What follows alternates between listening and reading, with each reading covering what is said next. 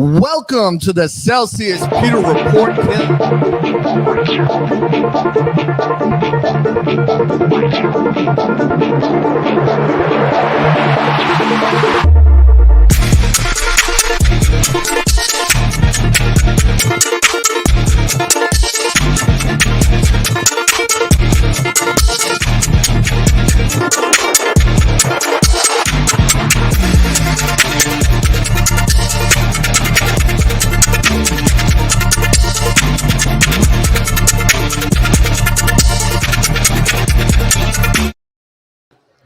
Welcome to the Celsius Pewter Report Tailgate Show presented by Rejuvenation, live here at Walk-Ons in Wesley Chapel, Tampa.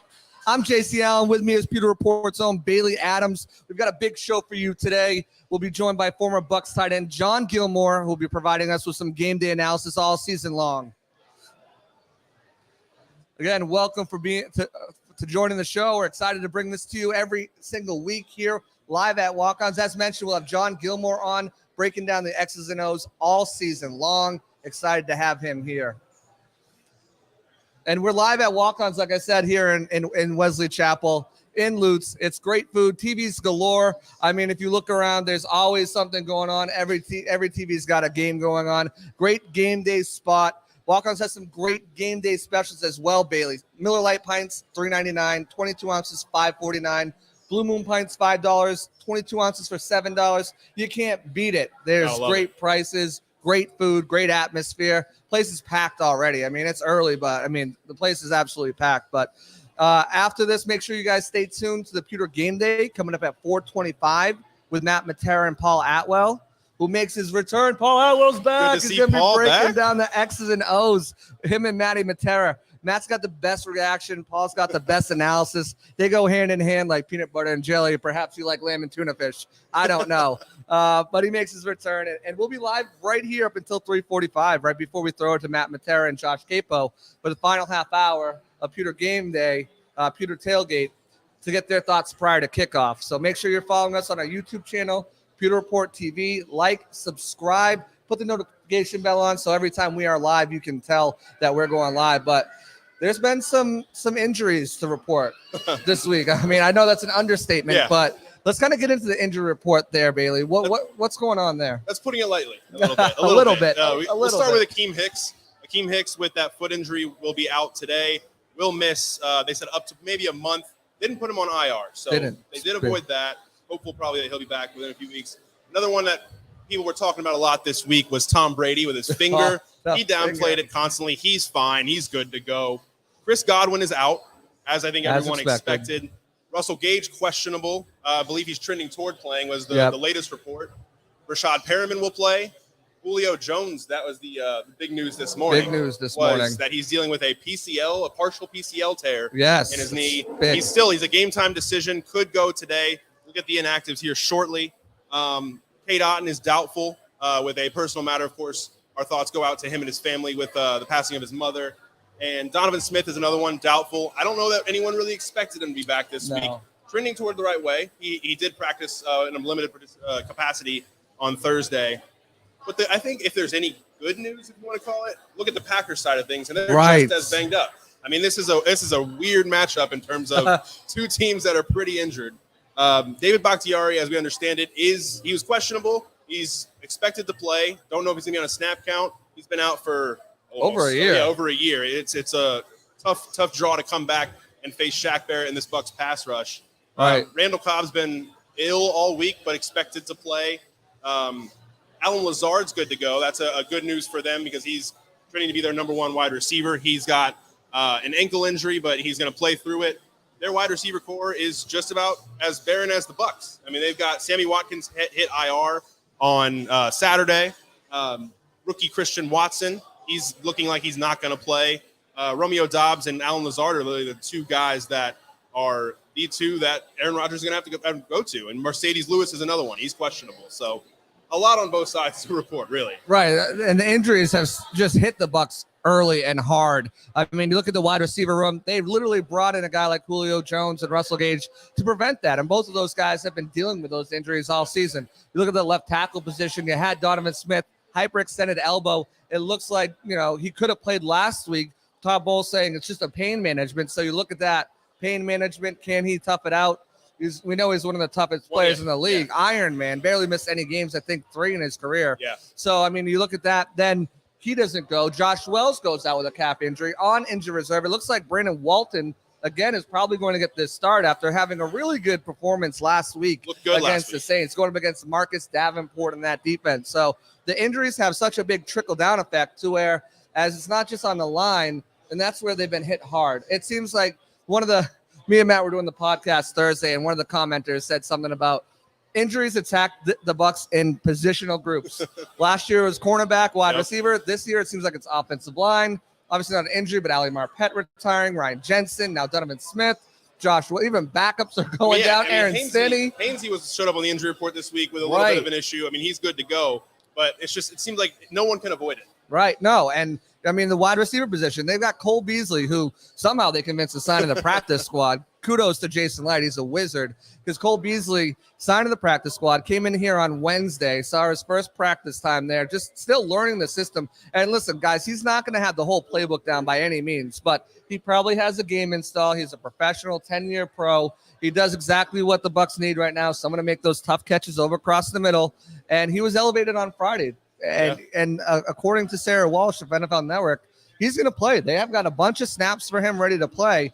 How much is going to be, remains to be seen. But I expect Cole Beasley to be out there on the field and making some impact because of the injuries at wide receiver. No, it's out of necessity. I mean, he has to. It's whether he's ready or not, he's got to play a little bit. I mean, he's got to chip in a little bit. We'll see more from Brashad Perriman. We'll see, a lot of those guys. Scotty Miller's going to have to play better. It's an interesting look, and it's just one of those things where you're 2 games in, and you're already kind of feeling like, oh, man, can we not avoid this? Because you look at the offseason that they had brought in Akeem Hicks and Julio Jones. 2 guys were like, well, if they stay healthy, they're killer signings. Right. We're 2 weeks in, they're both out. And Russell Gage even, he's played the first 2 games, but he's been kind of limited with his hamstring since training camp. So they need to get him going. It's a tough run-in for the Bucs. But luckily, they've gotten to 2-0. They're 2-0. Yeah, I mean, they're 2-0 by some magical feat. And, it's just the defense, I think, has been the biggest thing. Now, the defensive side of the ball with Akeem Hicks out, everyone else has got to step up. And they've kind of talked about that this week, Todd Bowles and Casey Rodgers, the defensive coordinator / run game coordinator and defensive line coach. So they've got a situation where they trust the guys who are on this team to go out there and make plays. No doubt about it. But the injuries start to pile up. It's going to be bad. And even for Green Bay, I mean, they came in here. Alan Lazard is not a number 1 wide receiver. He's no Devontae Adams, indeed. And you look at what Carlton Davis has been able to do against Devontae Adams to shut him down. And now, Sammy Watkins is supposed to be that guy to take some pressure out. Sammy Watkins not being in this game, I think, is huge. Now, I know there's some matchup concerns. Where would he line up? Would it be Carlton? Would it be Antoine? Would it be Jamel Dean, speed on speed? And without him out there, and with Christian Watson trending towards not playing, that puts a lot of pressure on Aaron Rodgers to get that running game going. And with, injured tackles, Jenkins is still injured. Bakhtiari is coming back. What do you expect from him? There's a lot to digest on this injury report between these 2 teams. That Watkins injury really is. I mean, coming out of last week, Aaron Rodgers had so much praise for Sammy Watkins. Right. And now he's already without him. He's on IR. It's a tough break for the Packers, and it's a weird game. It's going to be a kind of game where you see the Bucs try to establish the run. The Packers try to establish the run. Which quarterback can make more plays with their limited weapons? That's what it's going to come down to. And, of course, these 2 defenses as well. Exactly. I mean, injuries, we knew the Bucs planned against injuries with all the signings they had, but we didn't know it was going to come this early. Yeah. Usually. We'll start in training camp. It did. I mean, right through. The offensive line, the defense, guys getting banged up with hamstrings. The good news is that more Bucs that are impact players are playing than not. Yeah. They're going to miss Mike Evans with the suspension. They're going to miss, Julio and Godwin. But I think they still have enough guys who are healthy and who can propel this team to a victory. I mean, the big one, Leonard Fournette, he's been dealing with a little bit of a hamstring, but he's playing. Right. And that's the big one. I mean, he's going to have to carry the weight, and he's already done so through 2 weeks. So we'll see what that brings today. Especially with a defensive showdown here. I would be remiss if we didn't mention our sponsors here the Celsius. This podcast is always brought to you. The Pewter Report Tailgate show is always brought to you. As I mentioned, Celsius, we have Celsius entering the building right now. So if you guys are in the location, get on down here. Get yourself some free Celsius, some age rejuvenation. I had an Arctic vibe this morning. Had to get myself. Yep. I brought we both had late nights. You were at the UCF game. I brought my family to the Rays game, and getting out of St. Pete's a nightmare. Same thing with getting out of Orlando area. Oh yeah. So I needed a Celsius this morning. I'm gonna steal another one before we head to the stadium here. But they got all the flavors, 7 essential vitamins to keep you going, to give you that energy, clean energy with no crash, which is the best part about Celsius that I love is, those other red, energy drinks, almost said one, those other energy drinks, you get a crash, even if it says sugar-free. It's just not the same. But with the boost that Celsius provides, you can't beat it. Make sure you check out your local, as Matt would say, bodega. Yep. Bodega. And for your latest Celsius, or you can also go on Amazon, subscribe to save once you try all the flavors and the flavors you like, or if you just want to mix and match, as Matt would say again, flavor is the spice of life. So you definitely want to try different flavors. Go to Amazon, subscribe and save, go to your local bodega, get some Celsius. If you haven't jumped on, look at the comments. The people love Celsius. I love Celsius. We love Celsius. Sparkling orange, tropical vibe, Arctic vibe. Strawberry lemonade is my favorite. What's yours? I like the vibes. I think peach vibe's the one I go with. Yeah, they're just so good. Gotta love Celsius. So thank you again for being our presenting sponsor here for Pewter Report Tailgate. And a reminder, we're here at Walk-Ons in Wesley Chapel. We have Celsius on hand, free samples. Enjoy some great Walk-Ons food. The food here is incredible. Come enjoy their game day specials. Miller Lite pints for $3.99, 22 ounces for $5.49, Blue Moon pints for $5, and 22 ounce for $7. And again, reminder that we'll be at Walk-Ons in Midtown next week for the Celsius Pewter Report Tailgate show presented by Age Rejuvenation before the Bucs and Chiefs game. Yes. And that will be a really good game. We'll be live at 6:30 for that game at Midtown Wesley Chapel. Which is going to be great because it's right there. Like, if you want to pregame with us over there and then head to the stadium instead of maybe, tailgating, why not? Come. We'll have giveaways, free samples of Celsius. We'll have all sorts of different things. But right now I'm joined, as I mentioned at the top of the show, with our good friend, John Gilmore. Former Back Bucs again, baby. Back again. Happy Sunday. We're going to do it. We're going to get his analysis. Bring him on, introduce him to you guys, because if you haven't met John Gilmore yet, he's been amazing so far, giving us the X's and O's from someone who played the game, someone who's actually around football, in the locker room, on the field, and he knows what's up. So he played 10 years in the NFL, starting with the Bears, then from the Bucs from 2008 to 2010. He replaced Anthony Beck as the team's blocking tight end opposite Jeremy Stevens and Kellen Winslow Jr. He blocked for Jeff Garcia, Byron Leftwich, the Bucs offensive coordinator, Josh Freeman and Ernest Graham, Cadillac Williams, LeGarrette Blunt, and he was recruited in free agency by John Gruden, but played 2 years with Raheem Morris. John, let's talk about this Bucs start, 2-0. Yeah. We both kind of a little upset last week, where I think we're both 1-1 in the season, but let's just talk about this team overcoming adversity to get to that 2-0 mark. What surprised you the most? Well, first of all, 1-1. I think I'm 2-0 in the season. Are you sure? I believe so, man. If you go back and look at the tape. I thought you picked the Saints. I took the Bucs, man. The point spread was a little bit more out there than what it was. Right, that's what it was. Which I think I just shot there for the Bucs. It was hoping something would happen, but obviously that game didn't get excited to the fourth quarter last week. Yeah, these guys are off to a 2-0 start. It wasn't the most eventful game last week. The fireworks started happening in the fourth quarter. I think our defense is playing lights out so far this season. I don't think anybody can argue that. And week 1 was a game we were supposed to win versus the Dallas Cowboys on Sunday Night Football.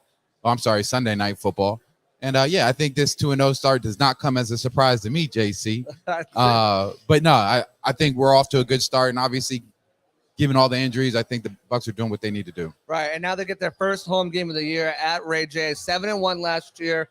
At home during the regular season, that one loss, that embarrassing loss against the Saints where they were shut out 9-0. Yep. This team plays very well at home. They're back. They haven't played at home since the beginning of August. They had those 2 road preseason games, then 2 games on the road. So they haven't been at Raymond James Stadium for over a month. You look at this team, and as a player, what helps you play better usually at home than on the road? Well, obviously, it's just being in your comfort zone, being in your routine.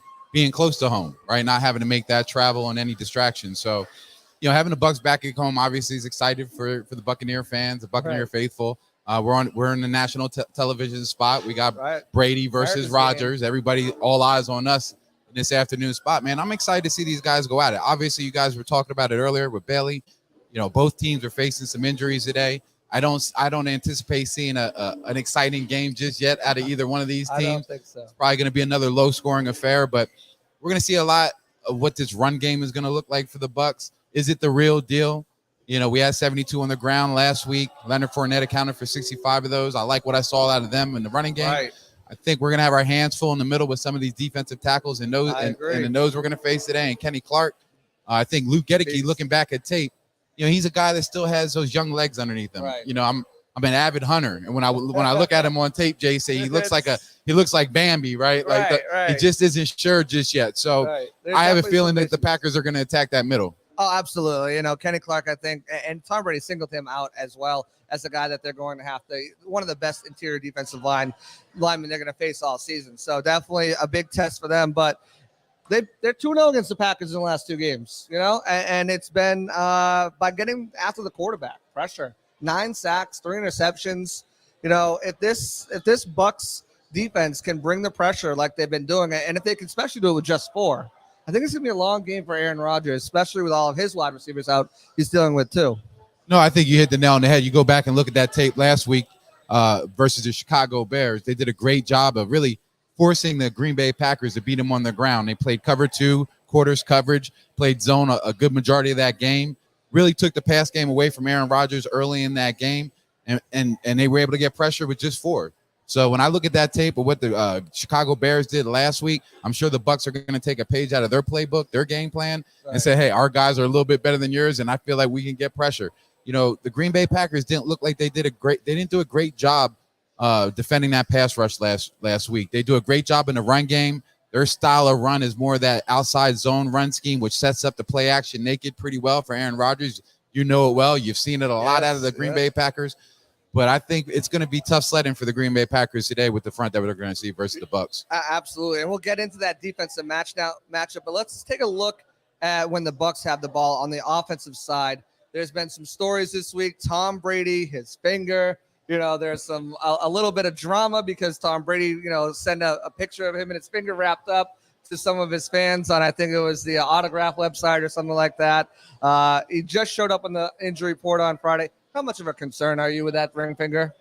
No, I don't think it's much of a concern for me at all. I think he heard it on a snap, and it didn't look like it really messed with him the rest of the game. So I suspect he'll go out there, no problems at all. I'm not too concerned with that on the injury report. Yeah, I don't either. Tom Brady's played through way worse lacerations. I mean, I remember when he tore the middle of his thumb, like in his palm open, and still went out and played well. But while he is dealing with that ring finger injury, he's also dealing with some injuries up front in front of him. Donovan Smith, game time decision. I don't think he's going to go. He's doubtful he's going to go. What did you see out of Brandon Walton last week that kind of makes you feel comfortable that if Donovan Smith can't go this week? Yeah, I don't know how comfortable I am. I don't know if comfort is the right word. I think Brandon Walton fared well for just getting thrown in there at the tail end, midway through the game last week. It's a shame that Josh Wells went down and he's out for the season because he's always been a serviceable guy for us. They got two killers on the outside, and Preston Smith and Rashawn Gary both had 9 sacks last season. They're both good outside linebackers, long arm guys, strong guys, not the quickest guys off the ball, but they have a high motor, JC. They play through the whistle, So Brandon Walter, he has to come prepared to play this game, and he has to play through the whistle. Yeah, and part of that, too, is they didn't game plan for him at all. They didn't have any film on him. He hasn't played any NFL games. So Brandon Walton coming in the game was a surprise to the Saints, and I'm sure Marcus Davenport and that defense. So with a half a game to game plan for them, it might give him some different looks. Brandon Walton's a stronger guy, so he can handle that strength a little bit better than he can handle the speed.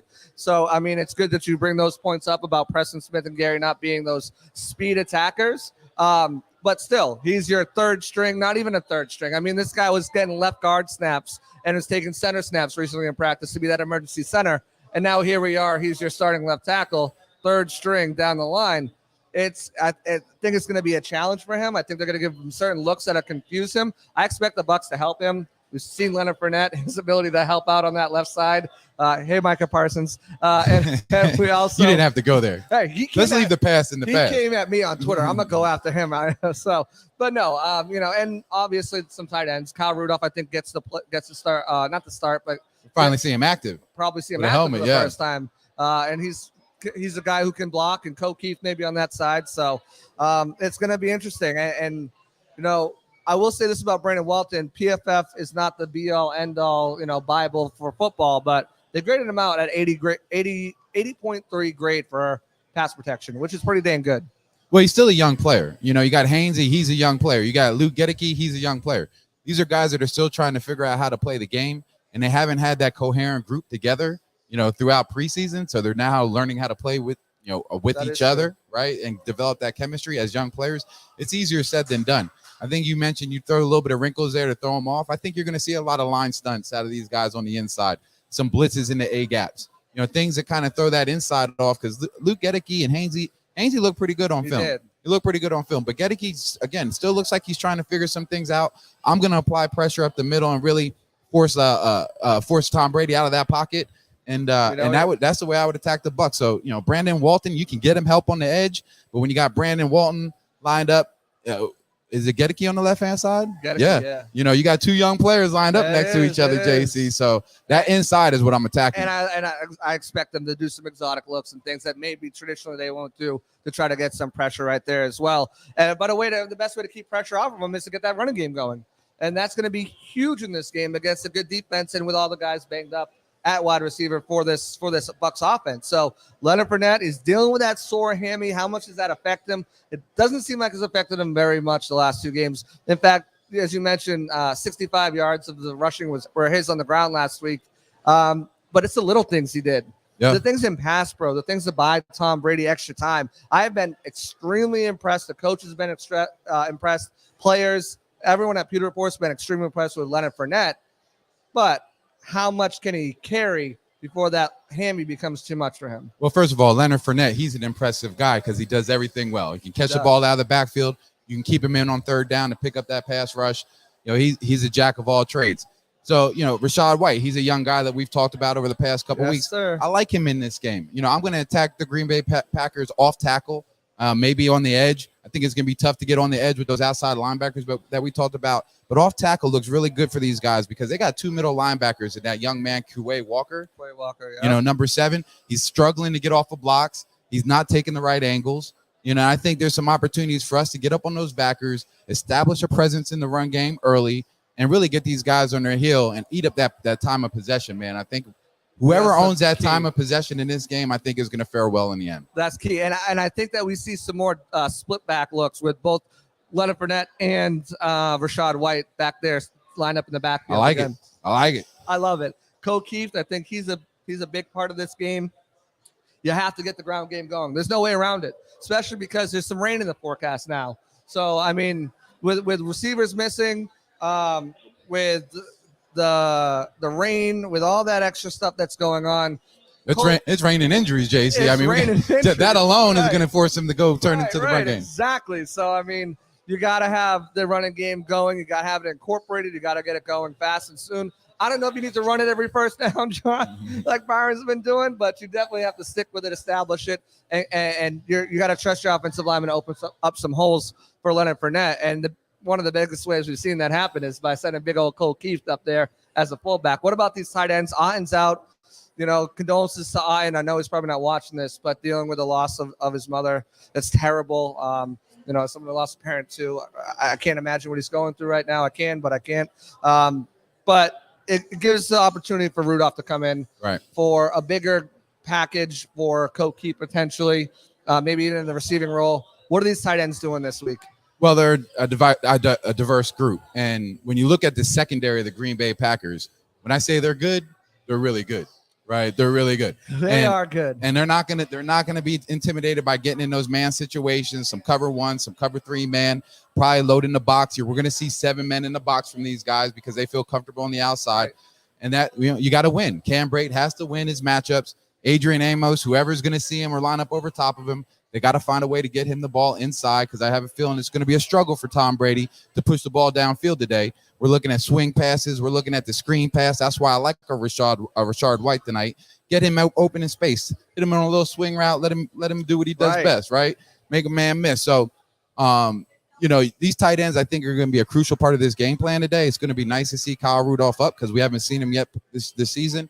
But I think Cam Brate's going to play a big role in this game. Yeah, I agree. I think having those guys and the backs too, utilizing them out of the backfield is going to be huge for this game. And that extension of the running game and the tight ends will help that as well. But I put on my guys, if you didn't check, I put on my fantasy article today. Cam Brate was one of my sleepers. I just think that he's got the opportunity to eat up some targets so that people can't. Now, we know the whole wide receiver position. We talked about it with Bailey. I talked about it with you. We'll talk about it till we're blue in the face all week long. The Bucs are hurting at wide receiver. That's an understatement. It's raining injuries at wide receiver, as John would say.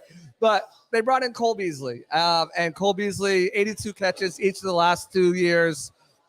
He's that guy who's not afraid to go over the middle, run routes, sure hands. And that's something they don't have on this roster with Godwin sidelined and Gage still lingering a little bit with that injury. Scotty Miller has been – my son put on 2020 highlights of the Buccaneers. And watching Scotty Miller that first half of the season was so incredible. He was just contested catches, bringing deep down the field because that's what he's good at, going down the field. He's trying to invent himself and be that over-the-middle receiver and grimy and do more.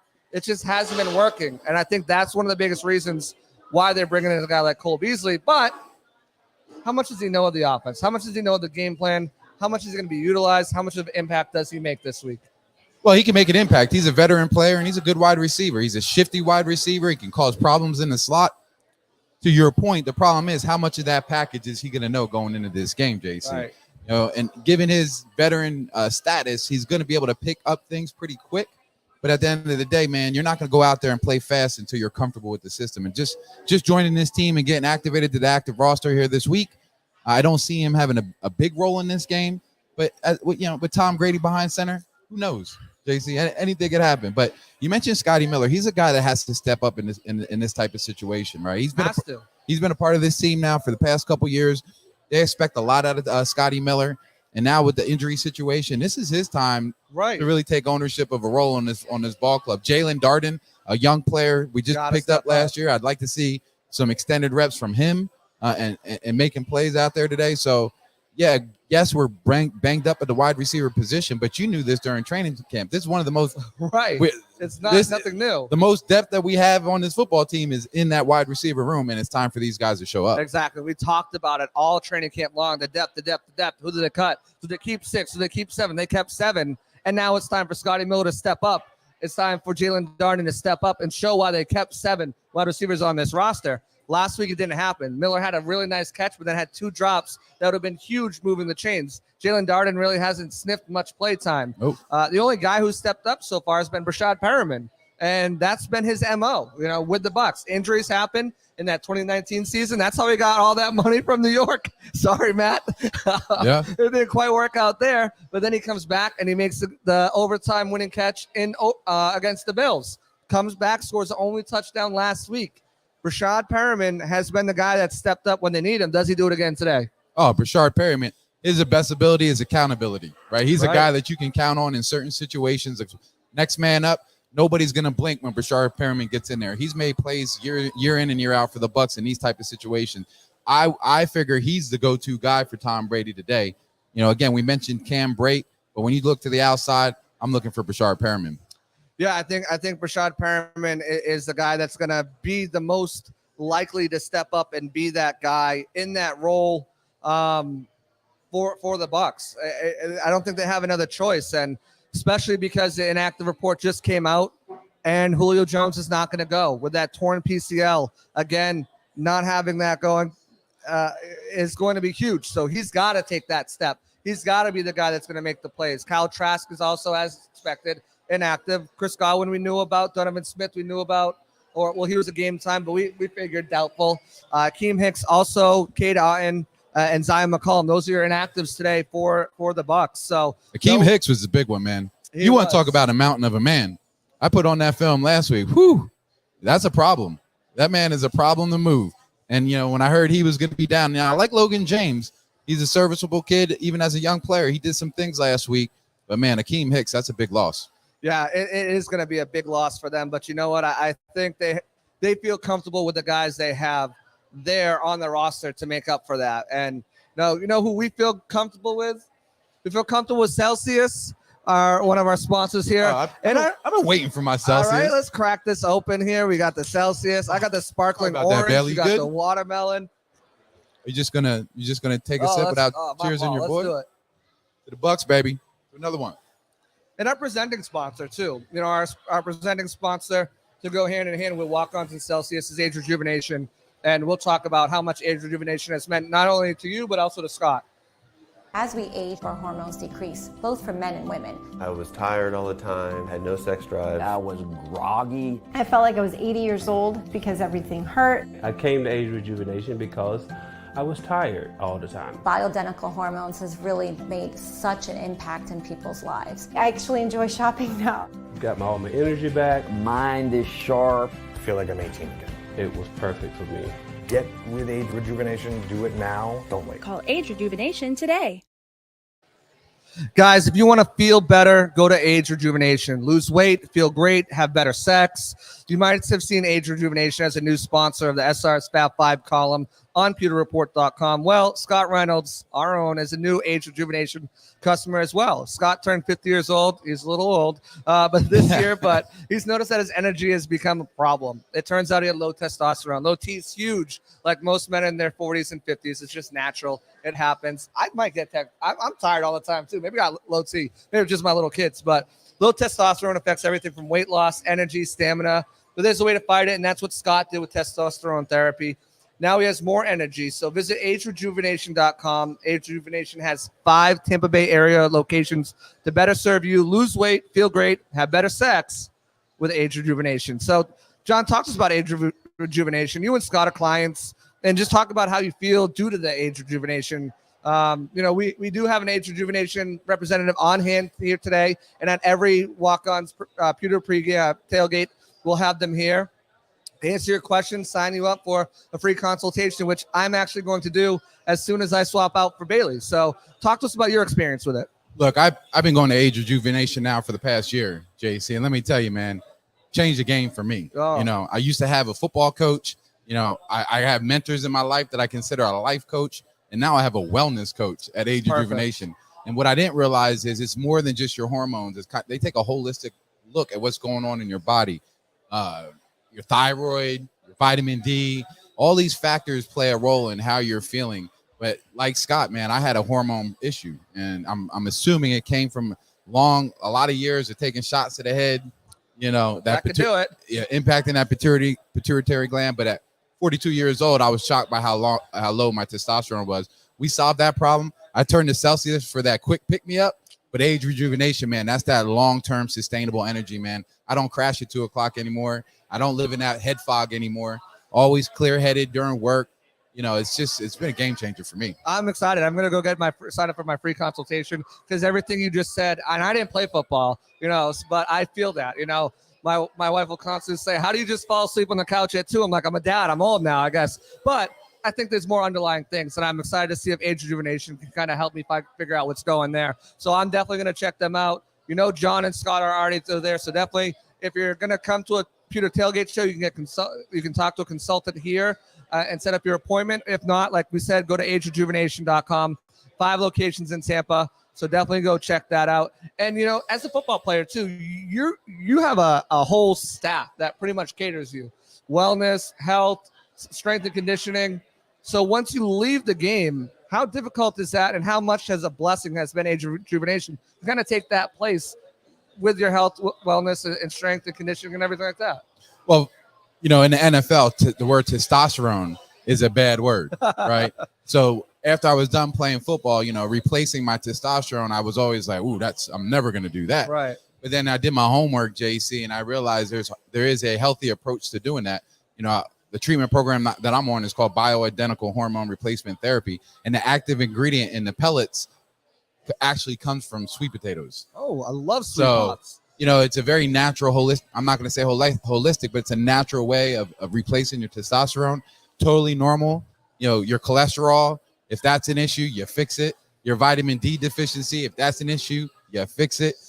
Same thing with your hormones, man. When your hormones are low, there's ways of fixing it. And testosterone is not a bad thing. It's a bad thing when it's abused. Right. Don't abuse it. Yes, we don't want any suspensions to go with any of these injuries we're dealing with. So if you're a Buck player, wait till after your career, like John did, to visit them. But they're gonna need all the help they can get though on defense too, because while they've been playing amazing, they're going up against some really good running backs, and their run defense hasn't been what we've seen and what we've expected over the last 2 games. They let up a chunk of yards to the Cowboys early. Then last week they let up 100 yards last week. The Packers have over 200 yards on the ground with A.J. Dillon and Aaron Jones. Now the Bucs have held them to just 80 yards per game over the last 2 contests, but that run defense definitely, and Mr. Akeem Hicks, has got a big test in front of them. Yeah, look, we gave up 100 yards last week, JC, but I think this Tampa Bay Buccaneer defense has gotten us spoiled over the years when it comes to their run game defense. So I'm not going to just jump to conclusions yet and say they're not the same defense of old. I think this defense is better than they have been in years past. I will say this. Guys like Tryon-Shoyinka, whoa, different player this year, man. Talk about setting the edge. He forces everything back inside. And when you have 2 middle linebackers like Lavonte David and Devin White, that's exactly the type of guy you need setting the edge. Same thing on the other side with Shaq Barrett. When you force everything back inside and you keep those linemen off of our linebackers, which the Green Bay Packers are going to struggle to get bodies on our inside linebackers with their zone scheme running. When you have a guy like Vita, when you have a guy like Will Golson, when you have a guy like Logan James clogging those gaps, Logan Hall, clogging those holes, it's very tough to get up to a guy like Devin White and Lavonte David. It's going to be. And Nacho's played really well as well. Really well as well. Nacho.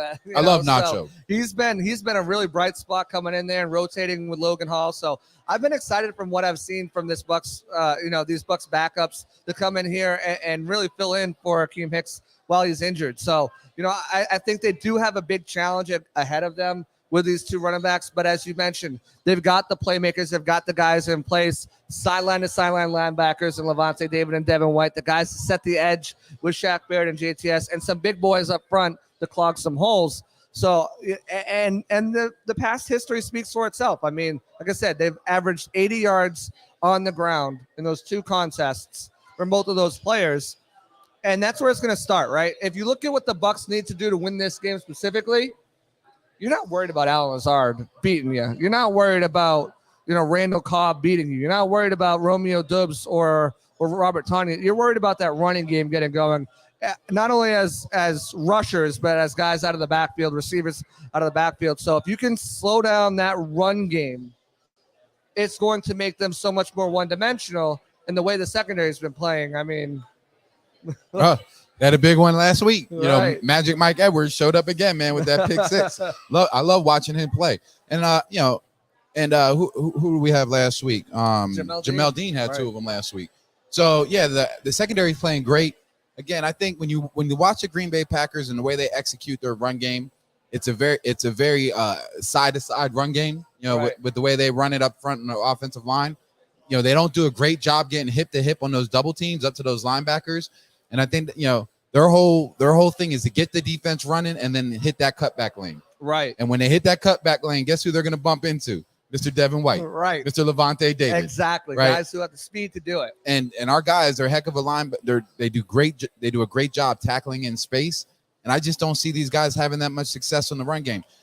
Their run game is really, really built to set up that play action game out of Aaron Rodgers. So when I look at the Green Bay Packers, man, the one guy that could beat us is number 12, man. He does a heck of a job with that play action run game. He'll pick up those.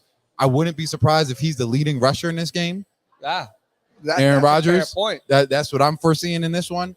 And he's a guy that we have to account for, obviously. Right. That's a very fair point, because Aaron Rodgers has been able to do some things on the ground with his legs. And if you're taking away that running game and the coverage is tight on the other guys and you're committing one way or the other, there's going to be some open lanes for him to run through. And it's going to be everyone's going to have to close on the ball. But before you know that, he's already got 10 yards, 12 yards on you for a first down. Aaron Rodgers is not as dangerous as guys like Kyler Murray and Lamar Jackson, but he's still a dangerous runner with the ball. Quietly dangerous. Very, very quietly. Yeah, sneakily quietly. So, I mean, I think you're right in every aspect that you said, the side to side, the cutback, but there's just, I think the way the secondary has been playing against the run too has been absolutely impressive. Antoine Winfield Jr. has been a tackling machine. He has come up and stopped big gains. Logan Ryan with a big punch out to turn the tide in that game against the Saints on Mark Ingram. Turnovers, getting after the ball carrier after they've broken through that first level and not allowing them to break huge runs. I think the largest run they have is 17 yards this season. Nothing in the 20s yet. So, stopping the run and stopping it from once it gets to that first level and containing it so it doesn't go for larger gains has been a big help from the secondary as well. Yeah, you mentioned Antoine Winfield Jr., and I'll go back to our boy Mike Edwards. He's another one that showed up on tape last week, and the way his ability to come downfield and close that gap is, it's fun to watch. And I have to agree with you. I give credit where credit's due. I came into this season hard on the secondary. I've been hard on them over years past, but these guys are playing lights out. That Jamel Dean had a big game last week. They tried to pick on Carlton Davis a little bit last week, but I still think he's our best corner. And then you talk about those two safeties, man. Our secondary is starting to look in the part, and I think over the past couple of years, what we're seeing is that maturation and growth. And they're not afraid to tackle and are doing it well. They're physical, which has been huge. And the secondary's been playing so good. It kind of leads us to the next thing I want to talk about is the pass rush. Bucs lead the league with 10 sacks so far. They are getting after the quarterback in a variety of ways, not just on the outside, but on the inside with blitzes, big men, like you name it. The Bucs are getting after the quarterback with either pressures or sacks. What has been one of the biggest turnarounds? I said I think the Bucs lead the league in sacks this year, and I also think they get over 50 for the first time since 2002. Okay. What has been the biggest thing that you've noticed? Has it been the offensive line issues for the first two teams, the interior and the exterior for the Cowboys, interior for the Saints, or has it been just these guys are just doing work? Well, look, let's give credit, and I just said it. Give the credit where the credit's due. They're doing a heck of a job on the back end, which is giving these guys time to get after it on the front end. Right. Shaq Barrett, he picked up another 2 sacks last week. It was a sack party last week, JC. A strip sack at that. It was great to see these guys getting after it. I like to see JTS get a little bit more active in the backfield because he's that type of player. But when you have a secondary like ours and playing the way that they're playing, the physical play that they're bringing to the ballpark week in and week out, it allows those guys up front to get after it. And, we can sit back. We can play zone, right, and force these quarterbacks to sit there and tap the ball and not know where to go with it and rush forward and be productive. Right, exactly. And that's been one of the biggest things, too. And you look at, some of the matchups that this was the toughest part of their schedule, John. When this came out back in May, everyone was like, oh, that's going to be a tough stretch. And while the Bucs are dealing with their own injuries, it seems like injuries to the other teams have helped make this a more palpable schedule. You look at what the Packers are dealing with now. We knew they would have wide receiver issues with Lavonte Adams, but now with Sammy Watkins out, David Bakhtiari, how will help? I don't think he's going to play the full game. I mean, I know he's itching to get back out there, and we'll see what it looks like. But even then, he hasn't played football in over a year. I don't expect much there. How effective is he going to be? Well, he has to get his football legs up underneath him, exactly. right? And he's going against, one of the best defensive lines in the NFL. So it's not going to be an easy task. They need him in this situation. But to your point, how impactful will he really be? I think he's going to make his plays, and then he's going to have those plays on tape where he's not going to like to watch on Monday. But that is what it is. That's what happens when you bring a guy back after injury, after being out for a year. He has to get those football legs up underneath him. They just wish it was against a different opponent. I can tell you that much.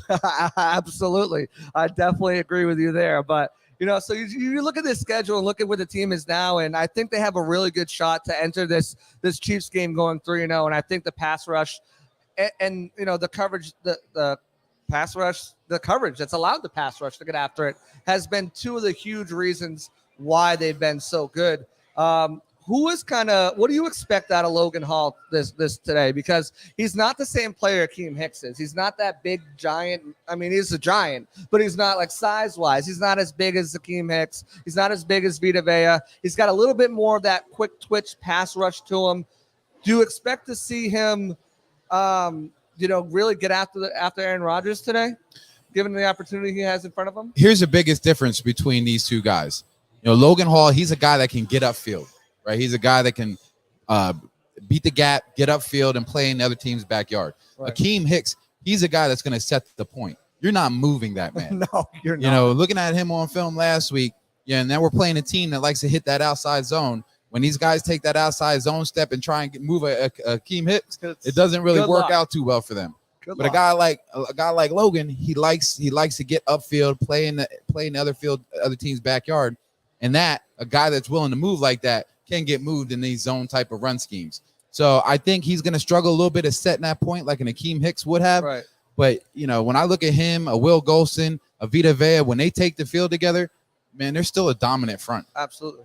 Absolutely. And I think, while he may not be able to hold that point, I think one thing that helps him too is his speed. If he can get off the block during that cutback, he gives you another guy who's got speed to track down the ball carrier and potentially set up things or tackles for losses and stuff. His job is to keep those offensive linemen off of Devin White and Lavonte David. Keep them engaged so they can make plays, because if you look at the pass coverage over the last, two contests, 4 interceptions on Aaron Rodgers. We saw last week 3 interceptions, 4 interceptions, second most in the NFL. And every defensive back on this team has played lights out, really. I mean, you look at Jamel Dean, the 2 interceptions, Antoine Winfield had an interception week 1, Logan Ryan with that big punch out on Mark Ingram to cause the fumble. And then Carlton Davis has just been a lockdown guy. We saw what he did to CeeDee Lamb in week 1. 2 catches for 11 yards or something like that on 16 targets or 16 yards. Whatever it was, he locked them down, shut them down. So all this pass coverage has been so good. And not only good like on every other down, but especially on third down. And they're tied for second with their third down D with 25% completion. They've been so good. Yeah, and again, when you can rush with 3 or 4 up front, apply that pressure, get the quarterback to make those bad decisions. We're gonna get those turnovers on the back end with the type of secondary that we have this year, JC. But I think the Bucs really gotta like the matchups that they see today on the outside with the injuries to the Green Bay Packers. Sammy Watkins being out. It sounds like Randall Cobb is nicked up, and chances are he's gonna be out. You know what the actives look like a little bit better than I do. Romeo Doubs is a guy to keep an eye on. He's a young 4th round draft pick, this year, and they seem to be very high on him. Yep. He showed up on tape last week, so he's going to be a go-to guy for the Green Bay Packers. But they're not working with much firepower at that wide receiver position. They really got to lean on. They got to lean on Aaron Jones. He's a running back that catches the ball great out of the backfield. Number 33 looks good out of the backfield. They're going to lean on him, and even AJ Dillon. They're that 1-2 punch that you have to account for out of the backfield.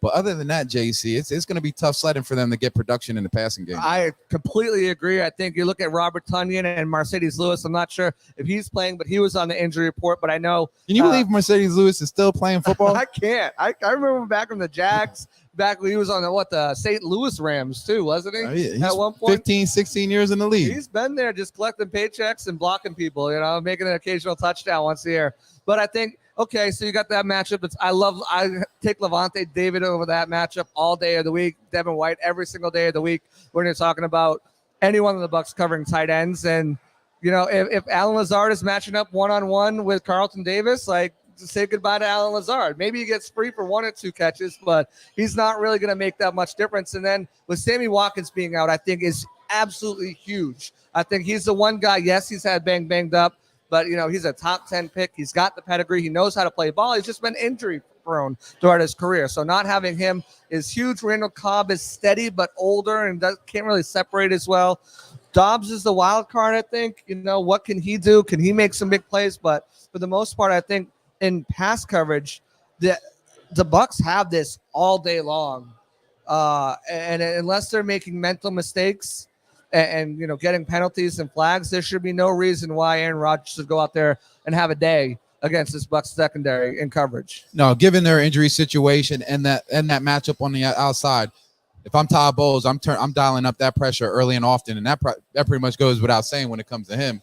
But they're gonna expect to see the pressure. They should see the pressure early. I'm sure they'll have a plan for it. But, man, I think it's going to put Aaron Rodgers in some precarious situations today. We'll have shots at those interceptions, those turnover takeaways. And I just don't see it, JC. Not in this one. I'm not really sure how they're going to attack this Buccaneer defense. I don't see it at all. I mean, the pressure is definitely going to be there. And Aaron Rodgers even said in a Barstool Sports of all places that he named Todd Bowles specifically as one coach has always given him problems. The exotic looks, the way he designs defenses to go against him, to really kind of trick him and get him disguised and get him to make bad throws and mistakes and allow pressures. I mean, I said it at the top of the show, 9 sacks. They've had 9 sacks in the last 2 games, 3 interceptions. There's been a reason why they've been able to have so much success. And you're right, they'll probably have a plan for him, but we'll see how much that plan can really take form in the game. But if you guys don't have a plan, you should have a plan in place. And you know who can help you get there? Immunity Financial. Oh, right on. At Amuni Financial, we help you live in the now. Dude, congratulations. We're so happy for you. Thank you. And even though the now may feel very different, you still need to plan for the future. How's retirement treating you? Oh, just fantastic. I know I say it all the time, but you really got to come up to Colorado. Let's do it. All right. Yeah. We can help you develop that plan to keep you on track, so you can still prepare for tomorrow, today. Amuni Financial. Plan ahead, stay ahead. Managing your family's wealth means more to Immunity Financial than simply allocating your assets. It means legacy planning, brokerage and advisory services, retirement accounts, college savings accounts, and insurance services. With 40 years of experience, let Immunity Financial help you plan ahead and stay ahead. Call Immunity Financial at 800-868-6864. Again, that's 800-868-6864, or visit Immunity.com. We're back here. As we mentioned, we're at Walk-Ons in Wesley Chapel. Bailey Adams back with John Gilmore. It's awesome to be doing this with you, man. I watched you when I was a kid. I remember, and now I'm sitting here next to you. This is awesome. You didn't have to date me like that, Bailey. Hey, you look young. It's that age rejuvenation, baby. Next week we will be back at Walk-Ons Midtown before the Bucs Chiefs game, Sunday night football matchup. We'll be live at 6:30, leading all the way up to Pewter GameDay with next Sunday night for the Sunday night football matchup with the Chiefs. Super Bowl rematch. Looking forward to that one. That's going to be a fun one. But let's get back to Bucs Packers this afternoon. We're going to dive into some of the matchups to watch on offense and defense, courtesy of our man Scott Reynolds and SR's Fab 5, which you can catch on pewterreport.com every Friday. And you'll see offense, defense. We'll start on offense. And we're going to start here with, on the Bucs side of things, Leonard Fournette versus linebacker Devondre Campbell. SR gives the edge to Fournette. What do you see out of that matchup? Yeah, I'm going with Fournette on that one. They're high on Devondre Campbell. He's a guy that he was an all-pro guy last year. He's on the brink of being in a Pro Bowl. I don't think they've done a great job, up front keeping those offensive linemen off of him. And just with the way that Fournette's been playing, I'm gonna have to give the edge to Fournette. Yeah, I agree. I like Campbell. I think he's a good player. I think this year you look at it's kind of weird. He's been a lot better in coverage than he has been against the run. I think it has to do with what you're saying. They're not doing a good job keeping guys off of him to the second level. And one thing I'm curious about with Fournette in this matchup is whether or not they get him more involved in the passing game, because I think we saw some games last year where he got the ball. He was getting the ball on those checkdowns, 7-8 catches a game. He has 2 catches, I think, in each of the first 2 games. So I'm kind of wondering if, with the injuries at wide receiver, if they start to get that going and how he can take advantage of that in the passing game. Well, it'll be interesting to see how they utilize Fournette today.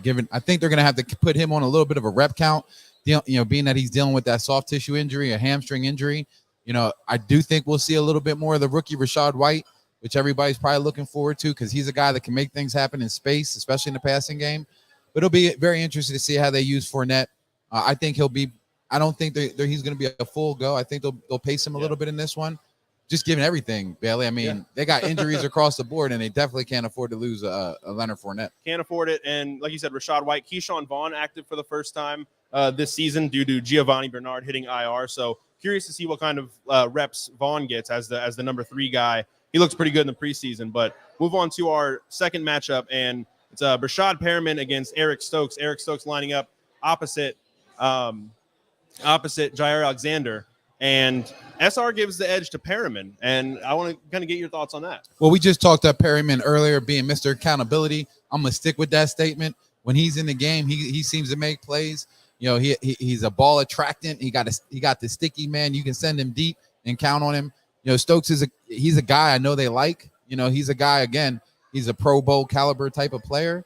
And I'm gonna give the edge to Perriman. Yeah, I think so. I like the matchup physically for Perriman. We just kind of need to see a little bit more consistency because, you know, he's there to make the big play. He'll make the big play. But I think he's going to be – I need to be a guy today with Mike Evans out that moves the chains, gets those first down catches, whether it's over the middle of the field, be that a reliable guy for Tom Brady, get a little more involved. I think he'll get a lot more targets. And just before we jump into this next matchup, I mean, they just brought us some of these great appetizers here at Walk-Ons. I mean, this is amazing. Look, man, I'm starting to love this show just for these mozzarella logs. They're fantastic. If you've never had a mozzarella log from Wesley Chapel, you don't know Wesley Chapel walk-ons and Midtown walk-ons, you don't know what you're missing. Those things are. Can I get a mozzarella break real quick? Absolutely, get a mozzarella break. We've got some wings here. We've got some cheese fries, and we've got it all here. Come down to Walk-Ons, and if you haven't been to Walk-Ons yet, you've got to get there for especially great place to spend a game day.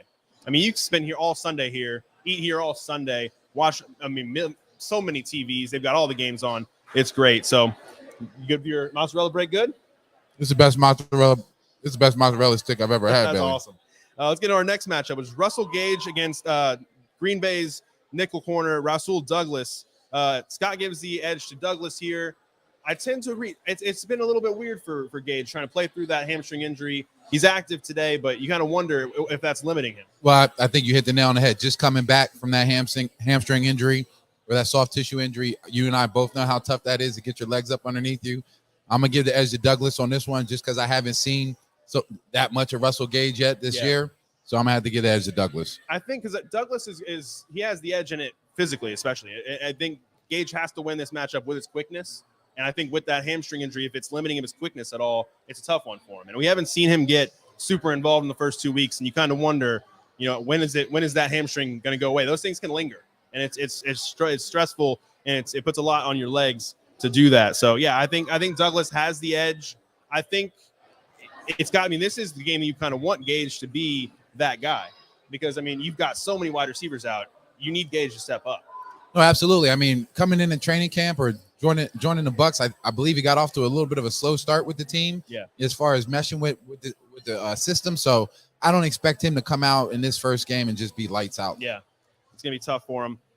Moving on here, we got center Robert Hainsey, who I think's looked good through 2 weeks against Green Bay's Kenny Clark up the middle. Kenny Clark's he's a monster. I mean, he's tough to block. It's a tough matchup, I think, for any center, especially one who Robert Hainsey's this is his third start. So Kenny Clark is a real deal. And you know, Hainsey, he's done a heck of a job the past 2 weeks, man. I've been impressed with his play right there, holding down the middle. I think Luke Gedeke is going to have some issues today with Kenny Clark. I'd find ways to stunt to Gedeke and twist away from Gedeke just to kind of throw him off a little bit. Yeah. And I think that's really going to pose a problem there, man, just because he looks like he's still trying to figure things out. I'm going to have to give the edge to Kenny Clark versus both of those guys. I think he's going to give them guys some fits today. I mean, I think I said it's with those in the interior. Kenny Clark's going to give a lot of guys problems, especially when they're inexperienced. What I will say about those two guys, and especially Robert Hainsey, is we heard about it all training camp. They're going up against Akeem Hicks and Vita in practice all throughout training camp. They're getting some good reps against some monster guys up there. So they've held their own so far through 2 weeks. I think, if anything, if you're the Bucs, you need to limit the impact that Clark makes, not necessarily take him away completely. I don't know if that's really a possibility, but you got to limit what he does. And I think they've got a good shot. I'd give the edge to Clark, but I do like what I've seen from Hainsey. I don't think the Bucs are going to make a living running the ball up the middle today. Right? They're going to attack the edge, you know, swing passes, screen passes, off tackle runs. Yeah. But when pushing the ball down the middle today, Bailey, just isn't in the future for the Bucs. Yeah, I don't think I like it either. Speaking of that outside matchup, so Donovan Smith's out, and it's been Brandon Walton making his first career start at left tackle. Did a great job last week coming off the bench when Josh Wells went out. I mean, I think one of the things you can say about offensive linemen is when you don't hear their name very much, you got to feel pretty good about them. And I don't think I heard Walton's name one time. No penalties, nothing egregious in pass blocking or run blocking. I think it was a good one, but he draws a tough matchup today in his first start in Preston Smith. Preston Smith, he's another guy. He's a real deal. Yeah, number 91, Preston Smith. That's a guy that stands out on tape. You put the tape on and you can't help but notice him. He's a big, strong, physical football player, long arm guys. He's a guy that's going to bull rush you. He doesn't have too many speed moves, right? So that's working out well in Brandon Walton's case. A lot of these tackles don't like the speed guy. They rather deal with the muscle guy. But he's a guy that you have to play all the way through the whistle. I have to give the edge to Preston Smith. Brandon Walton is still a young football player. You know, this is a big game for him. He's going to be trying to figure some things out, and it's just tough for me to give him the edge. I like Walton a lot. I think what we saw from him in training camp, I mean, he's a guy that I think came out of nowhere to us. It was one of those things where he's versatile. He's playing well at left tackle, plays well at guard. I mean, he's a guy that the Bucs can use anywhere. But, yeah, I mean, when you come to Preston Smith, I mean, you're not going to give the edge to a guy making his first start at left tackle against Preston Smith. I do like his chance. I mean, I think Walton will do well. But if I'm going to bet, I'm going to bet on Preston Smith. And if you want to bet, you know where to go. MyBookie.ag. You know football, and you pick winners all the time. So why not get paid for them at MyBookie? Bet single game spreads, money lines, or parlay multiple together to increase your payouts. Low contest entry fees and over $500,000 to be won. Make it so you don't have to be a pro gambler to have fun. Getting started is easy. Just visit mybookie.ag and use promo code Pewter on your first deposit to secure a double deposit bonus. That's promo code Pewter, P-E-W-T-E-R, to get your first deposit match dollar for dollar all the way up to $1,000. MyBookie is a proven sports book that makes it simple to bet and win. So make this your winning season exclusively at MyBookie. John, defense. Defense has been ruling the day for the Bucs through the first 2 weeks. We're on to the defensive matchups here from SR's Fab 5. Again, you can catch that on Friday, every Friday, on pewterreport.com. We'll start with the guy who I think might be playing the best football of his career right now, Devin White, matching up against Aaron Jones. SR has this one as a push, and I don't think I can disagree with him there. Yeah, that's a tough one to argue. I'm not going to argue a push either, but I am going to go one way on this one. I think going into this game, the Green Bay Packers have to have a solid plan in getting Aaron Jones the football out of the backfield. We talked about it earlier. He's a reliable receiver. I believe he's our second leading receiver right now. Devin White has struggled with pass coverage in the past. I think he's a better player now than he has been in the past when it comes to pass coverage. But I'm going to give this edge to Aaron Jones. I just feel like there's going to be a sense of urgency and a plan to get him the ball out of the backfield. And I think it may just be a little bit too much for Devin White. Yeah, it's a tough one to call. And I think I probably would line up right down the middle with push. I kind of thought back this week to that NFC Championship matchup. I know when the Bucs won the Super Bowl, and when any team wins the Super Bowl, you get all those documentaries, the mic'd up moments. Walking off the field at Lambeau Field after the Bucs beat the Packers to go to the Super Bowl, Devin White says to Tom Brady, we still haven't played our best football yet. And Tom Brady says, no, we haven't. They went and they beat the Chiefs the next week. Devin White, I don't think he can say that right now. Devin White's playing, I think, his best football. And I do like what he's bringing to the table. I think he's gotten a lot better in coverage. Draws a tough matchup today, but I think this is one that's going to be kind of punch for punch. Well, let me go on record in saying I believe Devin White is one of the best inside linebackers in the NFL right now at the level he's playing at. And I'm not just saying that because I believe he's part owner of this walk-on. I believe that. Is it him or is it Lavonte David? It's Devin White, right? So, yeah, I don't want to do him dirty being that we're in his spot right now. I just want to go on record and saying he's one of the best. But, again, Aaron Jones is a guy that they have to get the ball to, and they're going to have a plan for that. And I just think it's going to be a lot on Devin White's shoulders today, playing coverage versus him and playing the aggressive run-style defense that he plays. I think there's going to be a lot on his plate. Yeah, and if you look at this matchup, and if they can somehow take away Aaron Jones, you're going to feel good. You're going to feel real good. You take Aaron Jones out of the equation, I don't think there's much for them to work with. Right. The another guy they'll probably try to force the ball to is Alan Lazard. Will be matched up with Carlton Davis. SR gives the edge to Carlton Davis. This is one that, I think Lazard is forced to be their number one wide receiver with Davante Adams gone, and this is a matchup that you like Carlton Davis in. Yeah, I love Carlton Davis in this matchup. Absolutely. Lazard's a guy they thought would take that number one spot with Davante Adams heading over there to the Raiders, but, I don't think that's been the case so far this year. Sammy Watkins has been their go-to guy, and obviously he's down today. You match up Lazard with Carlton Davis, and I don't think that matchup is going to fare too well for him. Carlton Davis is coming into his own as one of the best lockdown cornerbacks in the league. I'm definitely giving this one to Carlton. Yeah, and I think the thing that's also interesting to note about Lazard is, throughout the week, he was kind of questionable to play. He's dealing with an ankle injury, and if he's limited at all by that ankle injury, it's going to make it only even tougher for him against Carlton Davis. I think Carlton Davis really has turned into one of the premier corners in the NFL. We talked all offseason about he needs to get those picks. He needs to get those, the status, the honors, the Pro Bowls, the All-Pros. He needs to get those interception numbers up. maybe he gets his first of the season today. I mean, he recovered a fumble last week, and I think this might be a chance for him to pick off Aaron Rodgers. Big moment for him. No, I think he's going to feel that pressure early and often. Aaron Rodgers, number 12. And to your point, man, bad things happen, under pressure. And Carlton Davis, they try to, they targeted Carlton Davis quite often last week. Yeah. And, he won some, he lost some. But when you put it back on the tape, man, he was in position. He made his plays. He's a damn good cornerback. I wouldn't test him. Yeah. Speaking of making plays, speaking of damn good cornerbacks, Antoine Winfield Jr. at slot cornerback. They move into that nickel defense. He's moving inside of the nickel. He's going to be matched up against Randall Cobb, a guy that Aaron Rodgers loves to throw the ball to. Long-term relationship. They've been together a long time. Cobb's been a little limited this week because of an illness. This edge, I think the edge goes here to Winfield. I love what I've seen from Winfield in the slot. Oh, Antoine Winfield Jr. is one of my favorite defensive backs. And I think you'd probably be, other than Carlton Davis, I mean, Antoine Winfield Jr., he's what you call a football player. Yeah. And Randall Cobb, I'm not too scared at that matchup. Obviously, he's a great slot wide receiver. He can get in and out of his breaks.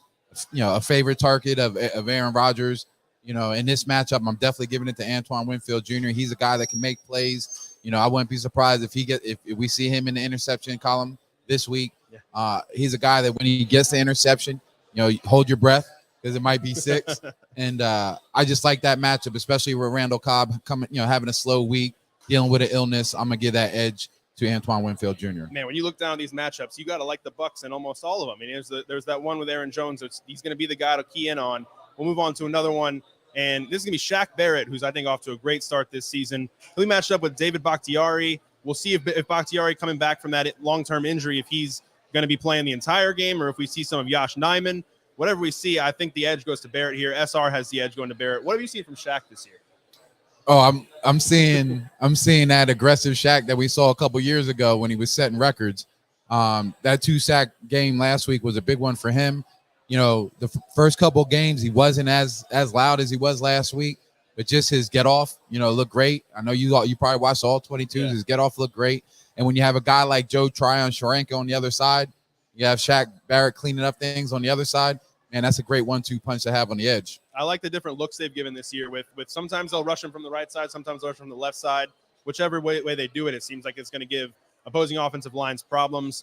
I think with a guy like Bakhtiari coming back off of such a big injury, missing so much time, if it takes him any amount of time to kind of get his legs back under him, I heard you talking to JC about he's got to get his football legs back under him, and that's not a position you want to be in when you got somebody as quick as Barrett coming at you. No, man, and that's been on his mind all week. I can tell you that much. Yeah. He's been working his sets all week.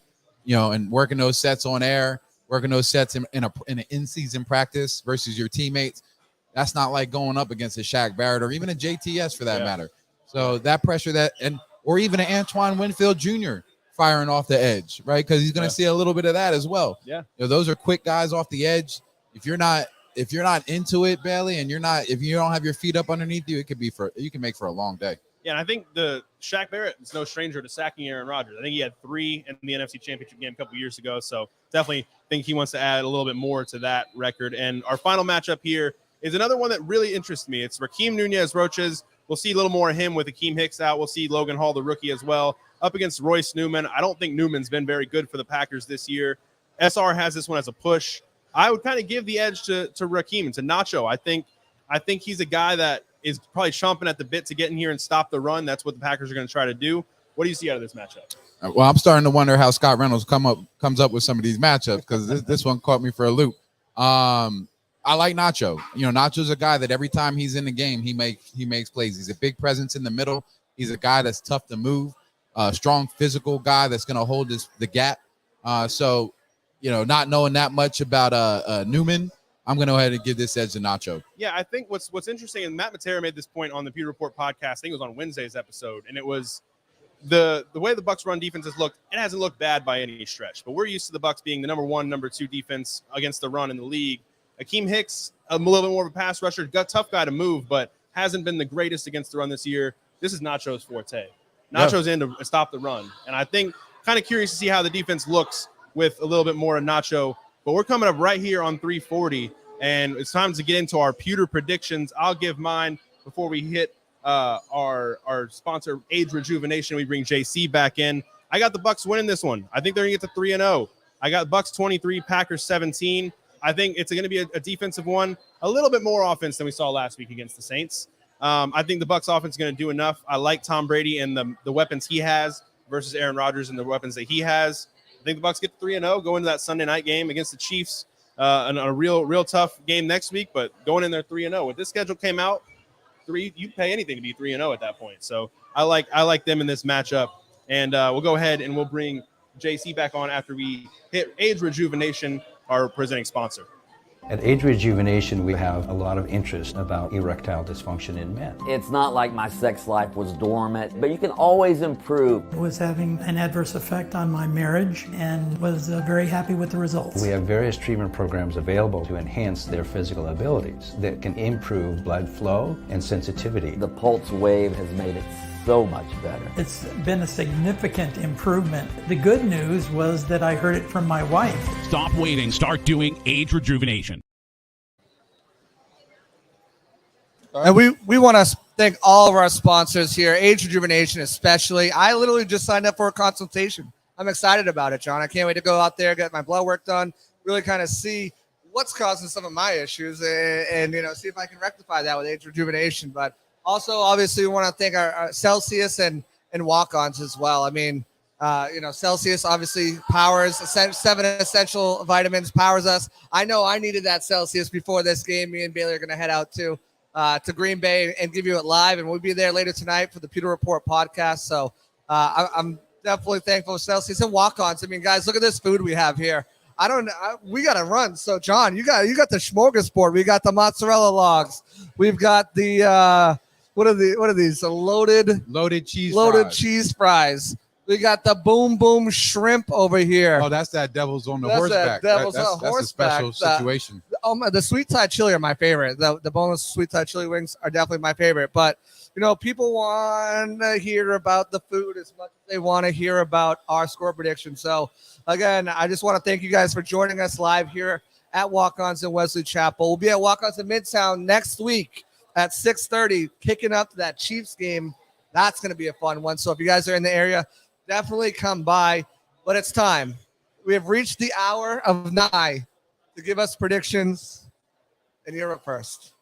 Well, look, man, I think given the injuries across the board for both teams are going to struggle to score points in this one. I think it's going to be another low-scoring affair. I like the Bucs. We're at home. It's our home opener. We've had success against the Packers in the past. I really think the Packers are really going to struggle to see production on the offensive side of the ball, given that they have limited weapons. Excited for this. What do you got? Oh, I'm excited. I got a couple TDs for the Bucs and a pair of field goals. We're going to go 2013 Bucs. 2013 Bucs. I'm similar. I'm in a similar vein. I think they get 2 touchdowns. I think Lenny finally breaks it on the ground, gets one in the end zone, rushing. I think Brady probably finds maybe Cam Brate, our sleeper pick this week. Maybe finds Cam Brate in the end zone for one in the red zone. They finally get over those red zone sluggishness that they've had, and Suckup knocks it through a few through. So I got them winning 20-17. I think Rodgers finds a way to get in the end zone twice, whether that's on the ground, whether that's through the air. Mason Crosby, who's been dealing with an illness, knocks one through. Maybe he misses the game entire late in the game. Oh, you're getting detailed with your prediction. Maybe, okay. Hey, you saw this in a crystal ball or a dream last night? No, I don't want to talk about what I saw in my dream last night. It wasn't pretty, so we'll stay away from that. And you haven't even been to Age Rejuvenation yet. I know, it's crazy. But that's my prediction, 2017. He's got 2013. I don't know what Bailey had, but I think he had the Bucs beating the Packers too. But with that being said, again, thank you guys for coming out, supporting. We've had some people come out to Walk-Ons today. It was nice to get to meet them. For sure, we'll see some more people out at Midtown, I'm sure, next week. Thank you guys for tuning in to another edition of this Walk-Ons Pewter Tailgate show presented by Walk-Ons, Age Rejuvenation, and Celsius. We're going to kick it now to our guys over there. Matt Matera, Josh Queipo, they're waiting in the wings. We're going to continue the Celsius Pewter Report Tailgate show presented by Age Rejuvenation. Matty Matera and Josh Queipo are going to bring you all the way up to Pewter GameDay, which is going to kick off right at 4:25. So with that being said, I'm JC Allen, for Bailey, for John. Thanks for coming, and we'll see you on the other side. Let's go Bucs. Woo. Welcome, Pewter Report readers, viewers, and listeners, to a continuation of the Celsius Pewter Report Tailgate show presented by Age Rejuvenation.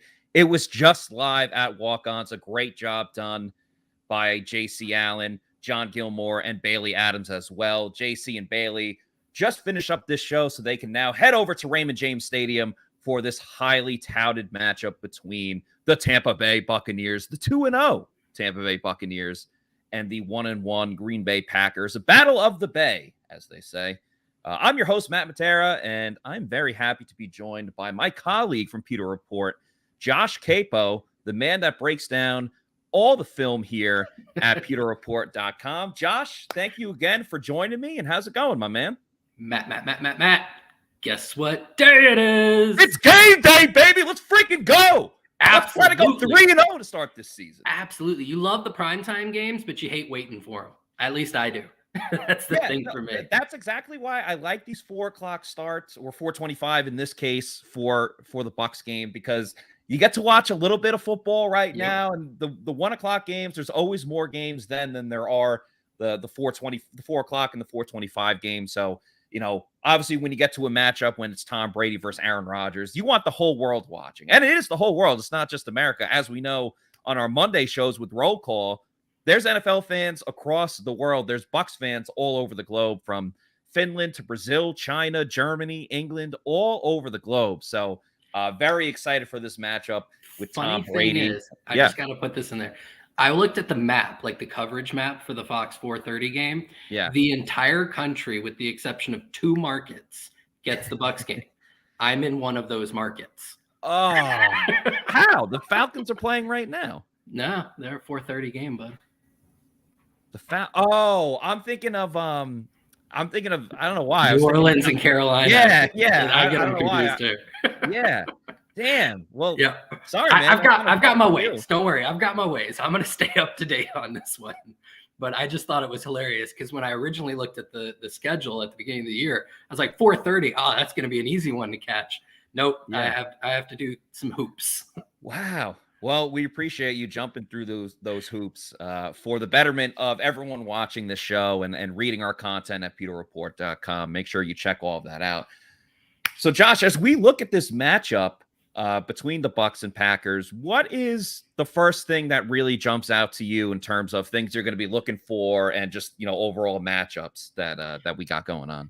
Yeah, I think the one that kind of jumps out at everybody is which quarterback is going to overcome their receiver situation better. I think the storyline all off season for Green Bay was there were no receivers, and you've still got a couple of the no names who are now out. So it's an even thinner group. The Bucs storyline was historically great, and somehow they still have not enough depth by week 3. So it'll be interesting to see which future Hall of Fame quarterback can elevate their group better to generate some offense. Yeah, without question. And I guess I'll ask you as well, who do you think is more capable, if we're just talking about just the passing game, because obviously there's a lot of talent in the backfield on both teams, but in terms of the passing game, which quarterback can get by a little bit more with their third and fourth strings? Because in my opinion, Brady is a little more, it's a lot more timing effective. It's a lot more, I think chemistry is a little bit more important with the Bucs style of offense than necessarily what Rodgers and the Packers offense can do. I think Rodgers does a great job of really elevating his players to get to another level. And not that Tom Brady can, he's the greatest quarterback of all time. But I think you really saw it, towards the end of last season when, all the injuries happened and they just weren't able to move the ball as well, in that Saints game or even the playoff game against the Rams, they weren't doing anything in that first half until Tom Brady magic took over. And I think you've seen it a little bit so far this season where the Bucs have only scored 1 touchdown per game. Again, the Bucs offense is only leading the Bucs defense by 1 touchdown when it comes to touchdowns scored. But I don't know your opinion on that, but that's how I feel about it. Yeah, a quick aside, just because of what you just said. In the 1 o'clock games, the last I saw, the Washington Commanders defense is leading the Washington Commanders offense 2 points to none. So just a nice little parallel there. I think it comes down to, I think Rodgers has an easier opportunity to elevate his wide receiver group.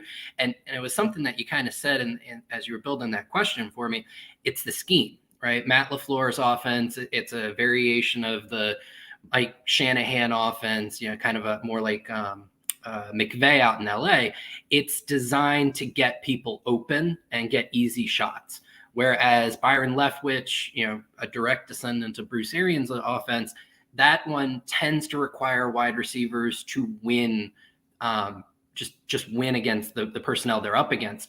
So I think Rodgers has an easier opportunity to get guys open and to elevate that crew than Brady. Even you saw it. I mean, the Perriman catch last week was absolutely phenomenal, but that ball had to be in the tightest of windows because he didn't have any separation. He just made a great catch. So I think that's kind of where that differentiator is. And it's going to be an interesting thing to see because the Bucs are without their top 3 wide receivers, and number 4 on the list is dealing with a hamstring issue. Yeah, for the longest time, I would have said, oh, those guys are out. All right, well, Julio Jones is out. Obviously, the game day inactives which Josh was kind enough to get up on pewterreport.com. Julio Jones is not playing. So with Jones out and obviously Mike Evans suspended and Chris Godwin we knew was going to be out, before we saw any of the games this season, it's only been 2 so far, I would have been like, all right, well, Russell Gage is your number 1 guy. But after 2 weeks, and especially the fourth quarter of Sunday's game, Russell Gage, I think on paper is still your wide receiver 1, but it's really been Rashad Perriman that it has been the man that stepped up. He once again put on a Superman cape and turned into the Rashad Perriman that he was at the end of the 2019 season, which again, the Bucs had multiple injuries to their star players, Mike Evans and Chris Godwin. Hamstrings be damned, man. Everyone's got hamstring injuries on the Bucs for years now. Chris Godwin again this year, obviously came back from the knee injury, but has the hamstring injury this year. And Russell Gage is, of course, as you mentioned, dealing with that hamstring injury. So I'm curious to see how he'll look because, he's had 4 catches for, I believe, 71 yards.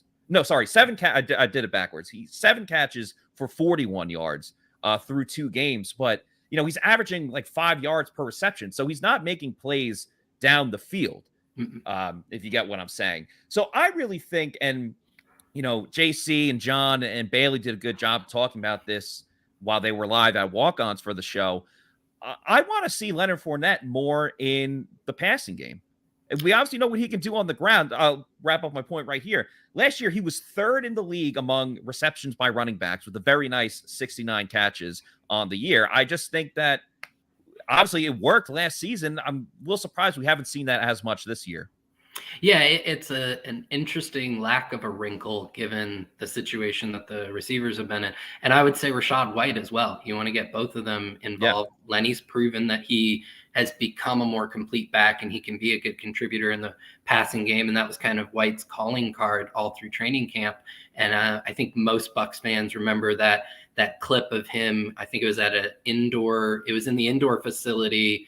He was working on the sidelines and he made that one-handed I asked grab. him about that. Yeah. Yeah. So you'd like to see both of them kind of get involved because you figure Green Bay is going to do it with Aaron Jones, and even AJ Dillon's been getting involved in the passing game. So there is an opportunity for a lot of mirroring between these two offenses in terms of how they get their healthy playmakers involved.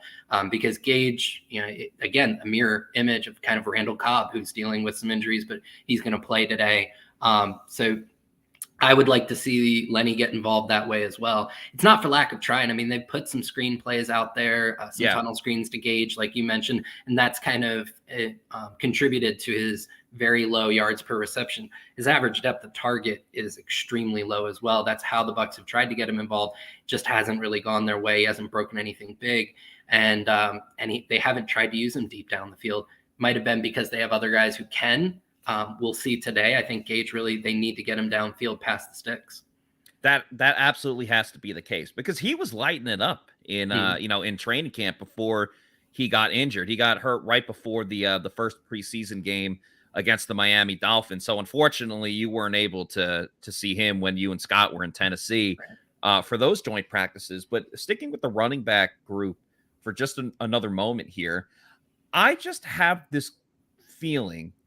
And obviously, Leonard Fournette's going to lead the way, of course. He's been out snapping as far as a skill position outside of the offensive lineman and Tom Brady. No one's seen more snaps on the Bucs offense than Leonard Fournette. And the coaching staff talked a lot this week about that. They have to get some of the other running backs involved. And, I asked Byron Leftwich, I asked Todd Bowles about Keyshawn Vaughn, because with Giovanni Bernard on the IR, Keyshawn Vaughn is going to dress. Well, he is going to dress. We saw it on the, inactive report.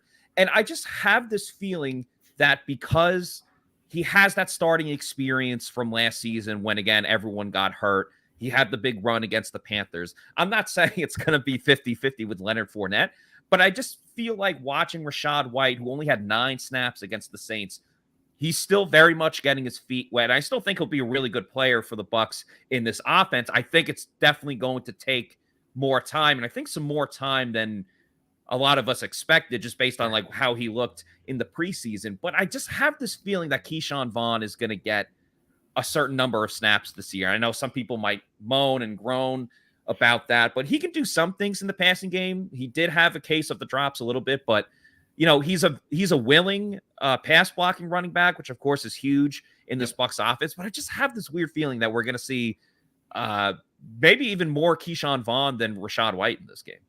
Yeah, it's interesting because I think a lot of people forget he had a really great training camp and a really good preseason. Yeah.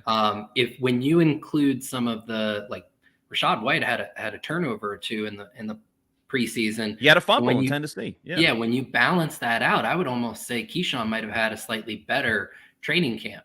It's just White came in with the hype and probably he has the higher ceiling in terms of athletic ability, and so all eyes were on him. It'd be nice to see Vaughn get out there and spell Lenny and hopefully help keep the running game churning along, to allow for some play action and keep the offense from getting a lot of 3 and outs and putting more onus on the defense that's already done the heavy lifting through 2 games. Yeah, I know at times last season and even like the 2020 season, the Bucs had some issues with, in my opinion, too many 3 and outs. Like they'd start the game with a 3 and out. They started the Super Bowl against the Chiefs. They did not start with Did they start with a 3 and out? Ooh, yeah, they did start with 3 and out.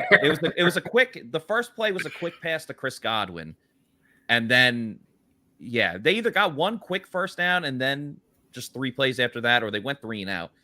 Haven't seen that as much this year, which is good. They still have to be better on 3rd down, especially in that red zone. So I think it is one of those things where it could be just who's better on 3rd down, whether it's the Bucs offense or the Bucs defense. Whoever is executing that area, especially in the red zone, that's going to be the key. Because the Bucs, for the most part, like especially the Dallas game, they were moving the ball. They just didn't get it into the end zone. But they had no issues going from their own 20 to the opponent's 20. The Saints, a little bit more tough sledding, especially in that 2nd and 3rd quarter. But, remember, they moved it into the red zone, then Tom Brady fumbled the snap.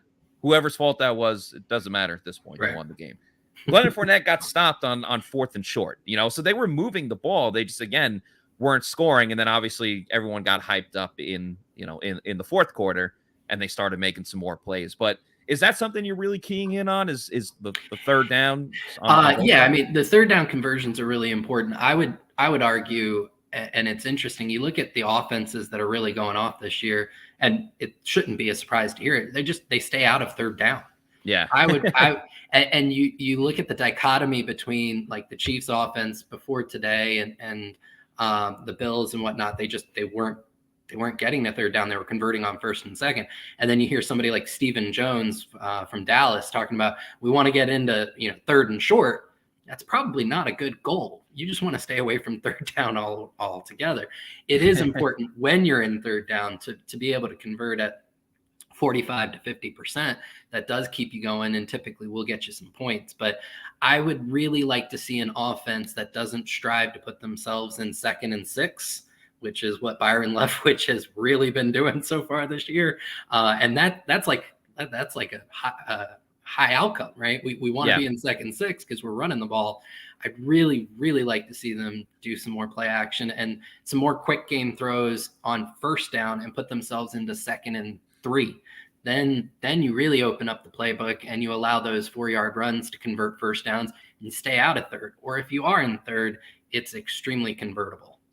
Yeah, Byron Leftwich has come under the ire of Bucs fans again for and yeah, yourself for just not the most the biggest variety of play calls, especially on first down. It was interesting that Byron Leftwich said he said this week that he loves where the offense is at. An offense that has scored 2 touchdowns through 2 games. He loves where they're at because they've been improving that in areas that you wouldn't notice. And then when he was asked about where specifically, he said getting a hat on a hat when blocking and other things. So he's absolutely right. Nobody has noticed. Yeah, that's true. Hey, I do want to remind everyone, first of all, thank you everyone that is watching this live on our YouTube channel. Please go ahead and like and subscribe. Help us with that algorithm and help more people learn about pewterreport.com. And of course, once we're done here, we're not actually even done yet because we will have the Pewter GameDay show where we will give our live reactions and analysis to every single thing that happens in this game between the Bucs and the Packers. It'll be myself and the return of Paul Atwal. Very excited to have Paul on the show.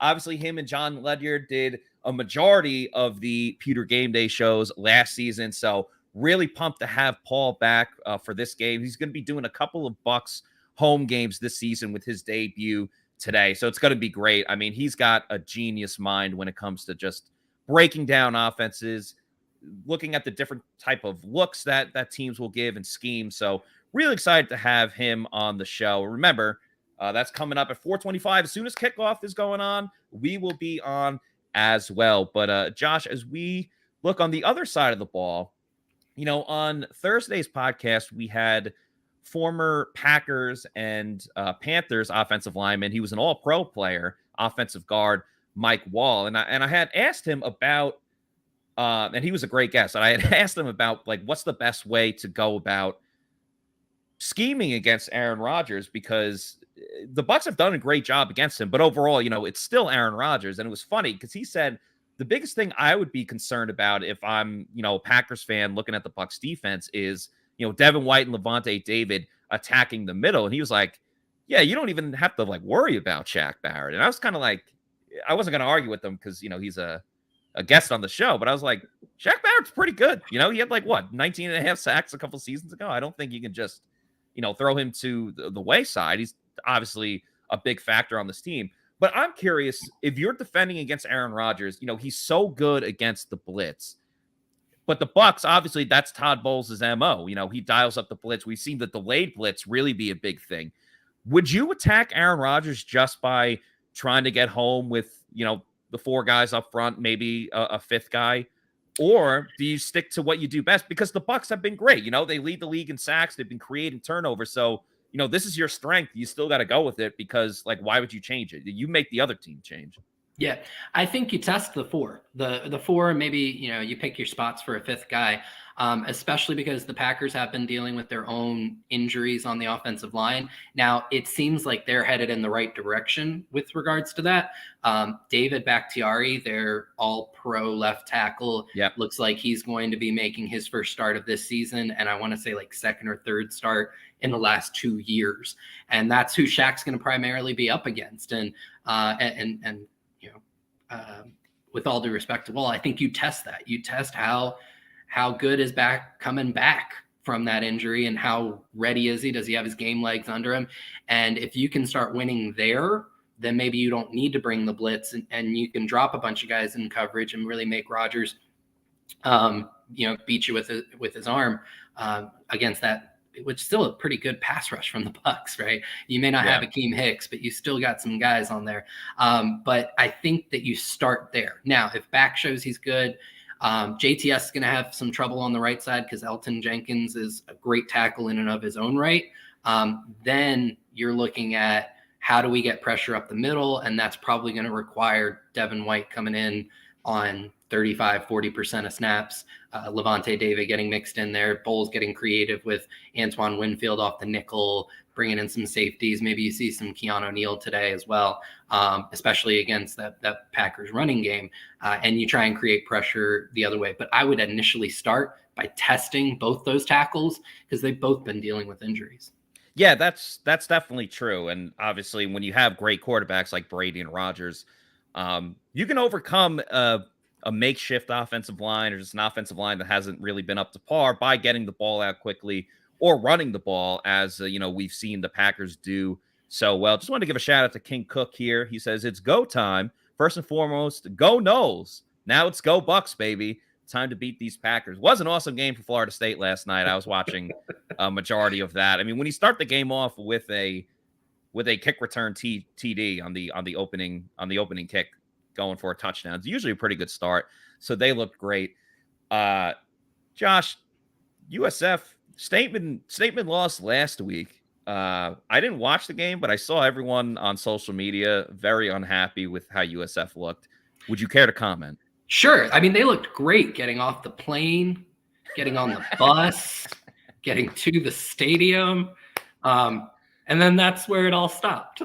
They did not look good when they took the field. It was just a really bad game. You got to love Bohannon. He did some great things against Florida, but he does not look like he's a great passer of the ball. Lots of missed tackles on defense. Really nothing went right. And I appreciate you bringing it up, buddy. Sorry.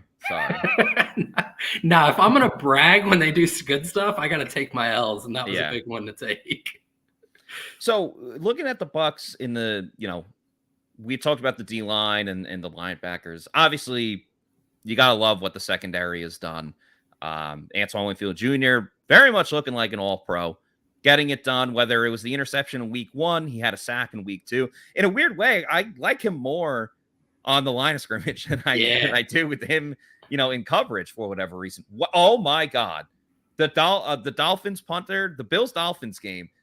I don't know if it got blocked. The punter just kicked it backwards out of his own end zone. That was crazy. I have to see the replay here. And I don't know if the Colts beat the Chiefs. Oh, come on. I'm sorry. I have the Chiefs -5.5. And I saw that idiot.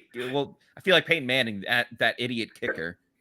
Oh my God. Yo, he hit it. He punted it and it went off the back of the his own teammate.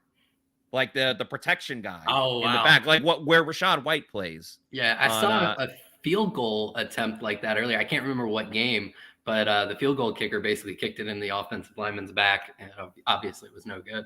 That was incredible. So now the Dolphins are up 21-19 over the Bills with 1:33 to go, but the Bills are going to get the ball because of the safety.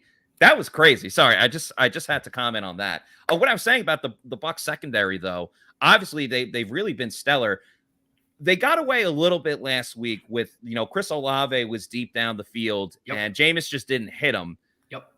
That won't be the case this week if there's a receiver that open. Rodgers 9 times out of 10 is going to hit that. But with that said, their speedsters aren't necessarily in there.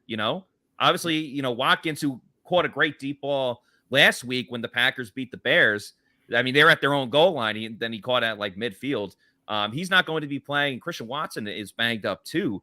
So I think that's something that the Bucs still have to be leery of, I believe is the word, is just because we're at a point with the Bucs defense and, the Gravediggers moniker, everyone loves that. We love when the defense is all hyped up, especially in the secondary.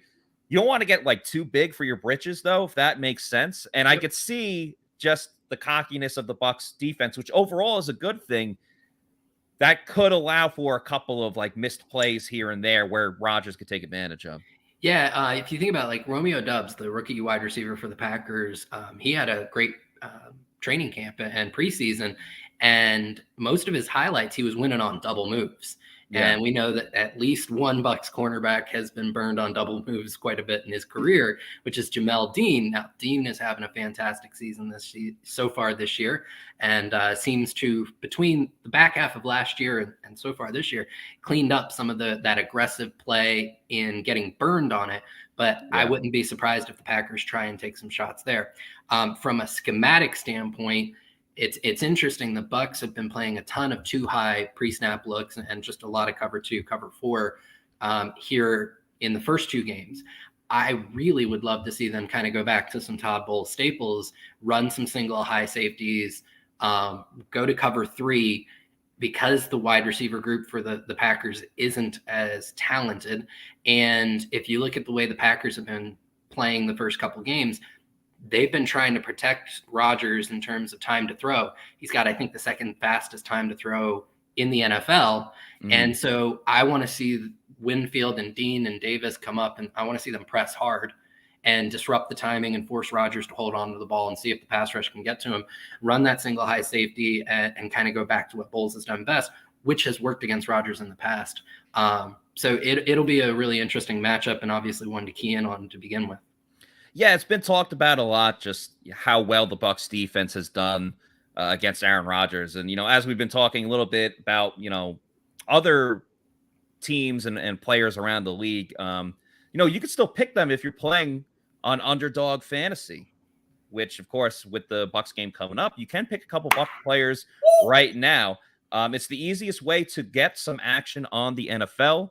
That's Underdog Fantasy in their pick'em game. You just pick an over or under on your favorite or least favorite players' stats, and you can win up to 20 times your money in a single night. Underdog keeps it super simple with their easy-to-use website and mobile apps. You pick between 2 and 5 players to fill out your pick'em slip. Get every pick right and take home some cold, hard cash.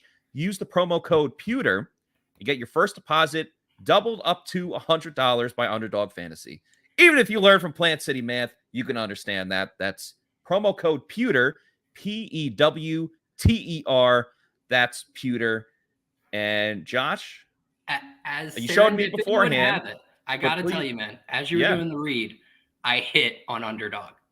Let's go. That's what I'm talking about. Yes. You are taking home some cold, hard cash. Literally, as you were doing the read, I guess Derek Carr threw his second touchdown of the day. Let's go. I started him in fantasy because Justin Herbert wasn't sure if he was going to play. Right. He did play, but whatever. So I ran 3 pick'ems today. That was my smallest one. So I did 3 picks. I had Joe Burrow, 2 passing touchdowns. I took the over.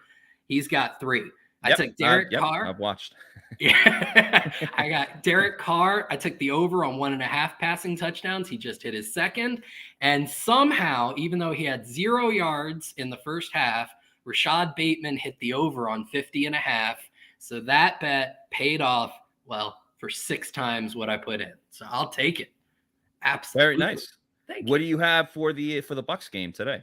I went big on the Bucs game. I went for the full 20 times boost. Nice. All right. So most of this I did fantasy points just because I was a little unsure how they were going to get their yardage and stuff. So I've got over on Aaron Jones, 12.95 fantasy points. I'm taking the under on Brady at 17.15 fantasy points. I've got under on Allen Lazard, 8.55 fantasy points. Under on A.J. Dillon, because I think the Bucs keep him out of the end zone, 11.25 fantasy points. And then I've got Robert Tonyan hitting the over on 27.5 receiving yards. So if all that plays out, you boys getting a 20 times boost. That would be sick. Yeah. You know what? If it gets closer to the game, you might have to go live or come on the stream. If it's like, all right, you just need one more reception or whatever it is. That would be some funny stuff. I got you. I'll do it. I went a little bit lighter. Okay. Aaron Jones, I think, obviously the Packers are going to try to establish the ground game. I have him over 12 rushing attempts. I think the Packers learned from their mistake last week, in week 1, where he only touched the ball 8 times, and that's not a recipe for success for the Packers. So I have over 12 rushing attempts for Aaron Jones. I like the attempt stuff because it's it doesn't matter if it's forward, backwards, whatever it is. Wow, the Dolphins just beat Miami 3-0. Yep. Yeah. Wow. The state of Florida in the NFL, well, not the Jaguars, but the 2 teams that people actually care about in the state of Florida are undefeated at the moment. So I have all 3 are division winners or division leaders right now. Yeah, that's also true. Yeah. So Jones over 12 rushing yards, and then I have Tom Brady under 34.5 passing attempts. Again, it's the same thing where the Bucs are going to stay committed to running the ball, whether we like it or not. With all the wide receivers out, Cole Beasley going to be playing, it's still a situation where they want to keep Brady upright. They're pretty much just biding their time until, well, Mike Evans will be back next week, but Chris Godwin, when he gets healthy, if you have at least the two of them, wow, that's so funny. They're showing the Bills like coordinator in the booth. He's just he's smashing his headgear. He's smashing his tablet a la Tom Brady. So those are my two picks. And then I want to put in Brady under 1.5 passing touchdowns. Yep. So I went and did a separate one with that, of Brady under 1.5 passing touchdowns. And I meant to hit Aaron Jones over 12 rushing attempts again, but I accidentally hit lower. So one of these I will definitely lose on. But hopefully I win on the other. So I hope I win the first one I said, because that one I did 2 picks, 24 for 72. So I just did the double up versus the Mega Millions, essentially, which you are doing. But either way, should be a lot of fun. Degenerate. No, man, I like it. I think it's great. And this isn't even a promo for Underdog. This is just in general. I think it's great. You know, you have things like Red Zone now where it gets you more interested than just the team that you follow. You know, It makes you care about a Browns Steelers game, which Bucs fans will care about this year because they play both of them. But, you know, if it's two teams in a different division that you don't necessarily care about too much, like, why would you really want to watch it besides just loving football? You know, I get it. So we'll see if those hit in this game. Very excited for this matchup. We are 10 minutes away. And remember, we will be live for the Pewter GameDay show, myself and Paul Atwal. I keep saying like but it's Paul Atwal, all the way from Canada. He's he's flying in. He's not actually flying in. He's doing it from the comfort of his own living room. Yeah. Was there an update in the Saints game? Tom said spicy. Saints fans are fuming right now. I don't have the score of that game up in front of me. See. I saw the chat earlier, I think, was just talking all sorts of, it's final. Panthers 22, Saints 14. All right, there you go. The Panthers get off the schneid. And, you know, another win for the Bucs today. And, you know, they're in a commanding position. Oh, come on. Nope. All right, Joe Flacco just threw another pick. Went off the hands of, I think, Breece Hall. All right, so the Jets are going to be 1-2. That's all right. Yeah, Michael here says Saints lose 22-14. Yeah. So for you, Matt, I'm interested in getting your take.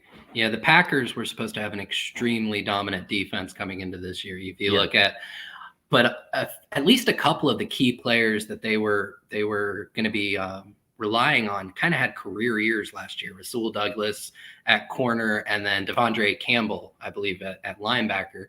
Do you think the Bucs offense is going to have some trouble with this Packers defense that didn't look fantastic week 1, but then, you know, handled I would say, not so great Bears offense week 2?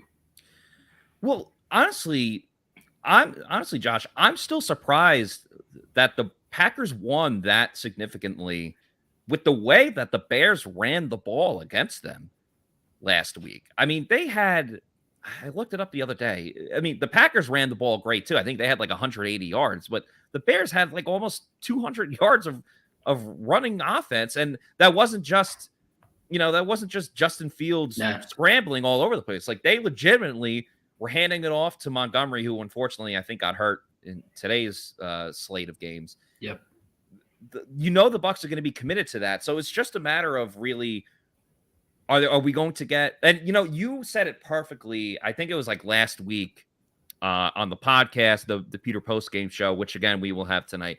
You said it perfectly where you were like, week 1, the Bucs ran the ball great, and then could not pass block. But then last week they pass blocked like very well, and then just weren't able to really get the ground game going. Now we'll see if they can, get them firing on both cylinders. I think obviously this week, I think it's even more important that the pass blocking is up to snuff, because they have some great pass rushers, whether it's, Rashawn Gary, Preston Smith's been talked about a lot. Kenny Clark was a, Pro Bowl defensive player. You talked about, career years, he had a really good year. So I think if anything, I know the Bucs are going to commit to run the ball, but the Packers mostly get the job done getting after the quarterback with those 3 guys that I just mentioned. So if you keep them at bay, which obviously there's bays all over the place, Tampa Bay, Green Bay, if you keep them, neutralized, I do think the Bucs can get enough going in the passing game to complement. It's weird saying like you want to get the pass game going to complement the run, but just knowing the dedication the Bucs are going to have to the run game, I think the pass blocking is more necessary for the Bucs this week going up against, especially that defensive front. Their secondary is very talented too. If you talk about, Jair Alexander and, you had mentioned a couple players. So it's definitely like not an easy defense to go up against. I do think it helps that this game is in Tampa versus Green Bay, because I just think in general, the Packers, every team's better at home, but the Packers, you see them just fall on their face sometimes when they're on the road, like they did in week 1 against the Vikings. And that's a week 1 thing for the Packers. But I do also think that, it is a situation of, home cooking is a great thing. And I think it will be for the Bucs. Yeah, I think you highlighted some matchups that are going to be really interesting to watch. I think Rashawn Gary is going to be neutralized because he mainly lines up on the left side. They don't really flip-flop their edge rushers, him and Preston Smith. So he's going to be mainly lining up on the Packers' left side, which means he's going to go up against Tristan Wirfs, and I really feel like that's a win for Wirfs. On the other side, especially with Donovan Smith being out, you've got Brandon Walton, I believe, getting the start at left tackle. He'll be going up against Preston Smith. And I guess the thing, if you're a Bucs fan, that you're hoping for Preston Smith as an edge rusher is very similar to who Walton did a very good job against last week, which was Marcus Davenport. Very similar builds. They win in very similar ways. So if Walton's performance last week can carry over to this week, you have a little bit of a good faith that backside or that blind side for Tom Brady can be protected pretty well. I also imagine you're going to see some tight ends and some running backs chipping off there. I think the interesting thing will be is if the Packers defense decides to take rookie linebacker Quay Walker and maybe blitz him a little bit on the Bucs left side of their offensive line, where now you've got Walton, you've got Gedeke, you've got Hainsey, and really test them in terms of communication. Can they pick up stunts? Can they pick up the blindside rusher on a blitz? And are they going to be able to create some fits for Brady that way? I think that's going to be one of the big keys to look at when the Bucs are on offense. I'm very curious too. I get worried with the Bucs offense. They trust their guys, and I respect that. But then you trust them a little bit too much. Like, oh yeah, our third string offensive tackle is just going to block this guy one-on-one. No issue for the whole game. So I'm curious how much the tight ends are going to be involved. We know they're going to be involved in the running game, but like how much they'll help out with chipping that edge rusher, or even just staying in and double teaming the edge rusher that's coming out and helping out Brandon Walton. They'll obviously be without Cade Otton, and just want to send our condolences to him on the passing of his mother. That's obviously a horrible thing and very sad. So very unfortunate that, and we send our thoughts and prayers to him and his family. He won't be available for this game, so that means Kyle Rudolph is in the lineup, but he's never really been known as he can do a little bit of both, but at this stage in his career, I don't know how much they're going to really rely on him to be that blocking guy. You obviously have Queipo, but how much would you suspect that Kyle Rudolph has an impact in this game? I would think not very much. Yeah. I would hope not very much. If the Bucs game plan relies on Kyle Rudolph succeeding, I don't think it was a very well thought out game plan. He'll get a few reps. I'm sure they'll run some 13 personnel and whatnot, but I'd much rather see Queipo as that second guy. You just keep him in, you throw him on the left, you give Brandon Walton some help. You say, look, you had a great game last week, and we want to make sure you have a great game this week. So we're gonna give you some help, because Preston Smith, he's still a handful. He's this talented edge rusher. He's not an alpha one, but he's one of the better secondary guys in the NFL. And I'd like to see that. And Keith obviously has shown himself to be a very good blocker. And then you let Cam Brate, kind of get out there and catch some of those passes in the flats or short hitches and curls and whatnot to help keep the chains moving. So that's what I would hope there. You reduce the number of routes, you increase the pass protection, and you let Brady throw into tight windows, which he's shown at 45 years old he can still do at an elite level. Josh, we have 2 minutes until game time. And for anyone that did not see our Pewter previews and predictions, please give us your prediction and why for this game. I'm hoping I'm wrong. Let me put that out there before I get all the hate mail.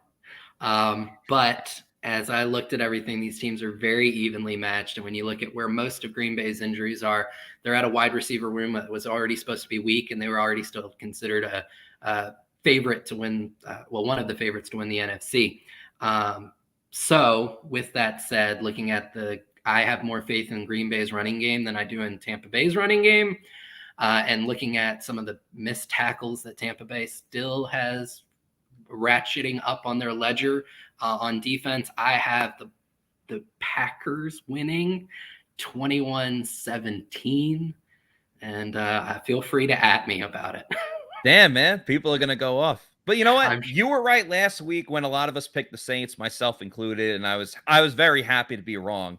But for this week, I'm changing it up a little bit. I am back on the Bucs bandwagon, I guess you could say. I'm rooting for your win. Yeah, I'm picking the Bucs to win 24-23. I think it's going to be a very, very close game, led by the defense once again. I mean, we've been saying it for a while. I've been saying this is going to be a top 3 defense for the Tampa Bay Buccaneers, and they're going to show it once again as we get right into kickoff. So, Josh, thank you so much for joining us. Everyone stay here. We're about to have the Pewter Game Day show. Paul Atwal makes his triumphant return to the stream. Josh, thank you very much. Really appreciate it, my man. See you, bud. All right, joining us in just a moment will be Paul Atwal. Very excited to have him on. Appreciate everyone watching the Pewter Game Day show with Bucs Packers. Let's get right into it, ladies and gentlemen. It's time. The highly coveted matchup between the Bucs and Packers.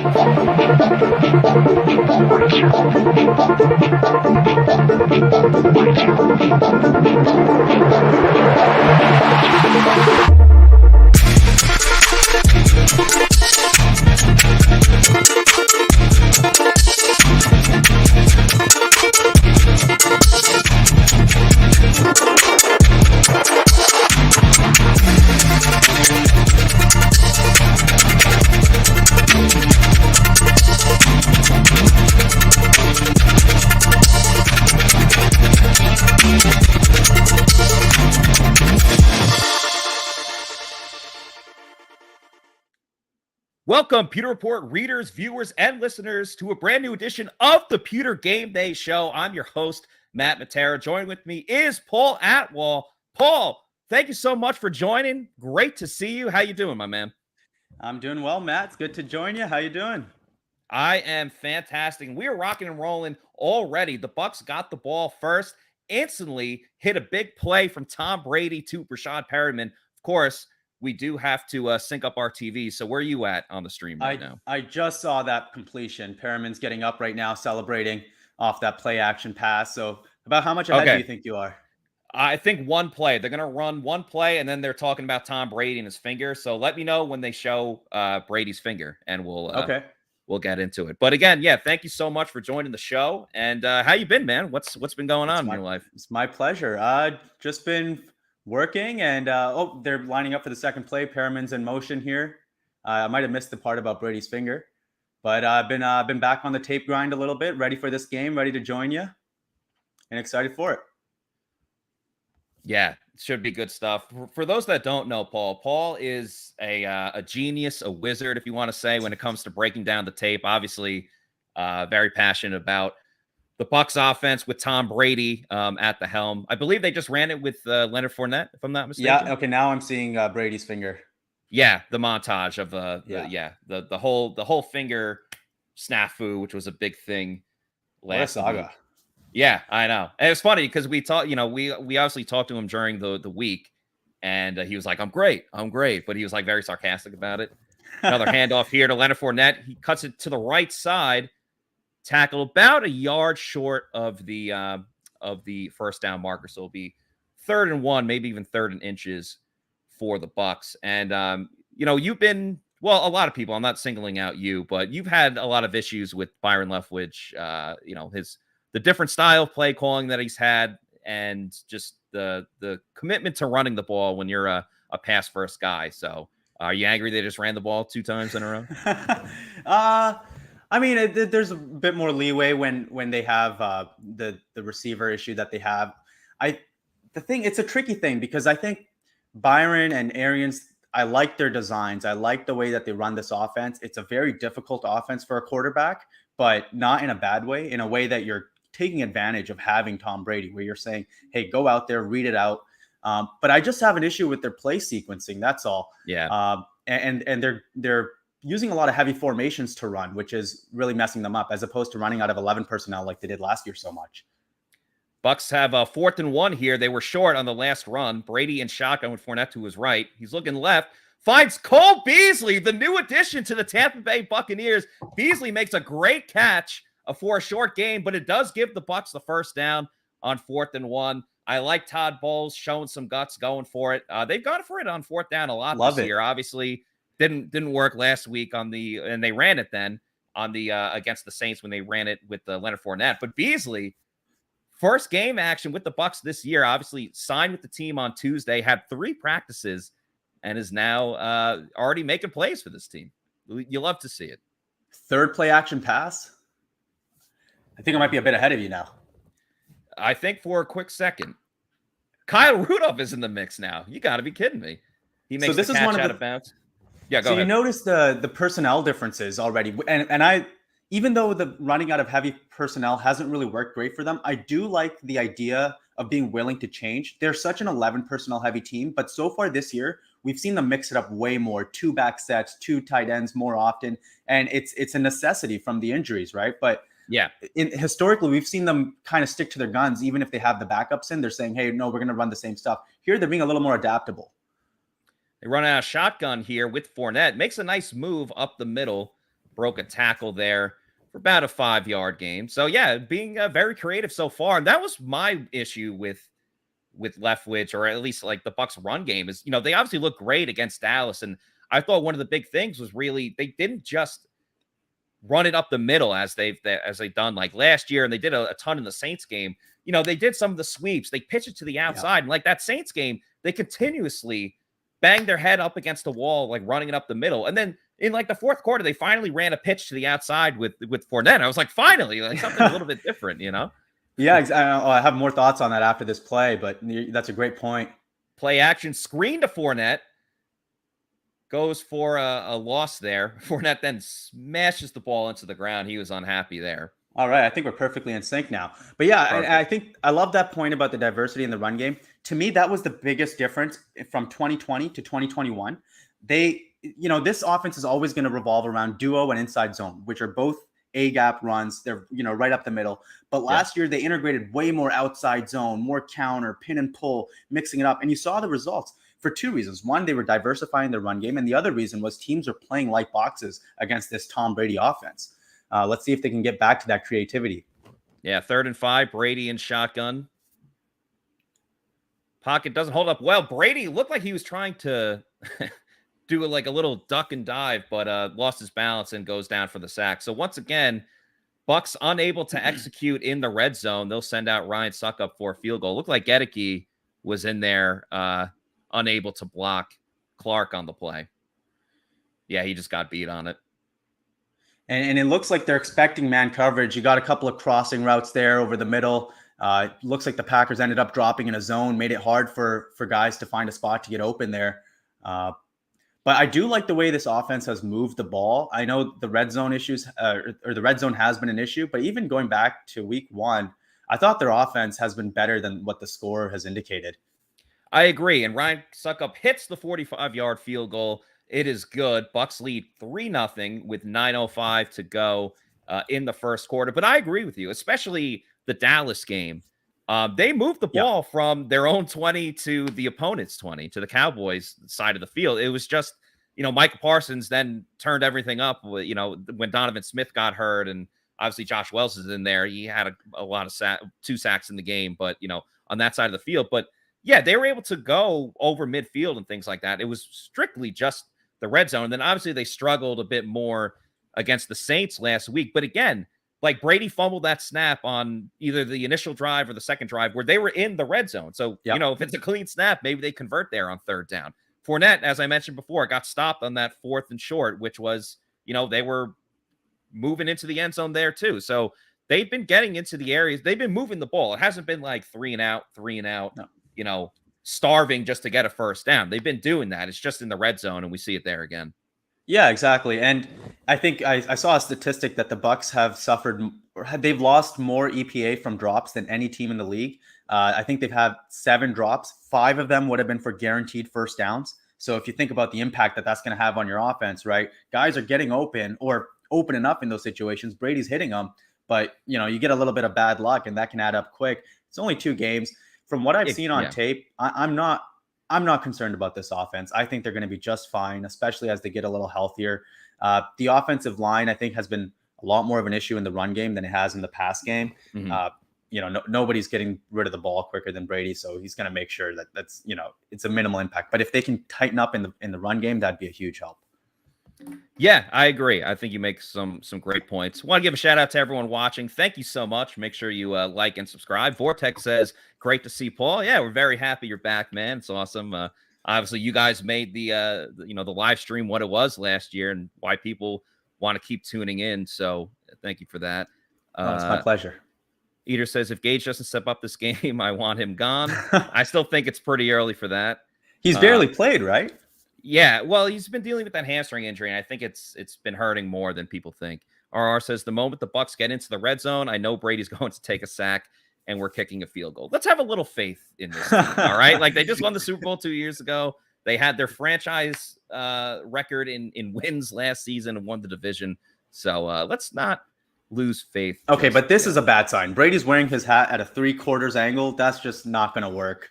You can't come out like this. You need to tighten things up. Get that straight, Or go backwards. I mean, usually with the baseball cap, you can't really go backwards, but we've seen that before. Or a flat brim, I guess. Flat brim, you can go backwards. That's what he wears. Like when he speaks to us on Thursday, he'll go the backwards hat, with the wow, you've got the tendencies down. You're like a scout. Yeah, I'm trying to. Well, you're great at reading, at breaking down the tape and reading that, and I try to read the body language. That's fantastic. Yeah. I want to point out one thing. I forgot to mention it in the last drive. I harped on this a ton. If to anybody who tuned into the live streams or followed on Twitter, Brady had a really weird tell where I think I actually charted this. It was around 20 times last season he lined up in shotgun with his right foot forward. That's right. Yeah. Over 80% of them were runs. And he did it once there. That was the first time I've noticed it this season. And it was a handoff. So I don't know what I'm waiting for him to exploit it. I don't know what it is. First play here for the Packers. They run it with Aaron Jones. Nacho had him wrapped up in the backfield, but wasn't able to hold on. Jones ends up with the 3 or 4 yard gain right there. And obviously Nacho is going to have to pick up the slack along with Logan Hall and Will Golston, with Akeem Hicks not available for this game. But I was saying, like, Nacho, we love Nacho because, like, he gets hyped, he's loud, he pumps people up. Not known as a pass rusher by any means, but his bread and butter is stopping the run. So I do think with the Packers, as effectively as they've ran the ball, it's almost like you're not going to sub Nacho in for Hicks, but for stopping the run, it's definitely something they can go for. And as I say that, Jones runs it to the left side, gets into the second and third level of the Bucs defense, and Jamel Dean hangs on to make the tackle after he gets a first down and multiple yards. This is schematically one of the most beautiful and intricate offenses in the NFL. The way they pair their run game with their pass game, there's so much eye candy, motion horizontally before the snap. I'll touch on it more after this play. Yeah, screen to Jones down the right side. He picks up about 8 yards on the play. So they're already using Aaron Jones a lot through 3 plays, but why not? I mean, we talked about it a ton. Jones and AJ Dillon have been like the 2 top targets, in the passing game, and obviously do their thing in the ground game. So using them often right now. Yeah, and they make you come up with a lot of answers. Those pony sets, those 2-back sets. A lot of teams respond differently to it, and it makes the pass game so simple. It's a lot of 1-2 read plays where it's very easy. Or makes it easy on the quarterback. But then when needed, Rodgers can obviously play out of structure at an absolutely elite level, but their passing game is so different from the Bucs. Play action here. Rodgers hits a receiver down the field. The ball is loose. Oh, but it's held on. What was that, Dubs? Yeah, Romeo. Yep. Romeo Doubs makes the catch way down the field. Thought he lost it there for a second. Yeah. Yeah. And this is a route combination you'll see very often for them. I think this is drift or strike, depending on the system. It's this in breaker off of play action. You get that gap from that linebacker being drawn in. They'll run this multiple times a game. It's one of their absolute staple plays, and it's so hard to stop when you have to respect this run game the way you do. So when did you first get into like breaking down the film and getting as complex as you have, as the Packers run it with Dylan for about a 4 or 5 yard game? It's funny. I don't feel like I'm at a complex level yet, because I just know like how much I still have to learn, and seeing other people out there that are putting out content. But I'd say I started getting interested in watching tape maybe 4 or 5 years ago, and have been somewhat on and off, and then more consistently watching it on a weekly basis the last 3 years, probably. Like really picked it up once in the 2020 season, I'd say. But yeah, a few years before that's when I first started.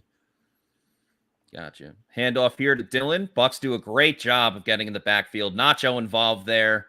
A lot of the defensive line. So the first actual legit run stop for the Bucs, as Nacho immediately gets up and screams at the sideline, as Nacho is inclined to do. So I forgot to make mental note of it, but one of the questions I have for this defense or in this game is, do the Bucs go to their 5 down looks more often? It's something that's been a staple of this Bulls defense, but they've actually been getting away from a little bit. I don't have the stats, but that's been my impression just from watching, is that there have been more 4 down looks. I mean, now here you see a bunch of guys crowded up at the line of scrimmage. Yeah. But the reason I'm asking that is because with 5 down, it can make it a little easier to stop the run. Rodgers throws to Cobb, makes the catch, and turns it up the field. Gets by multiple defensive backs and Magic Mike Edwards.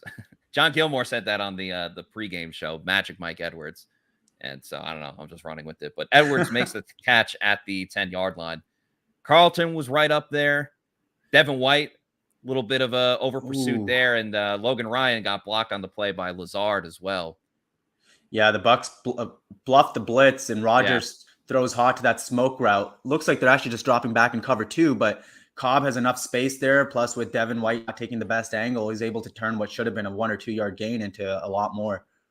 Opening drives have been a little bit of the Achilles heel for the Bucs so far this season. I mean, they've done the bend but don't break. Have only allowed field goals on the opening drives, but each time the team has been able to get down the field and at least put some points up. But Bucs do rebound here with a nice stop on the initial run play to set up a 2nd and 12, so a 2 yard loss there.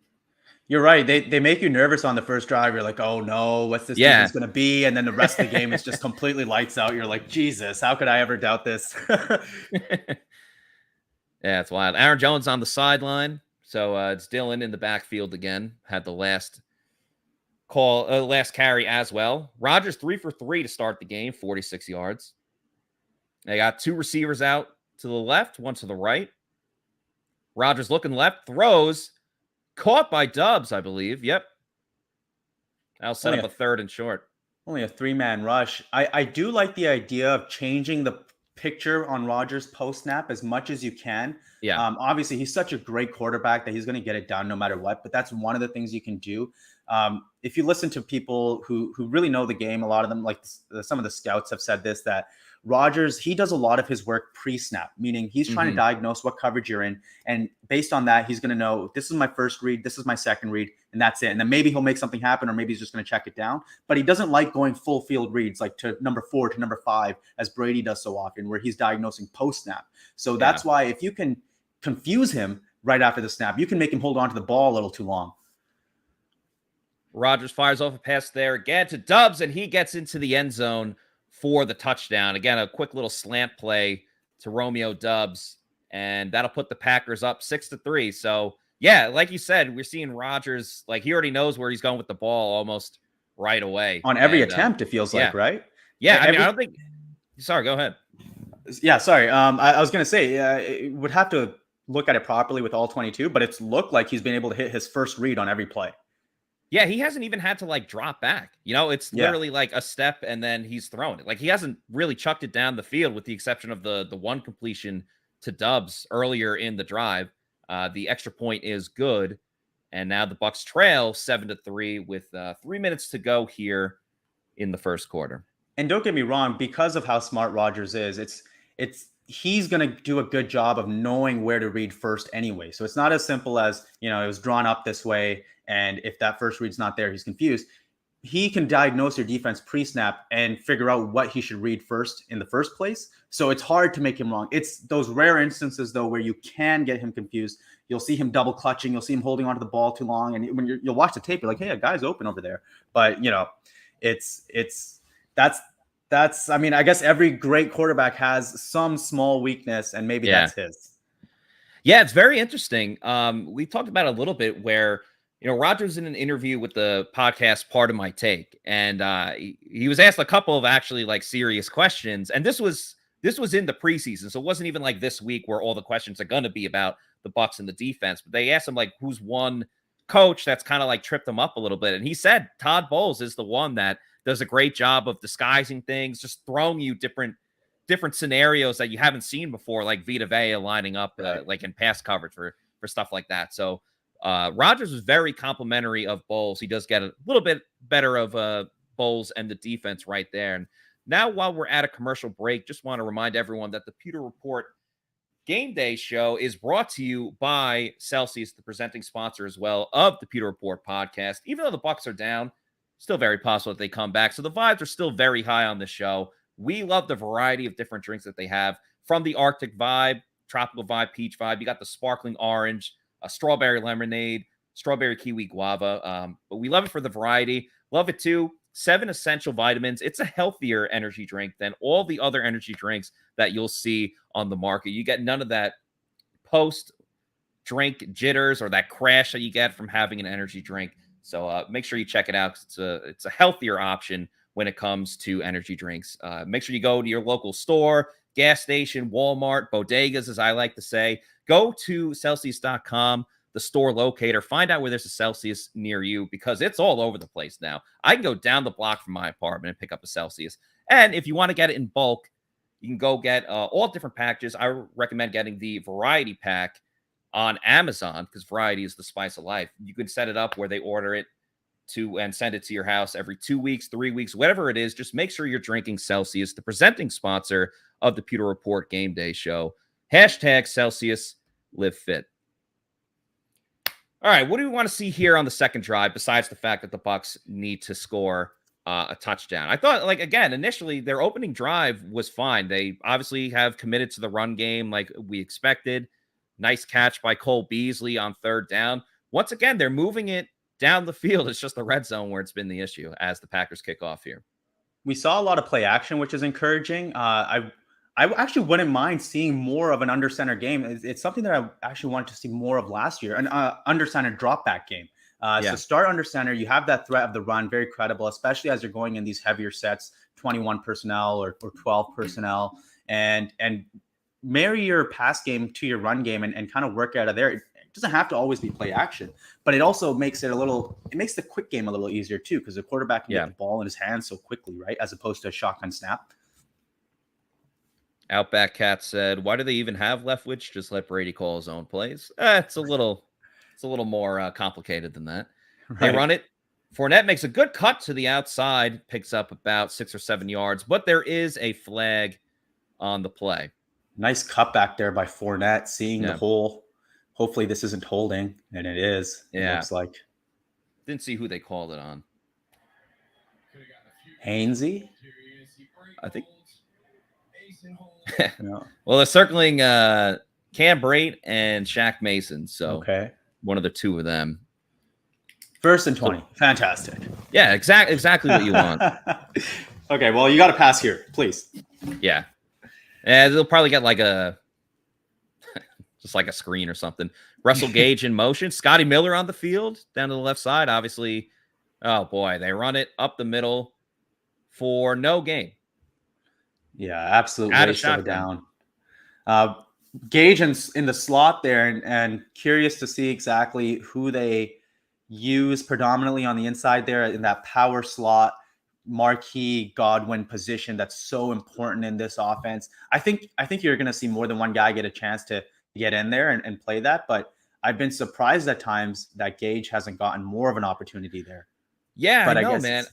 No, Sorry, go I ahead. was saying, no, it's cool. I was saying, like, as Brady drops back in shotgun here, looks to his right, and Johnny on the spot, Russell Gage makes the catch a little bit over the 20. So it'll be third and at least manageable. But what I was saying is up until he just made that catch right there, he's made 7 receptions for 41 yards through those 2 games. But, he was only averaging like 5.5 yards per reception. It's been small slants and screens. We just haven't seen the upfield type of, production that we wanted from Russell Gage. And he looked great in training camp up until that hamstring injury. So I'm curious how much that's even really 7 catches. I didn't realize he had that many.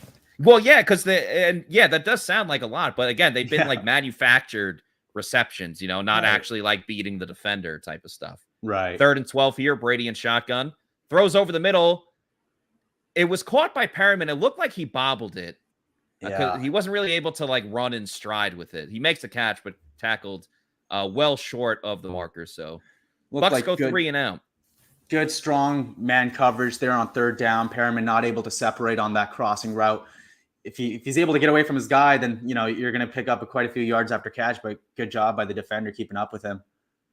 Hard to overcome 1st and 20, especially when you're going to hand it off for 0. Especially when they really only got 2 downs on that play with the with the shotgun run on 1st and 20. Right. Jake Camarda back to punt. Did a great job last week. Very impressed with what he was able to do. Yeah, he's been a bright spot, eh? Yeah. D. Delaney getting down there to force the fair catch. Okay, let's see what they've got in this second possession. And I like that you brought up that point at the end of the previous defensive possession about Rodgers calling out Bowles or complimenting Bowles, because that's absolutely right. Like, he's one of the most, when you think about exotic defenses, weird, funky looks, Bowles is at the top of that list. He does it more than anybody, sometimes to a fault, right? But it's easy to be results oriented, because if it gets figured out, you might get burned pretty badly. But at the same time, if he can confuse you a few times, that might turn into turnovers as well, right? So it's high risk, high reward. It's a very fun style of defense to watch, and I can see why Rodgers doesn't love playing against it. Clack 5 White says, "Let's go defense, 3 and out. We need it." RR says, "Can't give up another TD here." I agree with you, RR. That would not be good. Psycho here says, "Leftwich is basically Adam Gase. No one is as bad as Adam Gase. That cannot be. That's very disrespectful to Byron Leftwich. As someone who's watched the Jets my entire life, that's very disrespectful to Byron Leftwich. And it's a sharp offense. It's schematically sound. Like, the stuff that they do makes a lot of sense. And I think Leftwich has gotten better every year. It's really, it's the first down play selection more than anything, right? Like, just the runs and maybe it's at times a lack of play action, but there's a lot more to play calling than that. There's a lot more to play design, and he does a lot of the really hard stuff very well. Eater says, "Need a Vea or JTS sack next series." Justin says, "What is this offense?" Ramon here says, "Bucs offensive calling is just bloody frustrating." Brady never has time to throw was another one. All right, listen, I get it. If you're a fan, you're going to overreact to everything. It's been 2 drives and they got points on one of them. So let's not freak out that, like, everything's gone to hell. And remember, like I said before, the Bucs defense allowed points on the opening drives of the last 2 games and then put the clamps on for the rest of the game. Obviously, this is Rodgers. Things are very different, but let's not go overboard just yet. That's all I'm saying. I'm curious if they try playing a little more man coverage. It's tricky because on one hand, man opens up the run a little bit, but on the other hand, these aren't really scary receivers, right? And in that first possession, we saw a lot of soft zone, giving up kind of the easy catches underneath. But what happens if you really challenge these receivers and you say, hey, win your one-on-one matchups? Because I like the Bucs secondary over this Packers receiver group. I'm in full agreement. Like Carlton Davis, I have no worries about him. Jamel Dean was great last week, so he's riding a lot of momentum. And obviously, Antoine Winfield Jr. as that nickel corner, he's on his way to hopefully an all-pro season. Yeah, he's the freaking man. So, we'll see. And I think sometimes the Bucs defense, they get a little bit too much into zone where, like, Jameis, the little success he did have, I felt like it was just finding that sweet spot in the zone, other than trying to go deep to Olave and just, overthrow him every time. And you see the 5 down look here. Yeah. Yeah, and not a great run against it. And first down is when you're going to see that 5-down look the most often from the Bucs. And at times they'll play. At times they won't even match personnel. Like they'll play a personnel package one heavier than what you're in. So if you're in 11, they might still stay in base on first down, which has its drawbacks, but it does make the run very difficult. Right, and that's what the Packers have been keying on here, at least for this season so far. That'll do it for the first quarter. Rodgers is freaking out looking at the ref. I don't think he knew that the time was done, but it is Aaron Rodgers, so he's aware of pretty much everything. So it's 7-3 Packers after the first quarter. They'll have 2nd and 7 coming out of the break. So while we have a little bit of a commercial break, let's hear from our friends at Age Rejuvenation. When I got over 40, all of a sudden I didn't have the same kind of energy that I used to have, and I was sluggish all the time, and I wasn't sleeping right, and I started to have some sweats when I was sleeping and different things that, as I looked into it, I found out could be a lack of testosterone or low testosterone. So I reached out. I've known Brett and everybody here at Age Rejuvenation for a long time, so I knew that they were the right people to help me. They did look at all of my testosterone levels and all of my hormone levels and found that my testosterone was very low. So they put me on the pellets, which I love because there's something about not having to take a shot every week and doing 6 months at a time that really is convenient. My wife certainly noticed the difference, just my energy day to day, how motivated I was when I got up in the morning to just get up and start doing things as opposed to laying around the house and being unmotivated. All of a sudden I was like looking for projects, looking for things to do around. Don't tell her I said that, but looking for things to do around the house.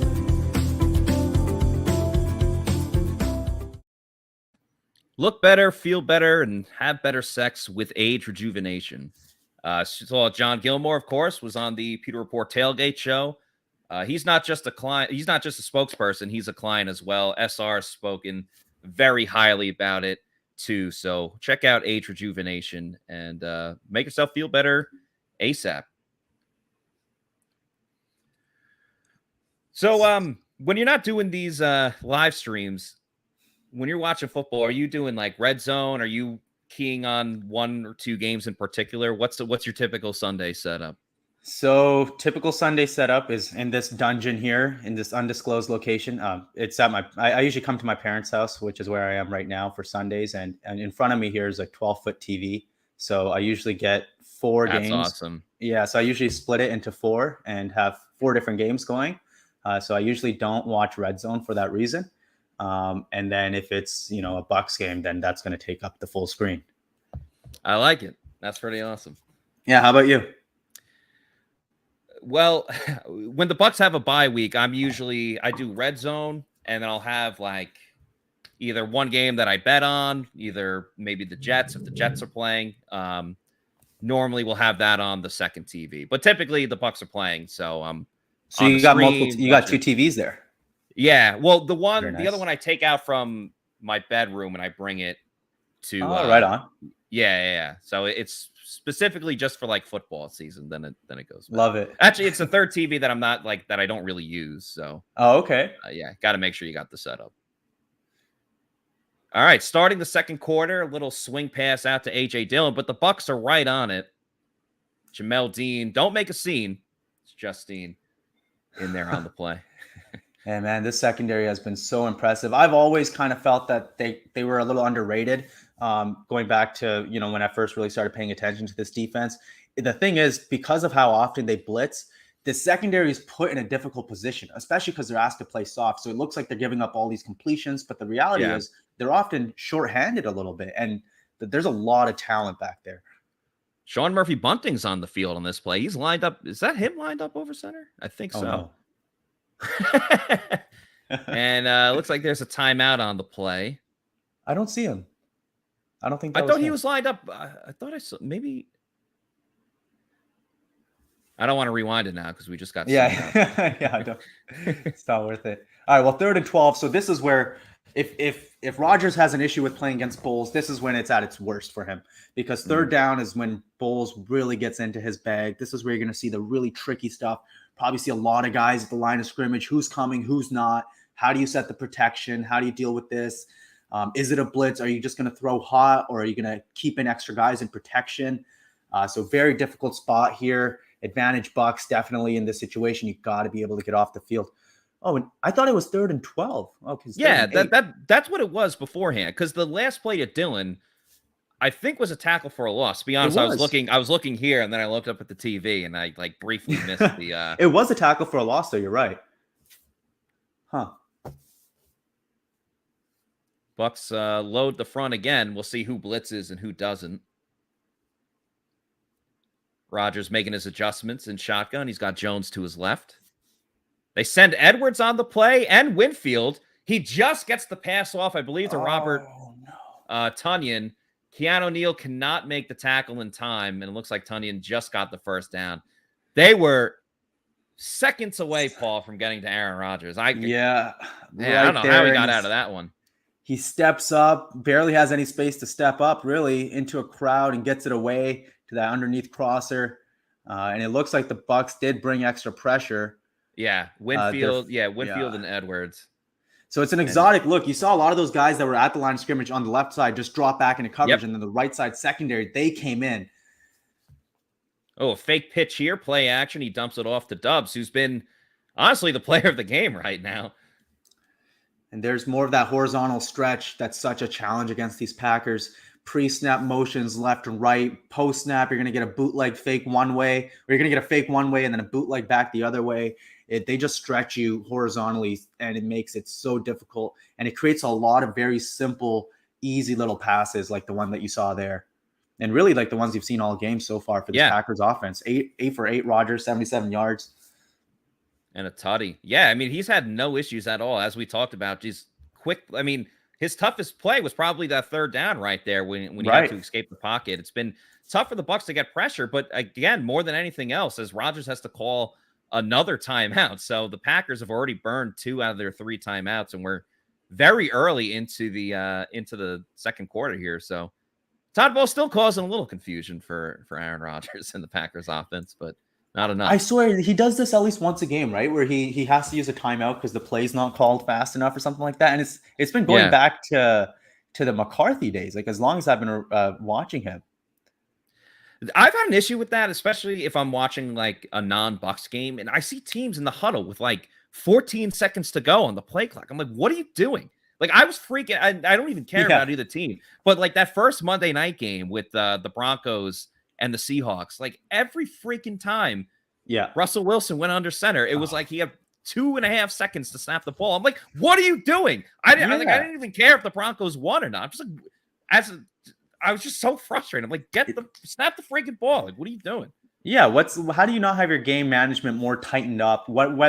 And I think the Broncos specifically, if I remember seeing a headline that they just hired somebody else to help with their sideline coordination or something like that. And you would think with these billion-dollar franchises that this type of stuff would be really tight, like a total non-issue, but it still happens.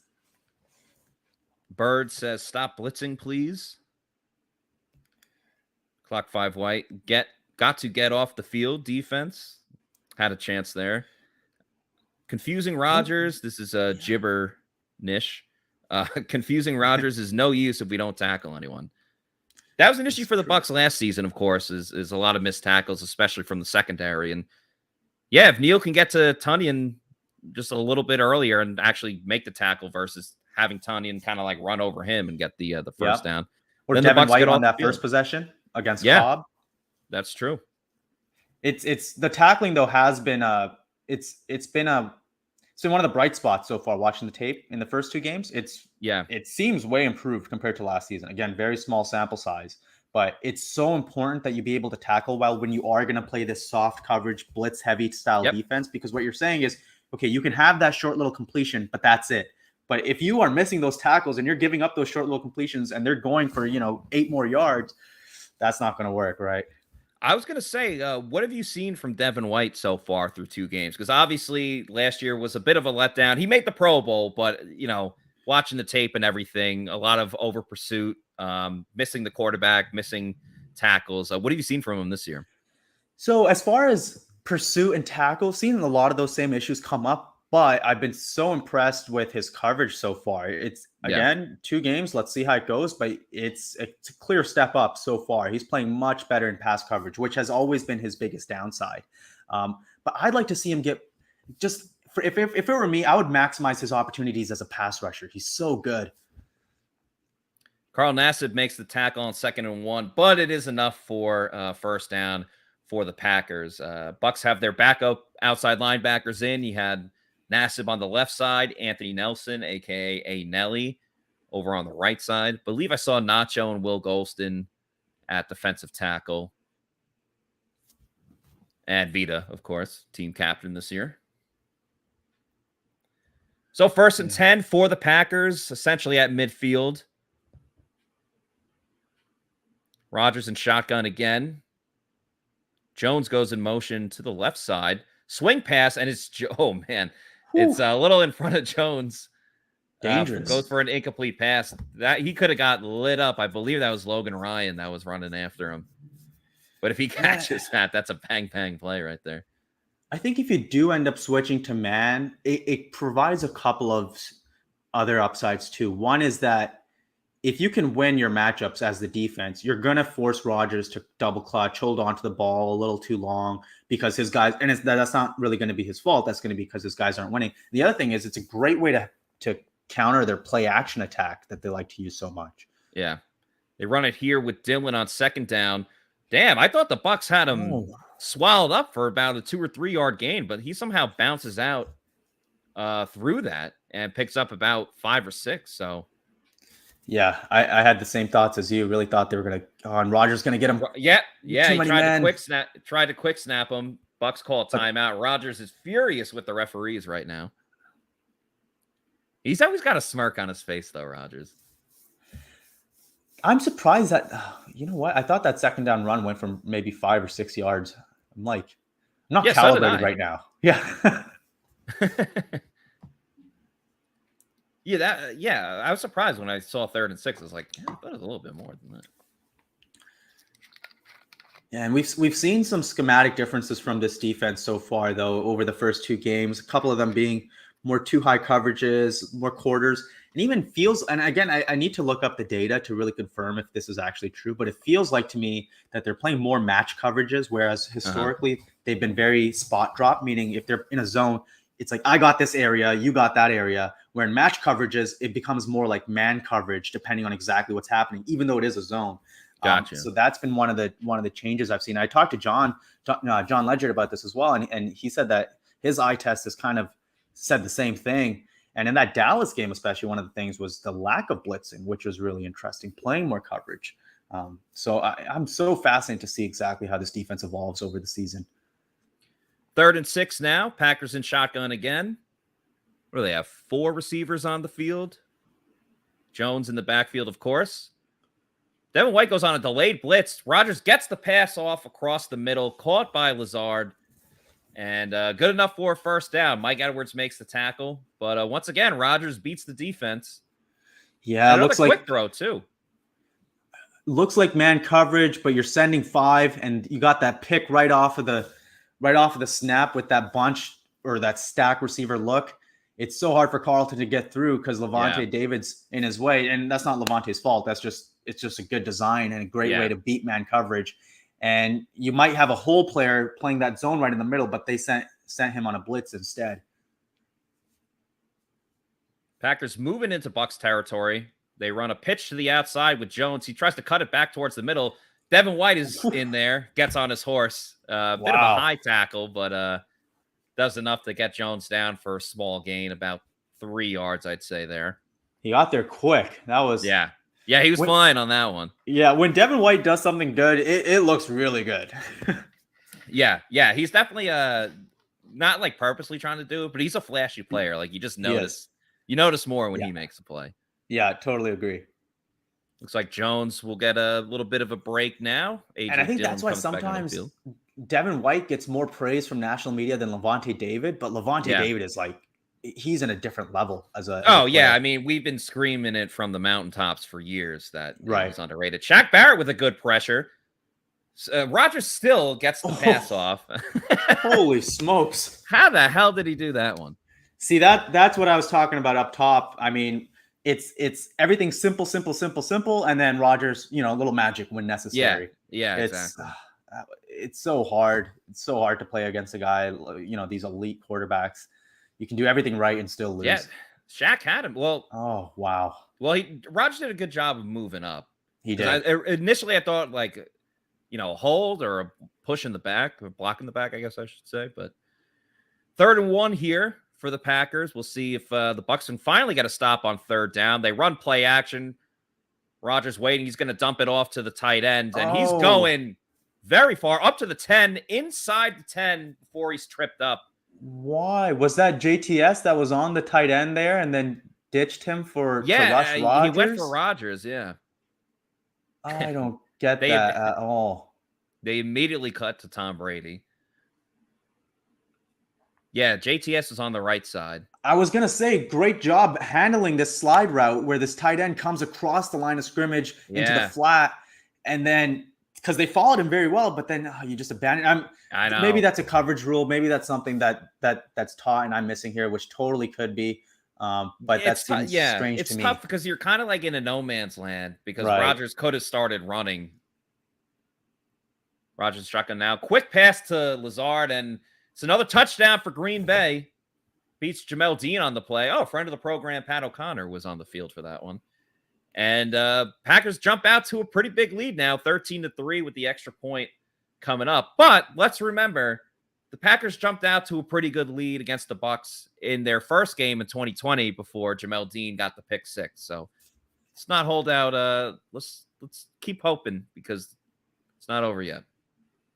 It's just been too easy. He's been able to go to his first read over and over again. Yeah, you saw some man covers there near the end of the drive, and on some of the 3rd downs. But I think he just puked. I think Lazard just puked on the sideline. I think you're Sorry, right. I didn't mean to cut you off. No, it's all good. If somebody's puking, you got to cut me off. Extra point is good. Packers lead 14-3. But yeah, that's a great what you pointed out there about just the first read every time. It's not even like Rodgers has had to wait. And the 2 times they've actually gotten pressure on him, he still escapes. So yeah, it's really been a masterclass performance by Aaron Rodgers so far.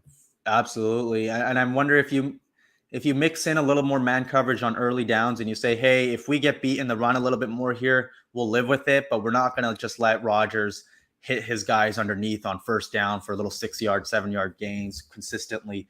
And I wonder if you make that decision soon as Bulls. Bucs fans not happy in the chat. I understand. John says, don't leave the tight end uncovered. Again, a little bit of a no man's land type of situation, but yeah, I hear you. He went off of it too early. I think that was the issue. And I'd rather, if Rodgers is going to run, pick it up, sure, you live with it. It'll be a few yard gain. But if you dish the tight end, that's like 15 yards. Yeah. Yeah, I mean, that set up everything right there. Yeah. I was told this defense was elite. They're still pretty good. It's 2 bad drives. Kyle says the game's done. He says game over. Not just yet. Not so fast, my friend.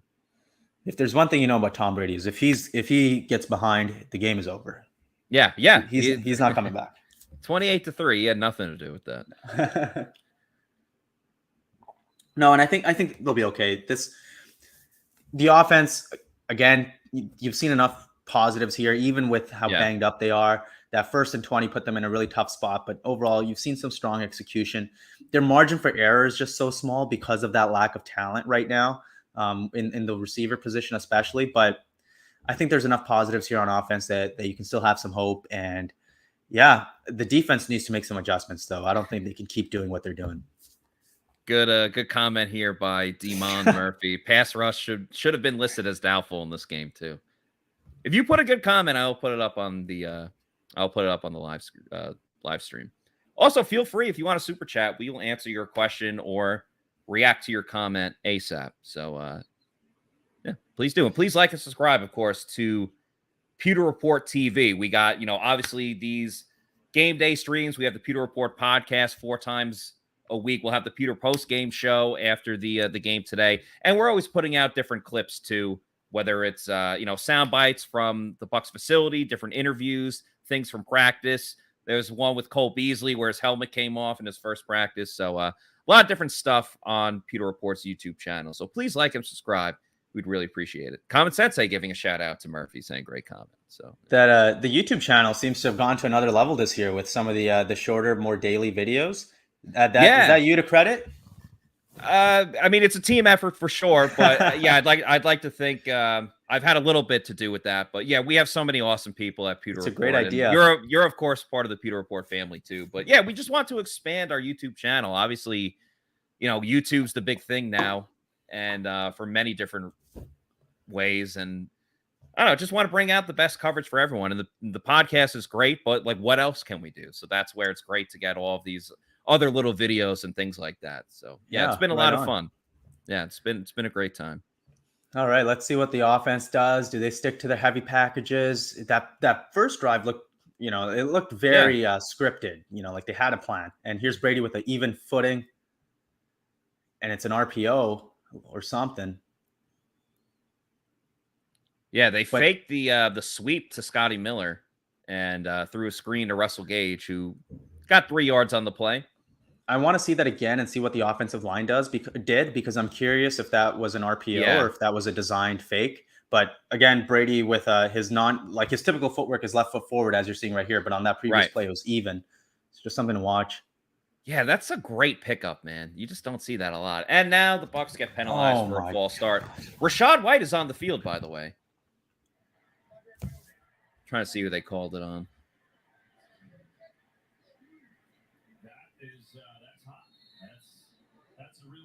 Apparently, it's close to 100 degrees, as they're showing on the screen. Ooh. Holy. Yeah, it's funny. We had a former Packers offensive lineman who played against the Bucs when they were in the division. I was like, how big of a factor is it with the heat and everything like that? He's like, it's a legit issue. Oh, yeah? Yeah.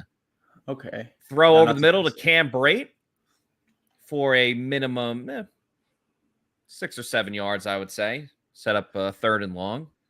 They've been in way too many third downs this whole season so far. And I think it's really easy to, at the end of the game, look at third downs, be like, oh, they were 5 for 17 or whatever. That's terrible. That's why the offense wasn't great. But it's like, why are they in so many third downs in the first place? And that goes back to the early downs. You just can't get yourself into these situations over and over again with poor 1st and 2nd down play. And as the broadcast points out, they're 0 for 3 on 3rd down so far. Yeah, it looked like Tristan Wirfs jumped off sides there. Oh, my God. For a false start. And yeah, penalties have plagued the Bucs right now. I mean, obviously you had that 1st and 20 on the last drive, which pretty much set them back, especially after they ran it. Do we see another tablet get smashed today, Paul? I think he'll tighten it up today. I think after that memo that went out to the whole league and countless articles about the Surface tablets, maybe he can hold it together today. Did you happen to see the Bills? I think it was the offensive coordinator in the booth when he was freaking out, like when the Bills lost at the end. No, I didn't catch that. He took off his headphones, smashed it, and then smashed the tablet and threw the papers everywhere. It was wild. All right, 3rd and 12. Brady drops back, looking to go deep, but he ends up getting sacked on the play. Goodness. Rashawn Gary. And that's another 3 and out for the Bucs, minus the extra play because of the penalty. But actually, not even this time. And that's only a 4-man rush. Brady stepping into the pocket, but the tackle just gets beat on the left side. And let's see what's happening down the field. And they even try to chip with Cam Brate too, and just looked like he was going for maybe, I think Scotty was lined up on the right side, and then he moved it over to the middle. Yeah, Brady's. It looked like a cross concept. So you have the number 2 on the right side running just a crossing route over the middle of the field, and then a dig behind it. And I think that was Scotty on that dig as the number 1 behind it. So you're going to read that 1 to 2, and it looked like Brady was stepping up, working his way to Scotty, just didn't get a chance to fire it off. Queipo makes the tackle on the punt return, but pretty good field position for the Packers. They'll have it at about their 39-yard line, or the Bucs their own 39. Sorry. It's been tough sledding. Tough sledding for the Bucs so far. If you don't get a stop here, then it starts getting pretty worrisome. Yeah, because first of all, they just have to have a clean drive with no penalties. Again, that's been a huge thing. They just can't with the receivers that they have right now, with no Mike Evans because of the suspension, Chris Godwin, and obviously Julio Jones unable to go. With the receivers that they have, anything that's more than 10 yards, I feel like it's going to be an uphill battle all game for this team. Yeah, I totally agree. Just not too much to add there, and it makes it the worse your receivers are, the longer it takes for somebody to get open, the worse it makes your O-line look, and the O-line's already banged up, and it's just kind of it's a negative feedback loop. Well, that's what I was curious to see, and obviously, like, Cade Otton isn't available for this game, and not that we've seen much from the tight ends in the passing game so far, but I think the Bucs have fallen into an issue sometimes where, like, especially in that first game against Dallas, Donovan Smith comes out, Josh Wells goes in, and they just ask Josh Wells to block Micah Parsons one-on-one with no help from the side. And I know we saw Cam Brady on the last play with like a little bit of a chip, but I feel like you just can't ask, especially Brandon Walton, who played well last week. You can't just ask him to go one-on-one for like a majority of the game. So I was curious if they're going to use Keith, or I know Cam Brate's not a blocking tight end, and neither is Kyle Rudolph anymore at this point of his career, but you got to do something to like keep the protection going. It seems like the Bucs try a little bit too much just to go, hey, we just got to win our one-on-one battles on the offensive line. Like, Brady's not going to be able to move around. He can't even move around as much as like Rodgers can. And Rodgers obviously isn't Lamar Jackson by any means. It's just, you saw it rear its ugly head on that play. And a part of it is because so many of their passes are coming on third down. Yeah, so you know it's coming. There's no, you can't disguise anything. Right. Yeah, exactly. And so many of them are third and medium, third and long, and then the defense shows pressure. If they're showing 6 guys at the line of scrimmage, how are you going to double team? You're going to have one-on-one protection. And sometimes you're going to be wrong because they actually just bluffed it and they actually do drop back and it's only 4, but it's really hard to set up those double teams on third down when they're showing all these exotic pre-snaps looks. Now, if you're able to get more of your passes on early downs and not, get flags as well, that'll make things a lot easier. And you can also play more of that horizontal game offensively as well. All right, Packers start here with 5:57 to go in the second quarter. Rodgers in shotgun again. Fakes the handoff, looking over the middle. It's caught by Randall Cobb, I think. Yeah, Randall Cobb. He's all the way down the field. He's at the 20 now. A huge gain on first down, and the Packers are in business once again. Aaron Rodgers is carving up the Bucs defense, probably even more mentally than physically, but obviously they get the huge gain on this play. Edwards whiffs on the tackle. We just talked about how much that's been an issue. A little stiff arm to Logan Ryan as well. I'm not sure what this coverage is here. Did you see Devin White put up his hands for a quick second? He was like, what? I think that might have been cover 3, rotating it to it a little in a bit of a strange way, where Mike Edwards is now, he's starting from one side of the field and responsible to getting into that middle third. Run with A.J. Dillon. Solid 4 or 5 yard gain. Takes the initial hit and is able to move it up the field. Packers have had no problems at all. I mean, Rodgers had 1 incomplete pass, and it was because there was a little bit of an overthrow on the swing pass. Right. Either Jones or Dillon. So the Bucs aren't forcing anything. This has been as bad as I've seen the Bucs defense since Todd Bowles has been here. Yeah, and they're having a ton of success on early downs. They're avoiding difficult situations on late downs, and the few that they have been in, they've been able to get out of. Yeah, they've hardly been in third down. Yeah. Or third and not even third down, but like third and long and things like that. Right. Rodgers under center. Going to hand it off to Dillon, who cuts to the right, breaks through to the second level of the defense, then gang tackled by Devin White, Will Golston, Edwards in there as well. But it is enough for the first down. So couldn't tell if he got to the 10, if it'll be first and goal or just first and 10 with, an inch to go to make it first and goal. And they're showing a graphic here talking about how much Rodgers has struggled against the Bucs blitz since 2020, particularly against the Bucs as opposed to when other teams blitz him. And it's with those confusing looks, but Bowles has not been able to trick Rodgers today. Rodgers has had the answers instantly every time he's dropped back. 13 of 14, 160 yards and 2 touchdowns. Handoff here to Jones towards the right side. Bucs do a solid job there. Nacho and Vita team up to take Jones down here. Let's remember, as the clock ticks down, getting closer to the 2-minute warning, about 3:19 to go here in the second quarter, Packers get the ball to start the second half. So we're talking about an offense that has been rolling, that's been on the field a ton, because the Bucs just can't move the ball on offense with the exception of their first drive. So everyone's talking about the heat. Well, it's going to hurt no one more than the Bucs defense, who's been on the field the longest. Rodgers in shotgun here, 2nd and goal. Another handoff to Dillon. He goes through the teeth of the defense and gets his way about to the 5, maybe the 4-yard line to set up a 3rd and goal. All right, gotta have it here, and this might even be two down territory. I don't really remember how aggressive or not aggressive LaFleur is in these in 4th down situations, but if they pick up a couple here, you can definitely imagine them going for it. Yeah, especially the way that they've moved the ball. I think, especially with the lead, the way the Packers defense has looked. Yeah, I don't want to say it's a no-brainer because you're talking about risking points, but they'll probably just score a touchdown on this play. So they got that stack look up top. Bucs showing man. Watch out for the rubs up top. Jones over the middle. Vita Vea knocks the ball loose. It's fumbled and recovered by the Bucs in the end zone. That was an absolutely must-needed moment there. It's recovered by Logan Ryan, who had the big forced fumble last week. Vita Vea, just a bowling ball of a human being, laying the shoulder into Jones. What a play. That's exactly what the Bucs needed. Yeah, it was Absolutely. David, and then Vea hitting him from the back really is what forced it loose. And a whole group of Bucs there. That was insanely needed, Paul. Just the break they needed. I mean, a pretty lucky bounce, or not a bounce, but you can't expect a fumble to happen there every time. So they got to take advantage here, especially with the Packers getting the ball in the second half.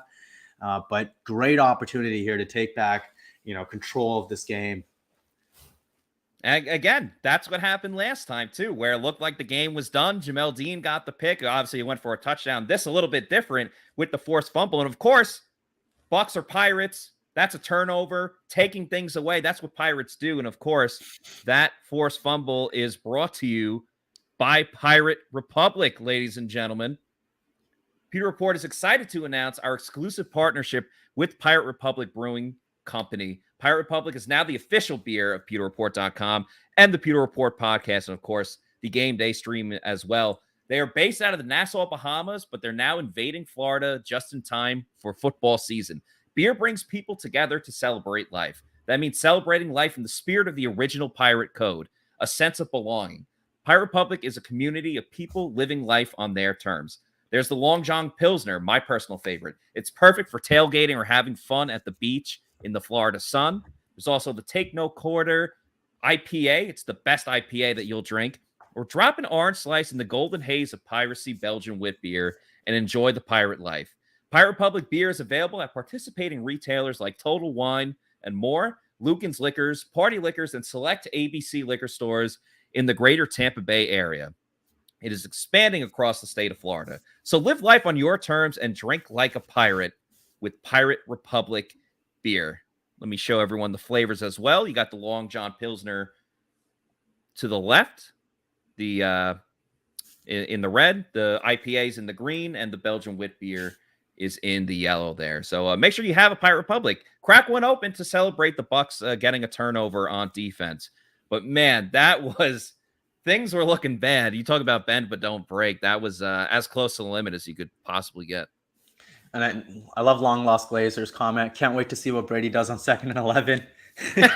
He's always in the chat every time. He's dropping hilarious comments.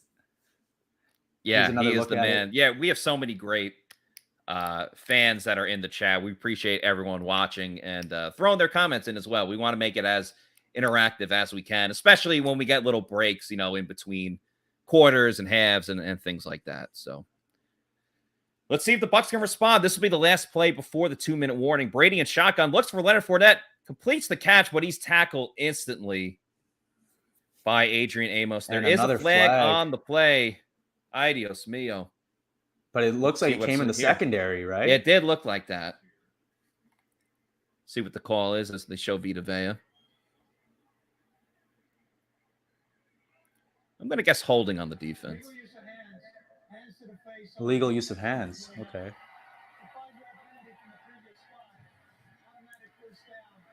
So one of the challenges for the Bucs has been, while Fournette has been fine as a pass catcher, he can't separate, and he's not really like a plus player in that regard. He's fine, but he's not a mismatch in any way.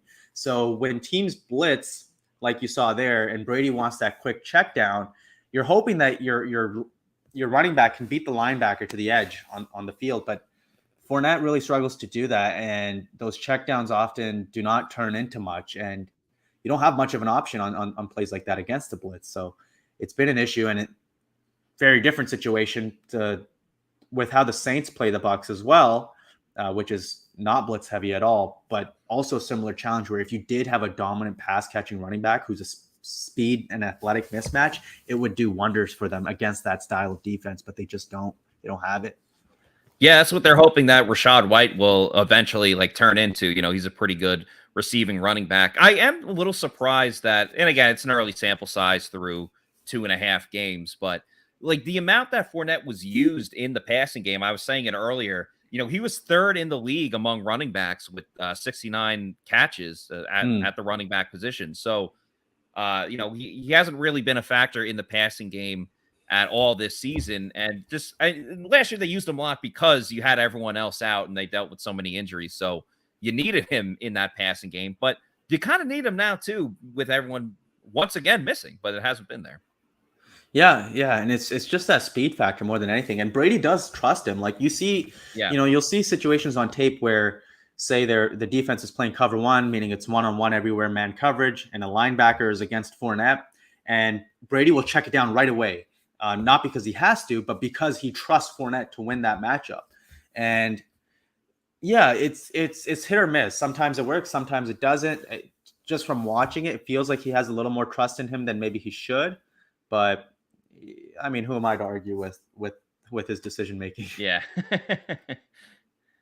Yeah, that's another big thing, obviously, is earning the trust of Tom Brady. I forgot what Leonard Fournette said it, but he had a really good line where he said, it could take someone up to a year to gain Tom Brady's trust, which I get it from a chemistry standpoint, and you have to earn the respect of Tom Brady. But when you have Cole Beasley that just signed on Tuesday, you don't have that time. You don't have a year to get it under wraps. And to Fournette's credit, in his second year with the Bucs, he did improve quite a bit as a pass protector, which might have helped with that trust factor as well. 1st and 10 here. New set of downs for the Bucs after the penalty. Minute 59 to go. Bucs have 2 timeouts. Brady drops back the pass, completes it to Russell Gage. I don't know why I was going to say Rachaad White, probably because we just talked about him. But Gage picks up about 6 or 7 yards. As you usually see in 2-minute offense, this is when teams go to their staple plays. And this is 11 personnel, spread out shotgun, strong side choice route to Russell Gage. Peak Bucs offense right here. Completed pass to the outside to Cam Brate. He makes the catch and heads out of bounds. So new set of downs for the Bucs. 1st and 10. Still got a ways to go, but even if you get a field goal here, makes it an 8-point game. So very, very important drive for the Bucs, the way things have gone. Staying in 11. Brady looking to his right again. Finds Gage a little behind him, but he makes the catch, heads up the field, and it's another 1st down for Tampa Bay as they get closer to the 50.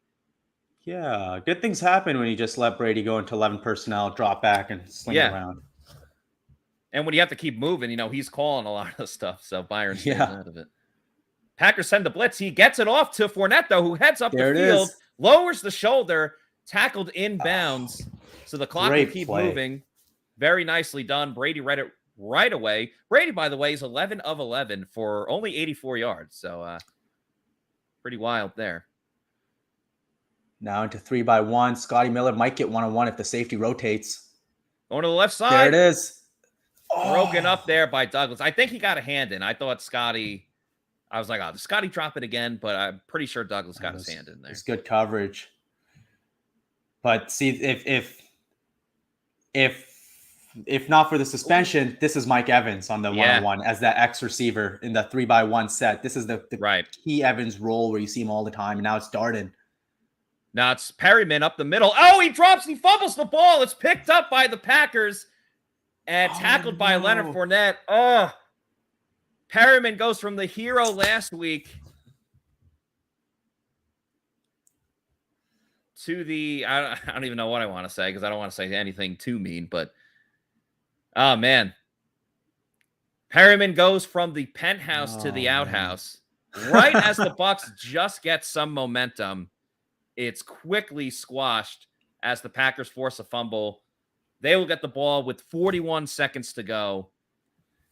Yikes. Oh, my goodness. Right as things were working, Paul. Right as things were going. Jeez. I know, and it seems like they've maybe figured some things out, kind of going back to their normal offense as opposed to this heavy personnel under center sort of thing, actually doing some stuff on early downs, not just getting penalized. Maybe this gives them some ideas for the second half of what to do. But, man, that's a tough break. Yeah, they were right on the cusp of field goal range there too with Perriman. Hey, you live long enough to be the hero, or you die? Wait, no. What's the saying? You die a hero, or you live long enough to become the villain. Yeah. Yep. That's what it was. Yeah. Joel said we really need our receivers back. Sorry, go ahead. Oh yeah, and especially in this offense, it's such like a just go win type of offense, right? You ask a lot of your quarterback. You're saying, hey, make these full field reads. You're going to actually get to your fourth and fifth option. If you're like, that's what they're asking of you. They're not creating these simple 1-2 reads. And then also a lot of the routes are very vertical, very much dependent on the receivers winning in space up the field. It's so tough to make this offense work without elite receivers. Warren G says this offense is bad. It was looking good up until the fumble. I don't think you can call an entire offense. You can't say an entire offense is bad just because of, a fumble by a receiver when the guy knocks it out from behind.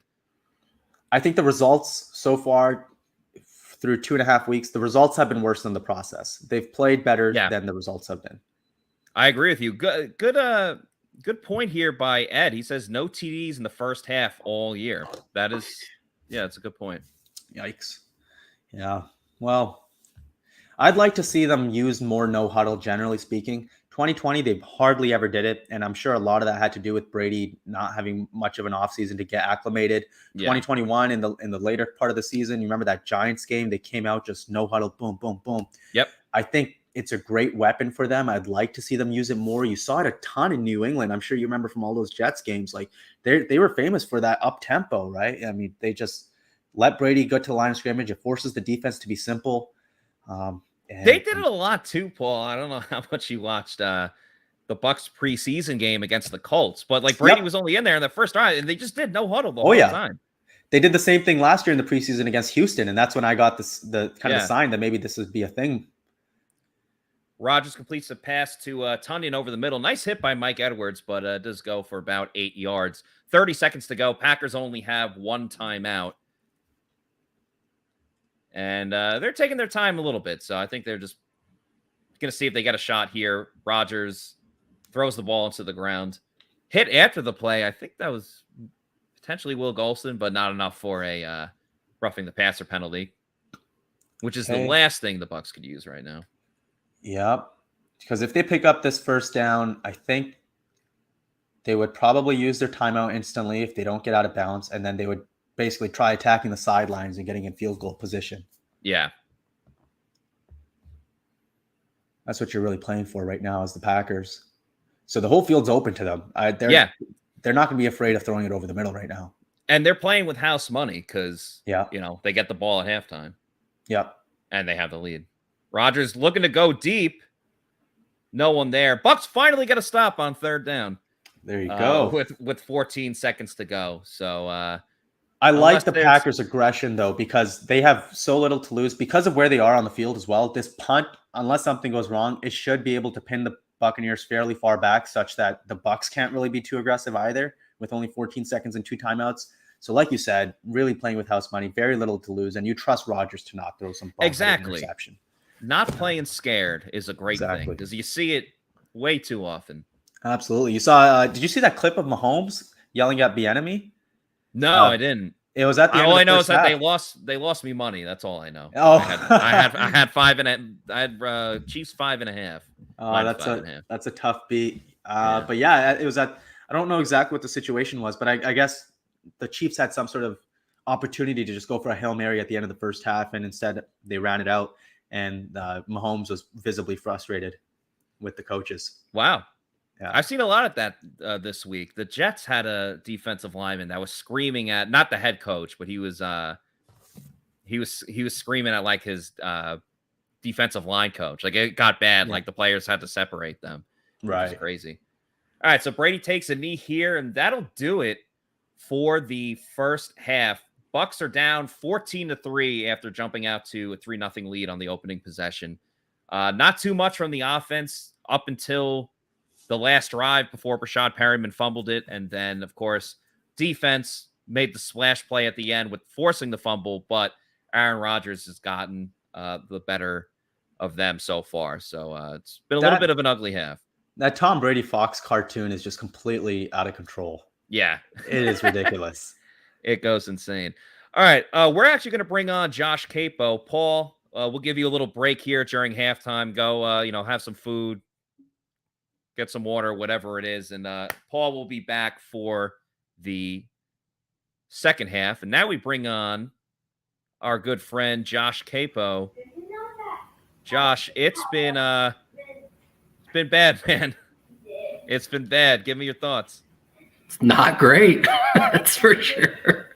I put out a tweet not too long ago. I honestly think like this game's being lost between the headsets. Like you're letting the Packers dictate the offense in terms of the short, quick passing game. There's not enough press coverage to disrupt the timing. You're sending extra blitzers, and the Packers offensive line is picking them up just fine. And then on offense, Byron's committed to doing Byron-like things, and it's just putting them behind the 8 ball. What was it, long lost Glazer? I mean, that was just such the perfect comment. Like, can't wait to see what Brady does on 2nd and 11. Like, it's not good. They're going to have to make some adjustments, or they're just going to die by their own thinking. Are you more concerned right now with how the offense has looked or the defense? The defense, because the offense, you can understand some of the execution issues. The defense, it's kind of a commingling of execution and I would say, some schematic things. Very interesting. Very interesting. Yeah.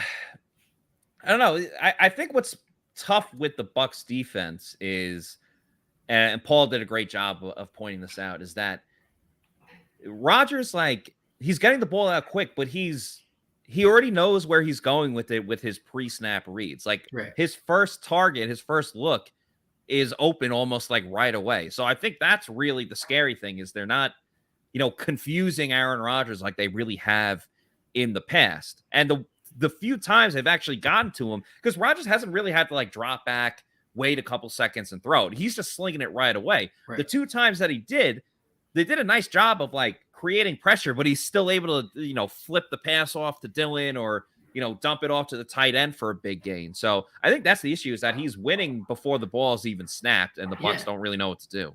Yeah, and they've got to start disrupting the timing of the routes. Like on the second touchdown on Dobbs' touchdown, I mean, Jamel Dean gave him a clean release inside. He was lined up for press, and he didn't stab at all. He just gave him that inside slant. It was an easy touchdown. So, and you saw, I think there was a couple plays where the Bucs tried, Paul had noted, they were trying to rotate into a kind of a weird cover 3 with the way that the Packers are timing their offense, and it's so quick. You can't really rotate into those coverages because you're asking guys to travel huge swaths of field before when the routes have already developed and the ball's already coming out. It works against the Saints defense that was going for downfield shots. It's not going to work against an offense like this. I was just thinking, you're writing our most disappointing story this week. And for those that don't know, for PewterReport.com, we have a lot of coverage after the game and articles written. But one of the focal points of Pewter Report after the post game, we obviously have the recap, and we have most impressive players from the game and most disappointing players. And, we switch it up all the time because no one wants to be the bad guy every single time. But in games like this, especially with the way the first half has gone, Like, there's got to be a lot of guys that are on the most disappointing list versus most impressive. Like, Russell Gage, this looked pretty good. Like, we're finally seeing the Russell Gage, that we expected. But outside of that, man, I mean, Cole Beasley made a nice 4th down reception. Outside of that, there hasn't really been too many positives, Yeah, if the game continues the way it is, most disappointing will probably be the last article we get out. It's going to take me a little while to write it, especially because I'm not one for brevity. Flash Gordon says, okay, 14-3 halftime. Not as bad as I thought it would be. Second half could prove interesting. I think it's important to point out, like, this game isn't over yet, especially if they could have scored on that last drive, man. Yep. Yeah, I think what Flash's comment kind of points out is if you look at the play on the field, it really shouldn't be 14-3. It should be a bigger disparity. So the Bucs should take advantage of the fact that Green Bay should have scored before the turnover that led to the Bucs turnover. This would be a much, bigger spread. They have an opportunity to get back into it. It's going to require a great defensive stop here to start the second half. And then I hope that Leftwich leans into some of the play calling he did to end the half, because the play calling for that drive was solid. It was great. They were moving the ball. Unfortunately, a turnover, unforeseen turnover, Perryman kind of coughing it up there, did them in. But that's what you want to see the offense look like. Just lean into Brady, give him some opportunities to make some plays, because when he does, it's turning out well. And I apologize for the burps. It's all good, man. It's all good. Outback Cat had a very funny comment. I cannot put it on the screen due to the content, but a very funny comment by Outback Cat.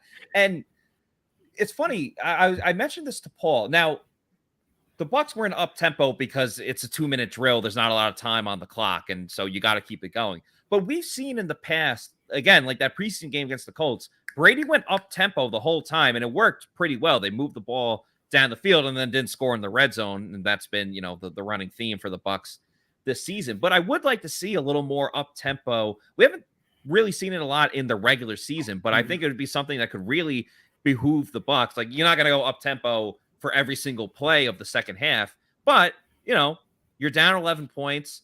You could be down 14 or 18 points by the time you get the ball back, with the Packers getting the ball first. I would like to see them go up tempo just because it's the only thing that's really worked for them so far.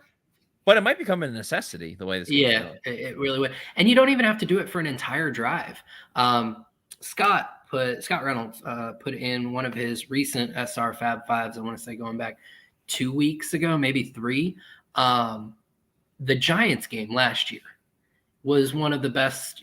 Byron called an amazing opening drive that game, and there was a little bit of up tempo to it. It wasn't the entire drive, but I want to say for a solid 3-4 plays in a row, they went up tempo. They went no huddle. They were able to create some offense, and that was the same drive where you had back-to-back end arounds with Chris Godwin and Mike Evans. You had some tunnel screens. He was doing. He threw out every trick in the bag, and he's gonna have to pull out those tricks, because what they did up until that last drive, first drive was solid, last drive was solid, and everything in between was not solid. And a big reason why everything else in between was terrible was the penalties, man. You start out 1st and 20, and then you immediately run the ball for no gain out of shotgun. Like, come on. Yep. They got away with a couple of things the past 2 weeks. I don't want to freak out. Like, the game's not over. They could definitely make a comeback in this game. It's not over yet. But you do not have as much leeway when it's Aaron Rodgers and the Packers. I don't care if Lavonte Adams is here in Vegas or Nashville. I guess that's where the Raiders were today on the road. He could be on the moon. Doesn't matter. Yeah, it doesn't matter. It's still Aaron Rodgers who puts his players in a great spot. Now I sound like Byron Leftwich. I just want to put my players in the best position to succeed. But Aaron Rodgers does that on a regular basis. And again, Paul, the genius, the wizard, when it comes to breakdown and scheme and everything like that, he was comparing Rodgers and Brady, and he said, Rodgers does a terrific job of seeing the defense and scheming things out, how he's going to go about beating it. And he does a lot of that work before the snap, where Brady is a little bit more of processing everything after the snap is done, seeing how they're playing this or that, whatever. And in this game specifically, the pre-snap reads, I think, has been a huge thing that has really just been working for Rodgers and the Packers. Yeah, and you can see, like, Rodgers, I think the one time where the Bucs tried to overload the defensive line on their right, the Packers left, and Rodgers, that was like the one time where he got confused and he just called a timeout. He's just like, I don't know what to do here. I'm going to do the safe thing and just regroup. And I think that kind of really dovetails well with your point in terms of that pre-snap read. And other than that one play, he's dissected everything that Bowles and the defense have been trying to do all game long. So they're going to have to get some more pressure. They're going to have to, and with 4, they need to drop more players. I think they need to run more press, and they need to let their roster, the talent on their roster on defense, win. And I don't think they're really doing that right now. You have to force Dubs, who's had a pretty good game. I think he's been their best receiver. You have to force Dubs and Cobb. Like, I can't believe Cobb had a play that went like 40 yards down the field, whatever it was. You have to force them to beat you in man-to-man coverage. The way that this game is going. You have Carlton Davis. He's a great corner in this league. Yeah. Jamel Dean is an aggressive player that you kind of want in these situations. I thought for a second, Josh, because again, I just have in my head the last time that they played at Raymond James Stadium 2 seasons ago. And once again, like, the Packers jumped out to a lead. It was like, oh, this is looking terrible for the Bucs. And then Jamel Dean had the pick 6, and it turned everything around for Tampa Bay. They forced the fumble in the end zone. Different thing, because you still have to drive all the way down the field. And I was like, in my head, I didn't say it out loud, but in my head, I was like, all right, is this like the turning point, kind of like the 2020 game, where you get the turnover that you needed, you start building momentum, you get right back in the game, then you start getting the stops, and then Brashad Perriman goes and fumbles it. Just what have you done for me lately is no more present than with Brashad Perriman, who was one of the heroes last week, and then all of a sudden is persona non grata for that fumble on the last drive. Yeah, it's going to be an interesting second half, and I think the one thing I keep thinking of is you gotta throw something off for Rodgers, and I would almost not even mind, like, the very first play, just try and overload, like, put 6 guys right on the line and then just drop 8, just to throw him some new wrinkle, because right now you're putting all these guys on the line, you end up bringing 5, and he knows 5 are coming. He's just got to kind of identify where they're coming from. Just drop 8, just throw him something he's not expecting, and see what happens from there. I think that could be something to really jumpstart the defense and potentially create a turnover right off the bat. Another turnover is 100% needed in this game. Just the way that things are going. You're not going to get many 3-and-outs against Aaron Rodgers. I do want to give everyone an update on our underdog fantasy picks. I'll go first. I had Aaron Jones over 12 rushing attempts and Tom Brady under 34.5. Jones is at 6 right now, so he's very much on pace to get that over right there, especially with the lead. You're going to see it, go a lot more. And then Brady right now is under, I had under 34.5. He's at 14 right now, but on the flip side, they're down. You're going to see him start passing it a little bit more. So we'll see what happens with that situation. Yeah, I'm doing well with Jones. I had him, I'm sorry, I'm not doing well with him. I had him over 12.95 fantasy points. He's at 1.9. Yeah, that fumble hurt you. Wow, that flipped a lot for you, because if he gets into the end zone there, you're talking 6 points for the touchdown, but instead you got, what, -2 for the fumble? Yep. And then Brady lower than 17.15 fantasy points. He's at 4.3. I think the one that's going to hurt me, Alan Lazard, I took the under on 8.55 fantasy points. He's at 8.3. So barring they just completely go away from him, I think that one's going to do me in. I took the under on A.J. Dillon's 11.25 fantasy points. That one's actually looking pretty good for me. And the over on Robert Tunyon's 27.5 receiving yards. He's at 17. So yeah, that Aaron Jones fumble is kind of the big one right now. He would have to have a big second half, and I understand everyone in the chat is rooting against that. Right? Yeah. All right, we'll see. Josh, thanks again for joining during halftime, and Jake Camarda just kicked the ball into the end zone for a touchback. for the second half. So, Josh, thanks again, man. And, we'll be talking to you soon. See you, bud. All right, welcome back to Paul for the second half. Hope you enjoyed the little break there as the Packers start with the ball at the 25-yard line. Rodgers under center. And immediately throws it to Dubs, who I was just saying was arguably the best offensive player for the Packers in the first half. And right away, it's a first down, but there is a penalty. It looks like maybe the Packers are walking back. Legal block in the back. All right. Ooh, all right. Okay. Momentum. That's a good break. Momentum. Yeah, there you go.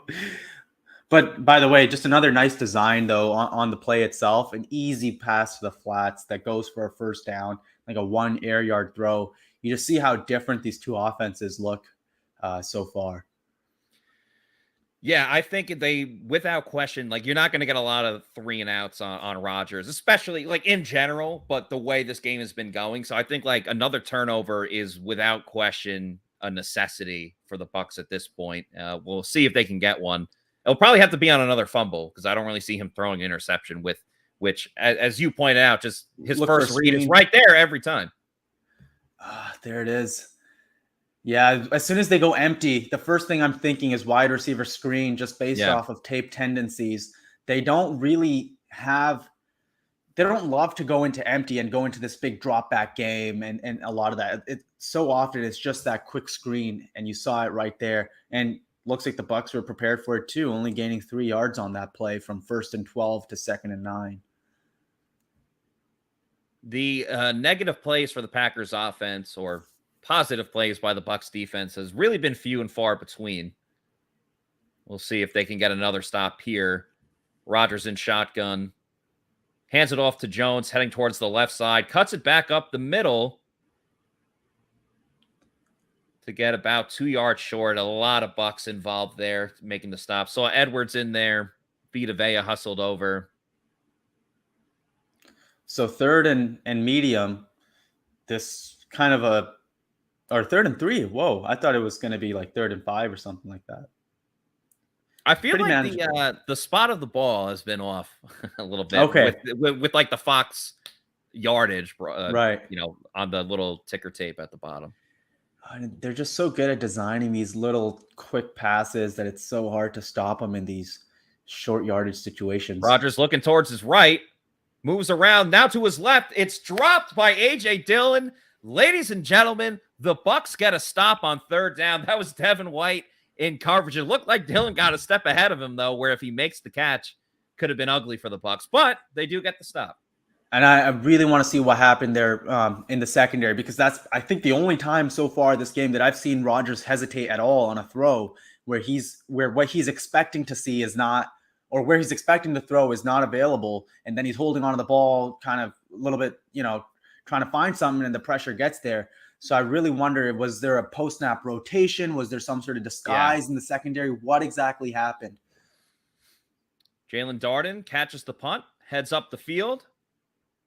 It gets ahead of the 20. That's good for Jalen Darden. Bucs fans have had a lot of issues with Darden as a returner, but he's been solid this year. Yeah, exactly. He didn't slip until the end right there. Big news too, Paul. The Packers announced that cornerback Jair Alexander is out for the rest of the game with a groin injury.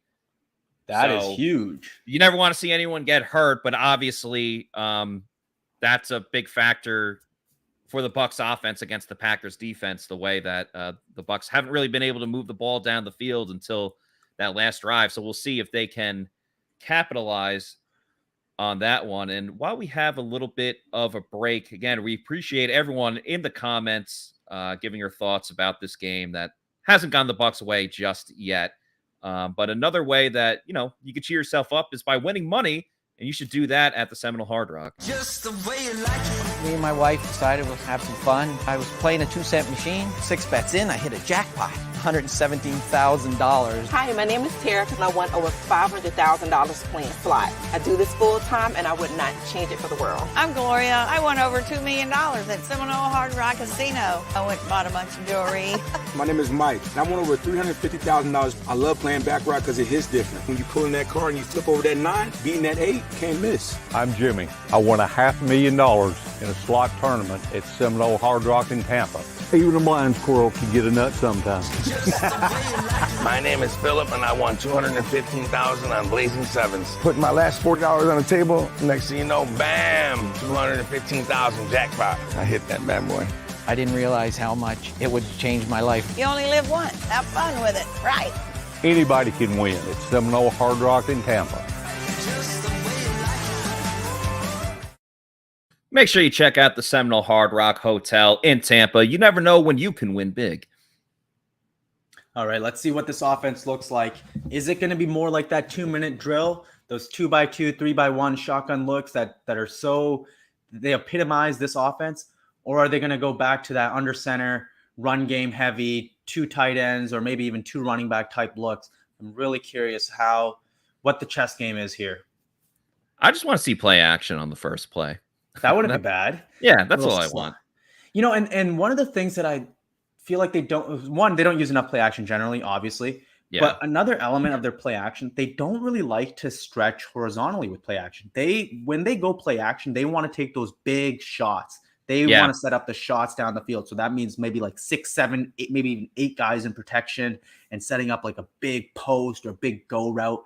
But remember that Super Bowl? The slide route to Gronkowski off the little play fake. Yes. That type of stuff. Oh, there's so much potential there. I could not agree with you more. I was actually talking about, I mentioned that play earlier, and it's a first down run to Leonard Fournette. But he does get good yards on this one, about 6 yards. But another run on first down. So one of the reasons I think the Bucs, like, you can really lure them into running by giving them 2 high shells on first down. And the thing is, no matter how much the Bucs run it, they're not going to get out of that 2 high shell. And the thing is, the Bucs are actually really good now at passing against 2 high. I wish they would be more willing to do it. Another run on second down. Fournette tackled about a yard short of the first down. So Bucs come out second half, 2 runs, both out of the shotgun. And right on cue, they show Byron Leftwich on the screen. They went a little up-tempo there. Did you notice that between first and second down? Now Brady under center. Again. They run it with Fournette, who initially gets stopped, but is able to stay up and then gets over the line, the marker, I should say, the fake line that you see on your TV for the first down. But man, can they have a series of downs that doesn't go to third down and I know. Fumbles excluded, please? Yeah. Okay, here you go. 3x1. Miller in that X down low. Brady over the middle. Ball pops up in the air and a late flag. He was looking for Cam Brate on the play. Savage in coverage. That was a pretty late flag. Let's see what happened here.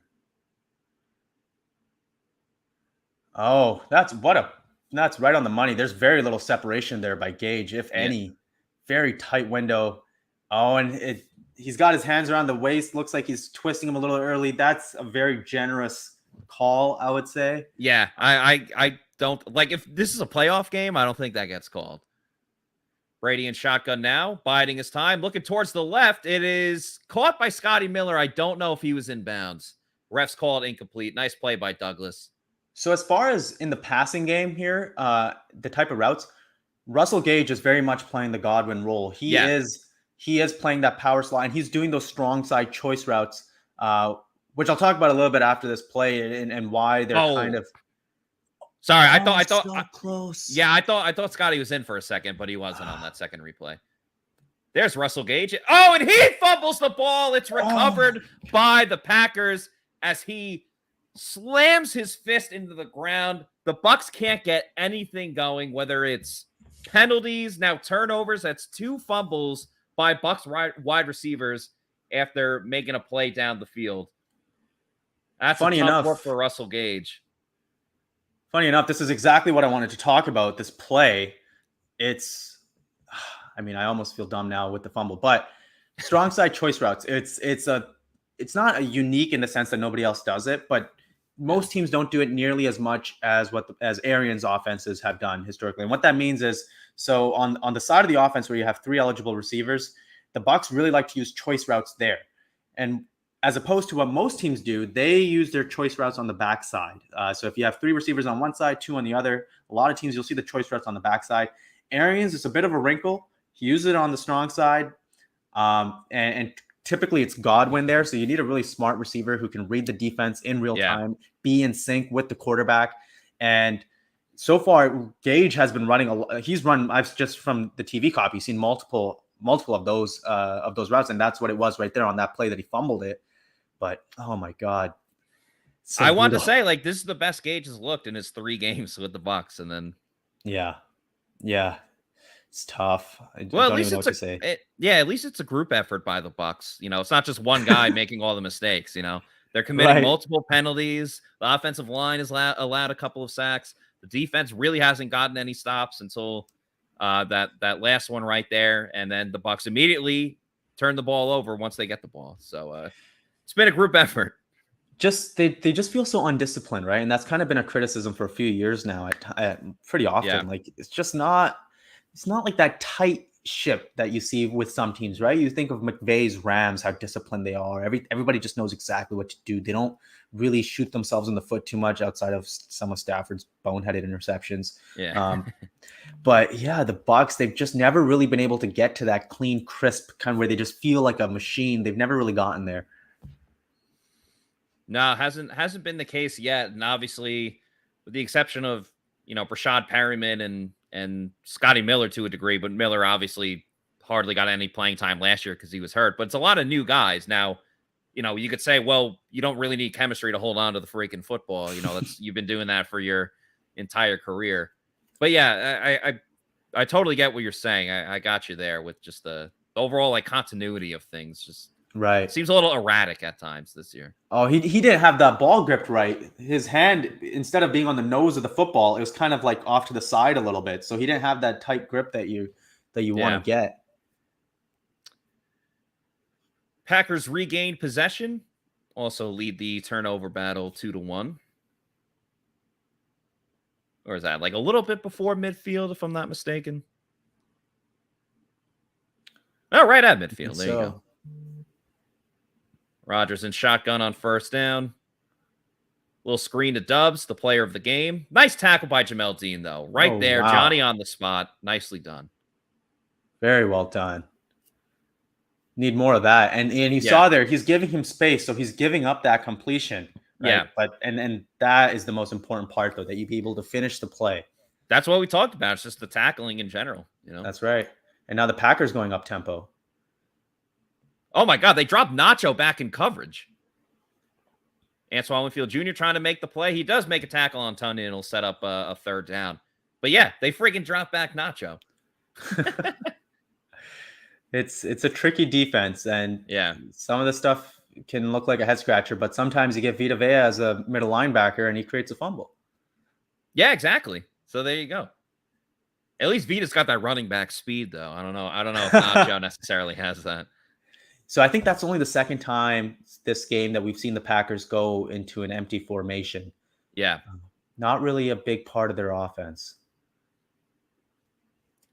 3 wideouts up top. Tunyon moves in motion. Rodgers looking towards his right. Goes that way. Nicely covered by Carlton Davis. Who else? One of the don't tell me that. Oh, my goodness. Is there a flag? Oh, my goodness. Rodgers was on the ground. Oh, it's an illegal shift on the offense. It's all good. Okay. It's all good. I thought, maybe there's a flag for pushing Aaron Rodgers or something. Yeah, that's what I thought, too. I mean, they just, the camera cut to him on the ground. Right. Let's see who got the pressure there. I guess JTS, based on the coloring by the broadcasters. That was a close one. Ooh. Good hit by JTS, but that was very close. Yeah, I've seen that flagged. Let's just say that. Yeah, exactly. I mean, like in today's NFL. Yeah, not that I think it should be, because how is he really supposed to stop himself there? No, I agree. But that goes tenfold when it's Rodgers or Brady. Right. Like the last few years, we've seen that called plenty of times. And the Bucs will start with the ball on their own 1 yard line. What a punt. So here comes 2 runs. Yeah. I think you're definitely right about that. Man, let's see what people are saying in the chats here. I hope there's some Carlton Davis love. Yeah. Safety vibes, anyone? No, come on. JTS growing chest hair. I saw that clip you were talking about. The Bills coach. Yeah, right. That was hilarious. I like how the camera like somebody covers it, right? Too. Wait, what? I didn't know. I don't know. I saw it so quickly, and we were already on the broadcast, so I kind of like moved on. But I don't know if he covered the screen or if he like broke everything in sight that it cut to black because it was like broken. To me, I saw it on Instagram. It looked like somebody put their hand over the camera, which is pretty good awareness, by the way. Yeah, 99 problems and the yards are 1. That's a good quote there. Good comment. Douglas is feeling pretty positive. Watch Brady come back 24-21. All right. Okay. Vortex says Brady luck. We've seen it before. Outback doesn't agree with Douglas. He says, based upon what, Douglas? And Douglas responds with the GOAT. Hard to argue that. I love hearing you narrate the chat. This could be a whole segment. Yeah, I try to do it for the people. All right, yeah. Let's see how they handle this. Oh, by the way, I'm sure you saw the punt from the Miami punter in the end zone. Yeah, so again, we were on the broadcast, and I was like, yeah, and the Bucs secondary, and they just went, oh my God, the punter just kicked it backwards. And but it hit the guy's butt. Well, yeah, so I didn't notice that at first, and then when they showed the slow-mo replay, I was like, oh, it went off it went off the back. Yeah, I could not believe. I'd never seen anything like that. I'm surprised it doesn't happen more. Right? Yeah, that's true. Actually, never even thought about that part. But I don't think I've ever seen that before. Then I was like, this is how the Bills are going to win the game, because they got you get the punt after. But then, of course, that led to the smash. Right. Yeah, that was funny. As we wait for the Bucs to get the ball from the 1-yard line, just want to remind everyone again that this game day stream is brought to you by Celsius. 7 essential vitamins, variety of different flavors. The vibes are still very high as the Bucs try to come back. Order it online. Go to Amazon. Get the variety pack because variety is the spice of life. And go to Celsius.com. Check out all the different flavors they have. 7 essential vitamins. Celsius. #live fit. All right. Bucs start at the 1.5-yard line, but they are in shotgun, Paul. Oh, they go empty. And they are going to pass it unless Tom Brady runs a quarterback draw. He's got Lenny there. It's a little high. Douglas is right there, though, so I don't necessarily hate the fact that was incomplete. Yeah, not a good throw. Oh, Gage. Yeah, he's distraught on the sideline. Brady talking to Perryman. Keyshawn Vaughn sitting next to him. I thought Keyshawn Vaughn would actually get a couple snaps this game. Obviously, Leonard would be the focal point at running back, but I just thought, Rashad White still getting his feet wet. Vaughn had some time as a starter last year. Brady drops back to pass, looking to his right. I thought, did that get tipped? And someone's down. I can't tell if that's Gage. I thought he was injured the way he was moving around. Yeah, he does not look 100%. Oh, yeah. He's limping back to the huddle. Yeah. It looked like he already. Yeah. Oh, man. That was he immediately grabbed his hamstring. Oh, geez. Yeah. He fell down on his right. I don't know why he's even trying to get back in the huddle. You got to get off the field. Yeah. And he is subbing out. Yeah. All right. Well, I guess it's the Cole Beasley show now. Yeah. How many injuries can you even have? And yeah, we haven't seen Beasley much, eh? So that's to be expected. There's probably just a limited package of plays that he's in for. Yeah, Beasley mentioned that. I'll say it after this. Brady, 3rd and 10, goes over the middle, off the hands of Beasley, of course. Right on cue to Beasley, but that goes incomplete. So Bucs go 3 and out. Actually tried passing it there. Can't get it done. But we did talk to Beasley during the week in the locker room, and he said that it's actually he's not going to know every single play, but he said it's actually a little bit easier in the sense of he just has to learn the game plan versus the entire playbook. So the specific things that they want to run against the Packers. Big test here for Jake Camarda in his young career, punting out of his own end zone. Hasn't really had to do that too much thus far in his career.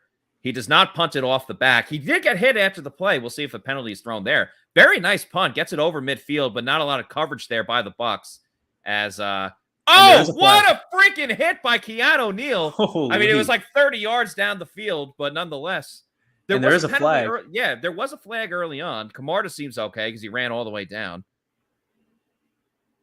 We'll see if it's a roughing. Oh, I don't know. You can make the case that Neal like threw him down. There's something about which leg. Like I think you can't hit the plant leg or something. Yeah, right? Can't hit the plant leg. That would be a first down for the Bucs, though. Oh, there are two different types, right? There's one that gets you 5 yards. There's one that gets. But I think the plant leg is the 15-yarder and the automatic first down. Okay, let's see what the call is. Come on, and a great hit by Keanu Neal. Obviously, Rodgers already got into Bucs territory, but even the 5-yard penalty gives the Bucs a chance to re-punt it. Right, which you would definitely take. Yeah. So it looks like it's a 5-yarder. Yeah, 4th and 5, but at least, again, not completely punting out of your own end zone. And, I mean, you have a little more room. but can get the, the coverage team down there. Okay, and Matt, well, maybe if they can just get the same flag again. Yeah, why not? Then it's a first down. Camarda boots this one away. Again, a very nice punt. Holy. Kalen Guy, D. Delaney fell down though. They're gonna call that one. So, a little bit better coverage there. D. Delaney drew the penalty. So they'll go back another 15, maybe around the Packers 25, 30. Yeah, probably an illegal block in the back.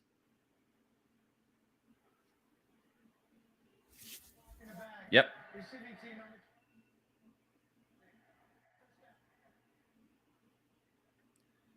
Friend of the program, D. Delaney, has been on the Pewter Report podcast. By the way, everyone watching, the Pewter post-game show will occur this evening around 8:30. Don't 100% know yet. Kind of depends on when we get done with the post-game locker room, things like that. And it'll be JC and Bailey live from Raymond James Stadium. So old school, like we did back in. Well, not really. I mean, we did it during the preseason game as well, where we find a separate studio booth, do the podcast live from there. So make sure you check that out. Yeah. It's always a lot of fun. All right, let's see if the defense can stay stout. They've had a couple of good possessions here. Yeah. One at the end of the half and another one to open the half. So, yeah. Yeah, I wouldn't call it momentum just yet, but they are moving in the right direction, of course. So yeah, and I think if you can, it's just about putting the Packers into those difficult situations in 3rd and 6, 3rd and 7, and then if you can just get Rodgers to hesitate for a second, if you can just give him something that he's not expecting, which is so much easier said than done, but that is pretty much the only real path to success. It has to be, because there hasn't been too many successful things. Or you just straight up play man coverage and you say our guys are going to beat your guys. No, I'm with you, man. Yeah. Put good on good. Force Rodgers to, make a decision. I wonder, though, I mean, it's still too early for the – do the Packers adjust their frequencies here at all? Like right now, are the Packers now going to begin running a little more than they would in that situation? Or are they still going to treat it as if it's 0-0? Right.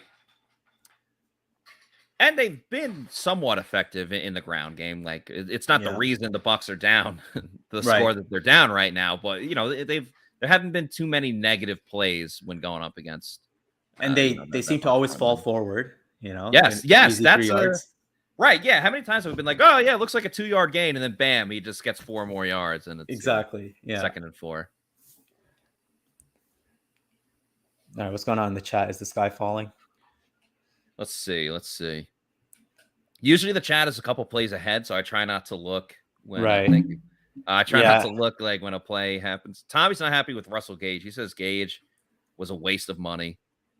Oh, I like this take. This guy is blaming TB12 technology for ruining the Bucs and all the injuries. That is a fun take. Huh. So what happened in 2019 then when everyone got hurt? Ooh, that's a good question. I don't think he's right. Can't play quarterback and wide receiver. Yeah. You never know. Yeah. Giselle's in the chat. That famous quote. Yi Jinping from China is always in the chat. He says calling Cyril Grayson. So he was on the IR. Or sorry, no, he got injured and they They waived him with an injury settlement, but when he's fully healthy, he can re-sign with the team, and he can sign with anyone. But obviously, given that he's played for the Bucs and their issues with the injuries at wide receiver right now would be, a good fit. When do you call OBJ? Is it time? Well, I don't even know if he's healthy, Right. That's true. Because I don't think he's going to be healthy until like November or December. So he'll fit right in. Exactly. If it's the same type of situation, then hell yeah, you call Odell. And he was at the game last week. I'm sure you saw the picture of him saying hi to Tom beforehand. Yeah, I guess that's true, though. He's not healthy himself yet. Because we had a debate in the offseason. Curious to get your take. If like fully healthy and both guys were good to go, this is before they signed Julio Jones, but would you rather the Bucs sign Julio or Odell? Fully healthy, ready to go for this season. Oh man, that is a great question. I don't know. I think I would be tempted to go Julio if I get both of them healthy. Yeah.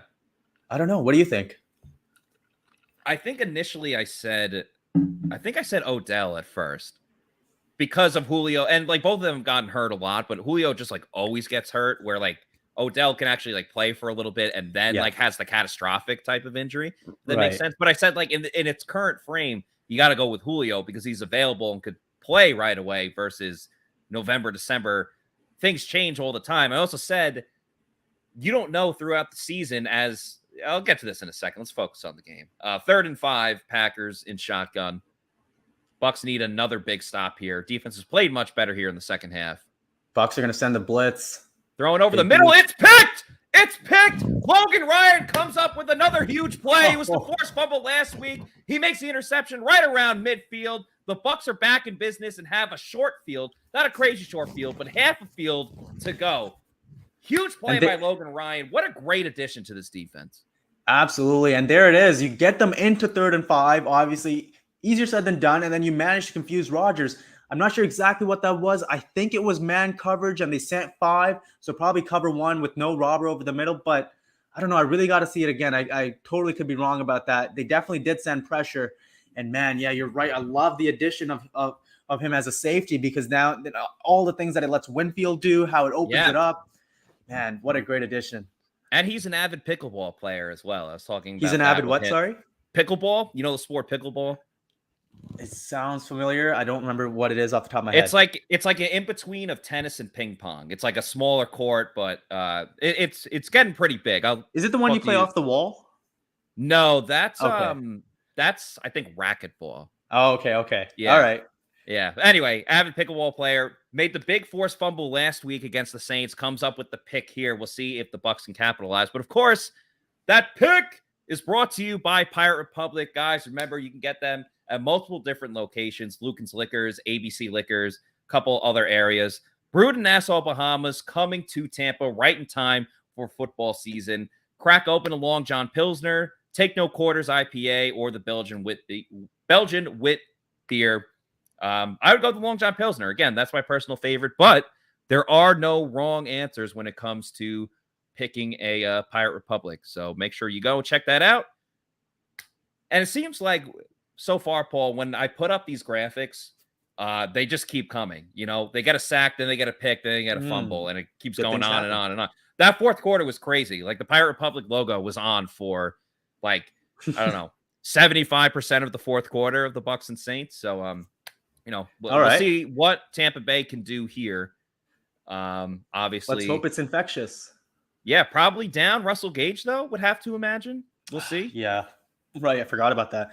Now, they love their play action shot plays off of turnovers, especially when they're around midfield. I mean, not that I think it's a bad thing, but the Bucs really have some tendencies. Let's say that. And I wouldn't be surprised if now is when we see them dial it up. I hope it works. Yeah. If they do go for it. A hard play fake, pass deep over the middle, something like that. We shall see. Show us the replay. What happened? I know. Come on, man. Bucs a little bit over midfield. Brady lining up under center. They're going to do it. Play action. Throws, and it's caught by Cam Brate as he heads up the field. People have been asking for production from the tight end, and Cam Brate gives it to the Bucs right there. What did I tell you, Matt? Do they have some tendencies or what? They come out with multiple tight ends. They like that, have extra protection so that they can give Brady a little more time and let things develop down the field. You got an out route there, or maybe it might have been a corner by Brady. It looks more of like an out, and then a post on the outside, and it's just putting that defender in that area in a big conflict. Do you take the post? Do you take the out? And whichever one you do, Brady's going to do his best to make you wrong. A team's got to hire you as a you got to work your way up, but eventually offensive coordinator. Next throw, a little bit behind Scotty Miller, goes incomplete. But the Bucs are staying aggressive, and I like that. Yeah, off of the play action. Okay, so here we go. We got to look at the interception. Finally, yeah. So they start off in a too high look. I'm guessing somebody's going to spin down. No. What is happening? Oh, wow. He spins down late. Oh, he just reads it. Oh, they're in a too high look, and he just bites down hard on the crosser. Great read on that interception. Oh, Gage is back out there. Yeah, there you go. 2nd and 10. They run it with Leonard Fournette, who spins, just trying to get back to the line of scrimmage. A hard-earned 1 yard for Leonard Fournette on 2nd down out of the shotgun. 3rd and long coming up for Tampa Bay. They are in the red. They're in field goal range, so they at least got that going for them. But of course, you can't settle for field goals. No, you got to go for a touchdown here. I think if you end up in 4th and short, you go for it without hesitation. But 3 wide receivers lined out to the right. Brate out to the left. Brady looking, goes deep over the middle, and it's incomplete. Looking for Rashad Perryman. Oh, man. Brady looks disgusted once again, but if That was Suckup close. can hit this field goal, it would make it a 1-possession game. Oh, Brady missed it. He missed behind, unless he expected Perriman to cut it differently, but the way that it looks on the replay is a miss by Brady. Not that Perriman was really open anyway, but he didn't give him much of a chance. Right. And here's Ryan Suckup lining up for a 45-yard attempt. Could make it a 1-possession game. Kick is up, and it's good. It was getting a little close to the left side, but it's in. All right, a one-possession game. It's been ugly, but you're still fighting with 6:22 to go in the 3rd quarter, and the Bucs defense obviously has picked it up here in the 2nd half. A tale of 2 halves for Tampa Bay's defense, and they're going to need another big stop in order to try to tie this thing up. Yeah, and you got a chance here. I think maybe they're figuring some things out on defense. I'm so excited to watch the tape on this. John Ledger's got a new podcast, and I'm sure a lot of Pewter Report fans have heard about. And I think the plan is to hop on there and talk about this game and break down the tape with him this week. So look out for that. Oh, awesome.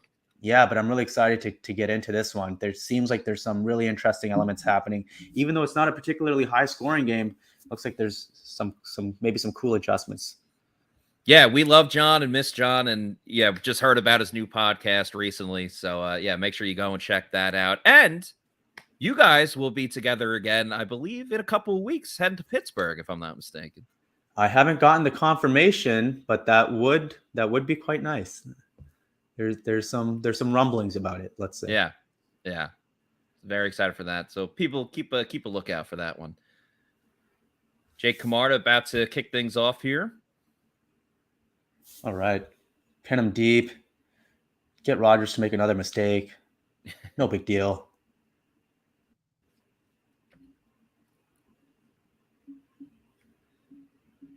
Brady has lost some of his pocket maneuverability. I don't agree at all.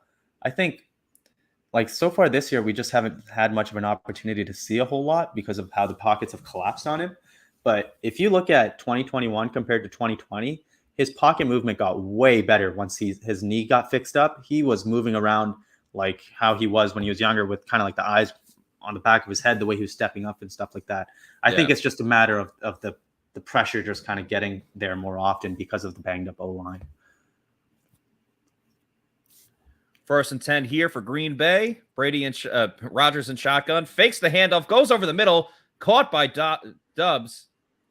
And immediately tackled by Jamel Dean. But a nice chunk of yardage for Green Bay on 1st down here. And there you see it again. That hard play fake with an in-breaker right over the middle. This is what their passing game is built on. And they just put your linebackers in such a tough position. Yeah. Yeah, 8 catches for 73 yards and a tutty for Dubs. Little pitch to Jones. Immediately tackled by Mike Edwards. Nice job attacking the play there. Edwards obviously known as a ball hawk and what he can do in the passing game, taking the ball away. But a nice job in run defense there. Good to see, because obviously when he became the full-time starter, he's usually in packages, last season where it's going to be a passing down. So it's good to see him, step up there. Yeah, expecting to see him more of as an all every down player, you think? Yeah, Edwards, obviously once Jordan Whitehead went to New York, you bring Logan Ryan in, that obviously changes things, and Neal can do some stuff. But safeties coach Nick Rapone has talked a lot about, what he can do as a starter this year and getting just more playing time in general. Great defense there on that quick little pass to Tunyon. The Buccaneers send a blitz. Rodgers throws hot, again, knowing that it's a blitz, but they just wrap him up so well. They're there right on time. Excellent defense. All right, another big 3rd down here for the Bucs defensively. You give yourself a chance here as the defense. It doesn't mean, some of these 3rd and 7s, whatever, the Packers, they're going to convert. But if you put them in enough 3rd downs, they're not going to be able to do it over and over and over again. Yeah. Backup outside linebackers on the field here. Logan Hall gets free. And this pass is way short of the 1st down marker. Jones, I believe, made the catch. But that was a great job by Logan Hall getting in the face of Aaron Rodgers and forcing a quick throw. And Lavonte David there to clean it up. He's not able to go to his first read there. Oh, a little swim move. Yeah, and then beats the tackle on the switch as well. Wow, yeah. Great job. Great job by Logan Hall. And yeah, well done by you. You picked that up right away. That was an excellent move by Logan Hall, creating pressure instantly. Yeah, occasionally I'll get something right. You know what? It helps because, and I found John did this too. Like you and John kind of look more at the line of scrimmage, and I pretty much never look at the line of scrimmage. I'm always trying to look what's going on behind it, so I miss those things pretty easily. No, that's perfect. I'm down to tag team it that way. Yeah. Darden makes the fair catch at the 10-yard line. So the Bucs have a chance to tie it up here, Paul. As wild and crazy as this, what a long, strange trip it's been to make it a 1-possession game. And you know what? Since that's 2-minute drill, and even in the second half, they have looked more like the traditional Buccaneers offense. At the start of the game, you saw them. They tried to kind of maybe become more heavy. Maybe we can adapt based on this receiver situation. And now they're saying, no, screw it. We're just going to do our thing. And they've only put up 3 more points, but as far as the results, they've moved the ball really well. Those 2x2 sets, the 3x1s. Yeah. I like what they're doing. Brady under center here on 1st down. A run to Fournette. Stuffed there, but gets a great second burst. Oh. And he was dead to rights, man. Very good for well him done. for being able. Yeah, he's we've been calling him ping pong Lenny, because especially last week against New Orleans, he just like bounces around a couple defenders and doesn't go down like right away. So Ping pong Lenny. Yeah, I like that. That's great. Yeah, shout out to Casey Hudson. She came up with that one. This 1x3 cell. I'll talk about this after. They use this a lot too.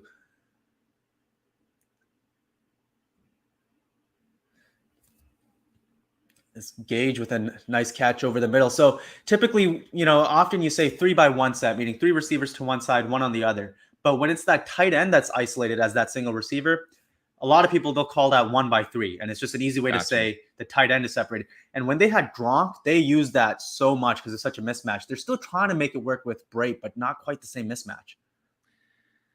Trying to run a screenplay here, but it's pretty telegraphed. And Amos immediately runs up and makes a good tackle for a loss of 3 on 1st down there. That play didn't really have a chance. No, not really. And you got to be able to get your block set up quick. You need a lot of speed in the tackle and the guard. And, you would see, well, we'll talk about it after this play. Yeah. Brady and shotgun. Rachaad White next to him. Rachaad White finally gets another snap. Haven't seen him too much in this game. Throws out to his right. Caught by Russell Gage. Holds on to the ball and tackled 2 yards short of the marker. So a very manageable 3rd and probably 2. They're looking good. I like this. They're going into the drop back game, and there's that. I'm pretty sure that is an option route right there. So again, strong side choice. Russell Gage. Brady is trusting him, and it looks like Gage is making the right decisions. Like he's taking the quick out when he should. He's taking the quick in when he should. He's sitting down when he should. He's making the right decision. So fumble aside, he and Brady have been on the same page.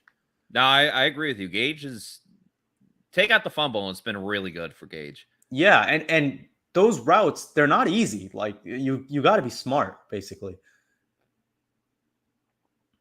Brady ducks under the sack. He's going to run. Dual threat quarterback. Tom Brady heads all the way up the field and slides. But unfortunately, there's a flag on the play, and it's probably coming back. Damn, that was exciting.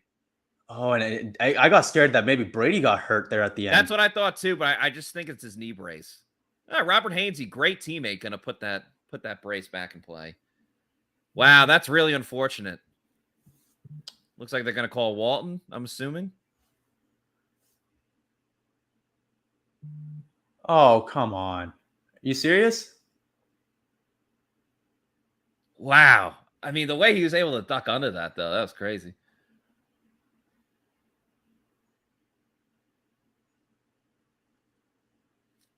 I think maybe probably. Oh yeah, never when mind. He ducked under. That's pretty bad. Yeah. Damn, I can only imagine Raymond James Stadium was probably rocking. Oh yeah. So 3rd and 13, and a messed up knee brace.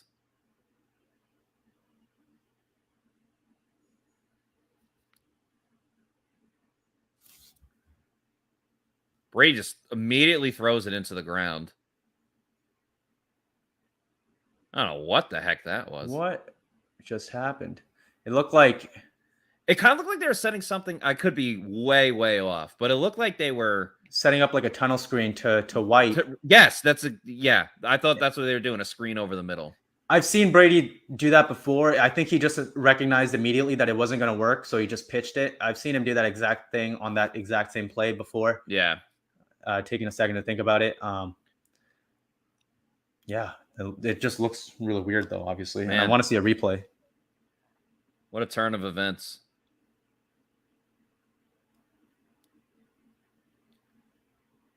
Camarda's punt, not ideal. I thought it almost went off the Packers player real quick. Brady's going to need a new knee brace on the sideline. All right, Pewter people, let's see how we're feeling. Byron is total trash. 2nd down screen killed that drive. Yeah, it's just there's a lot of good, and but they're just not able to really put it all together. And I think a big part of that is they've struggled to put together chunk plays, and it's hard to put together 3 good plays in a row every time, meaning that you need actual 3 downs to get the first down every single time. That's so hard to do, and that's what I meant on the defensive possession. If you consistently put the offense in 3rd down, they're not going to be able to succeed. Oh, Deidre Sanat, the former USF player who got called up this week, makes a tackle. Good for him.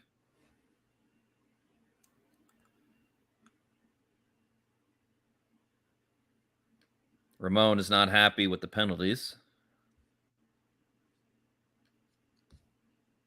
I'm curious, like, what do the Bucs do? Let's just say Rodgers throws a pick on this play, but they're still working on Brady's knee brace. Like, does Blaine Gabbert come in for a play and then get it moving? Well, they're going to get lucky here with the quarter break, but yeah. It's a good question, actually. What do you do? I mean, does it take that long? Has he not had enough time to fix it yet? Yeah, I don't know. I don't know if they need a completely new one, if he's got to, like, take off his, like, shoe and socks and sock. It's It's like a NASCAR pit stop or something. Yeah, yeah, essentially. That's You a need good Alex reference Guerrero there with like 4 more Alex Guerreros, Right. just, giving him a massage, putting on a new knee brace. That would be good. I like that. That's funny. All right, we're in between quarters now. Going to the fourth quarter. Put those 4s up, Pewter people.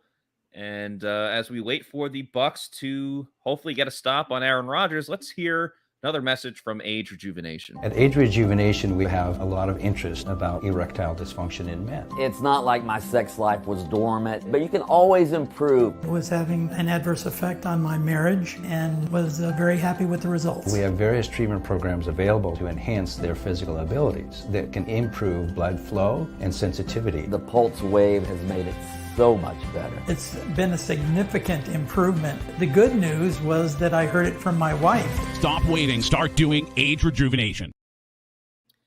Guys, you've heard Scott talk about it. You've heard John Gilmore talk about it. If you have low T, especially if you're getting older in age like Scott is, and I'm not knocking Scott there. He pokes fun at himself all the time. But make sure you check out Age Rejuvenation because Scott and John, they're not just spokespeople; they are clients as well, and they could tell you all about the ways that Age Rejuvenation has helped them out. So check out Age Rejuvenation today. Exciting fourth quarter coming up, man. I mean, obviously the Bucs defense has done a tremendous job here in the second half, getting a turnover, getting stops on third down, which they were not able to do in the first half, and they were hardly able to get him to third down. Yeah, and just making Aaron Rodgers have to decide and not go to his first option every single time. They've really picked it up. Yeah, and I'm really curious. Is it just a matter of better execution, or did things actually change on the back end? Can't wait to jump into the tape, but yeah, if they can maintain this, then the offense has to be able to do more than 6 points. Defense has played really well overall, give all things considered. Yeah, they've been able to move it. It's just not like it's 1 step forward and then 2 steps back. Yeah, that's very well. They go up tempo, they get the first down, and then they fumble it. Right. Yeah, hard to overcome 2 fumbles. 2nd and 8 here. Rodgers and shotgun. Looks like Dillon in the backfield with them. They fake the handoff to Dillon, throw it outside to Tunyon. Shaq Barrett's out there in coverage. Tunyon's still moving up the field, though. Tackled a little short of the marker, setting up a 3rd and 2.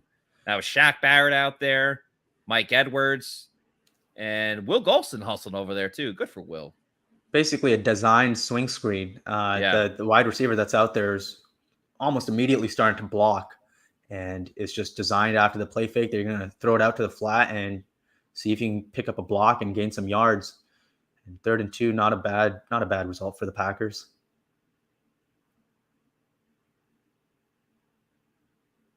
Bucs do have their starting outside linebackers back on the field. They were not on that last drive. See if Logan Hall can do something again. Dillon goes in motion. They hand it off to Jones, and a great play by Joe Tryon-Shoyinka. Vita as well, and Devin White making the stop on 3rd and 2. Bucs, I was going to say will force a punt, but you never know. They could go for it on 4th and short. Well, I think that's why this stop was so big. Not only was it a stop at the line of scrimmage, it was a stop for a loss. Yeah. Because 4th and 2, I think there's a great chance they go for it there. Just a little past midfield. 4th and 4, whatever this is, not as easy of a decision, but Rodgers is staying out there. And I wonder if he's just going to try his famous hard count, though. Right, It's not going to be easy on the road for him. Of course. That was a Washington combo there with JTS and Vita Vea lining up for the stop. 2 seconds on the game clock, 1 second. He's not going to snap it. Yep. That's a delay game on the Packers. I don't know what the refs are waiting for. Yeah. So, yeah, he is using a silent count. You can see him, stomping his leg up and down there. And it's not a bad idea, No, not at all. And if anything, I think you actually give your punter a little more room here. It makes it a little easier for him. I think around that 50-yard line, it's a bit of an awkward spot where the punter, I think, has to take a little bit off of it. Yeah. So if you back up a little bit, he can kind of just get his leg into it.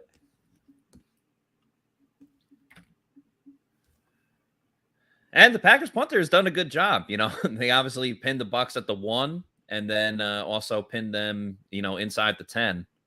Yeah. Could really use a touchback here. Not going to be the case. Darden makes the catch Great a little punt. before the 15. Yeah, another nice job by the Packers. They get the coverage down there.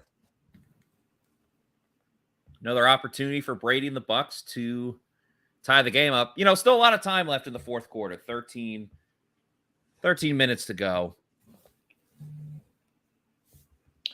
Yeah, this is kind of the a gotta have it drive.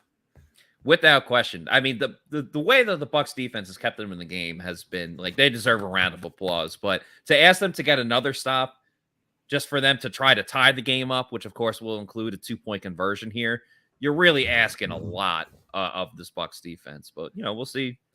Yeah, we'll see what happens. And you're never going to rule out Brady in the fourth quarter. Yeah, and he's been playing great. Honestly, just not been much around him. You've seen pocket collapse plenty of times. Guys are really struggling to separate. Even the throws that he is attempting, when you actually see them, they're very tight window throws. He's getting them in there, but there's just very little to work with. And you need the receivers to just step up and make some plays. Gage has been maybe probably the best, I would say easily, I guess, the best receiver thus far for the Bucs.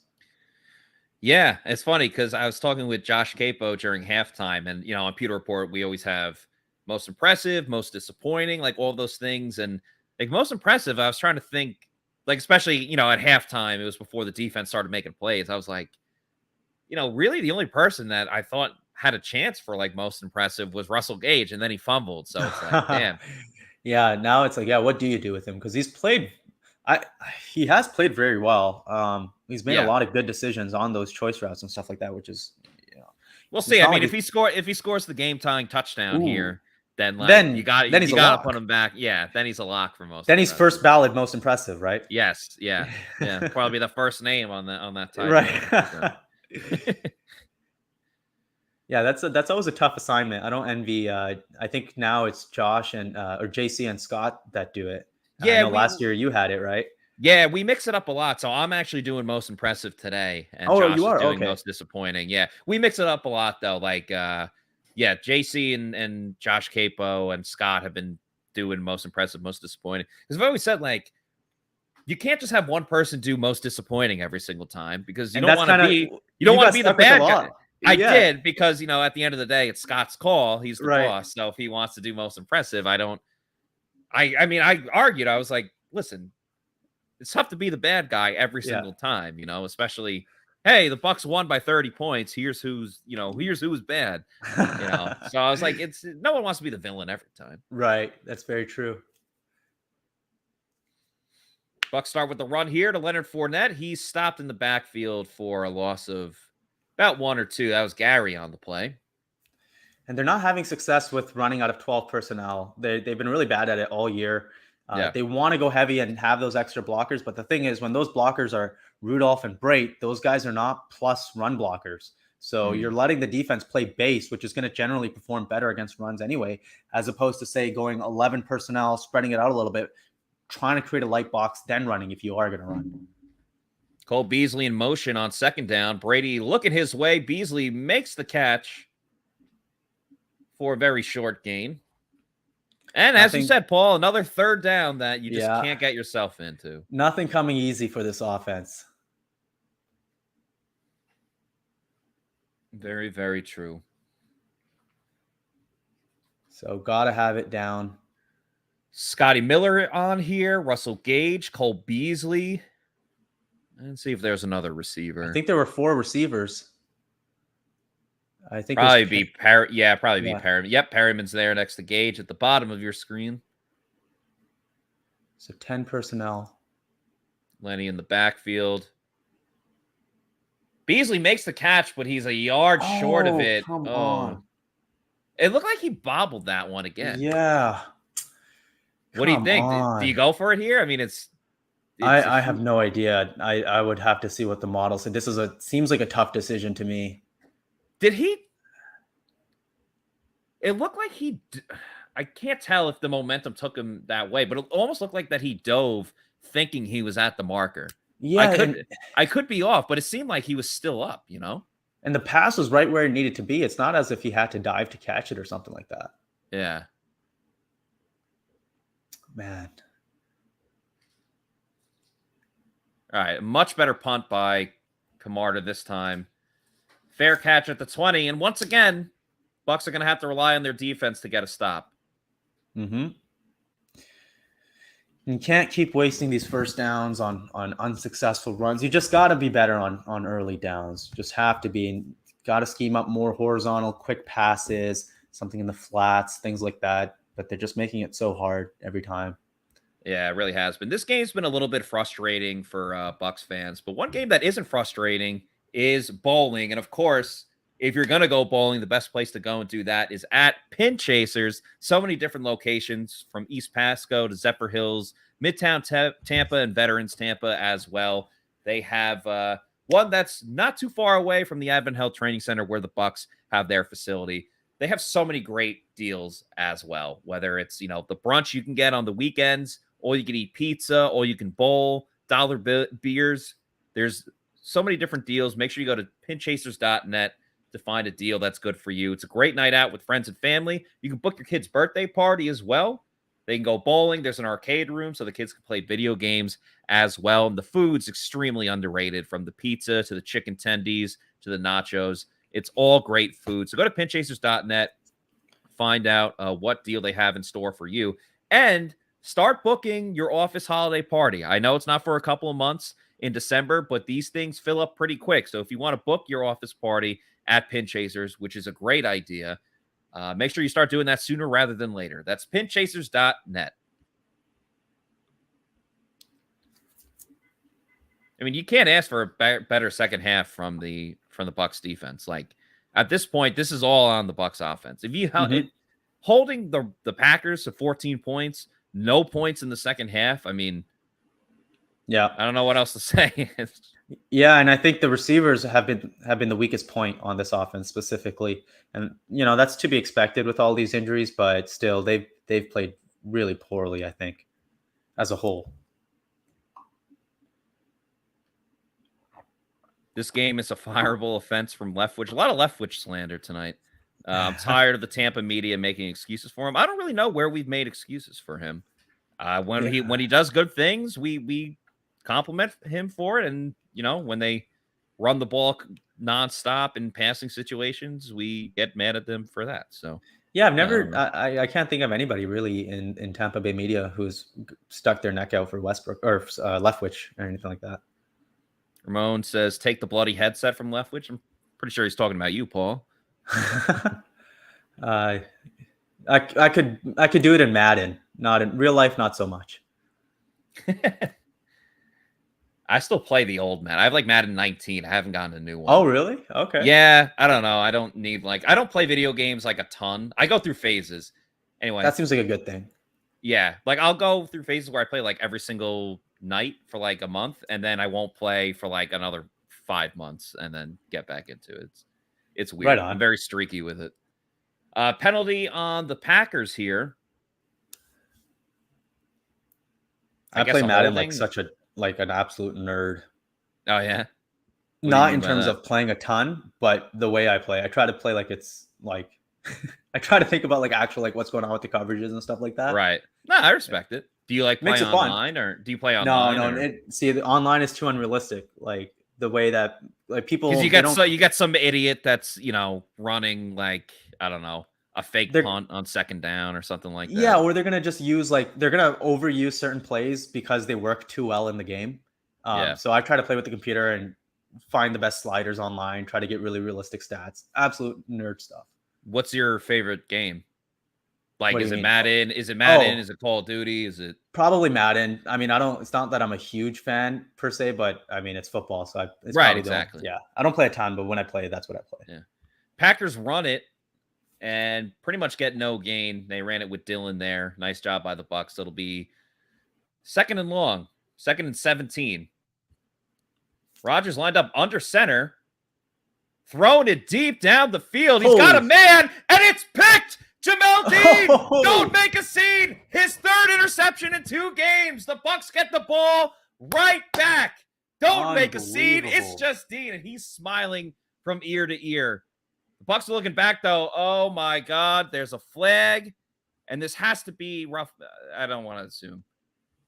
Oh, it's against the defense. Too many men. Oh, my God. Well, okay. Well, maybe Rodgers threw it then, knowing that he had the extra man. Oh, that's a killer. Damn, that was like so reminiscent of the way he got the first pick against the Saints last week. I mean, obviously, he was further down the field and in the end zone.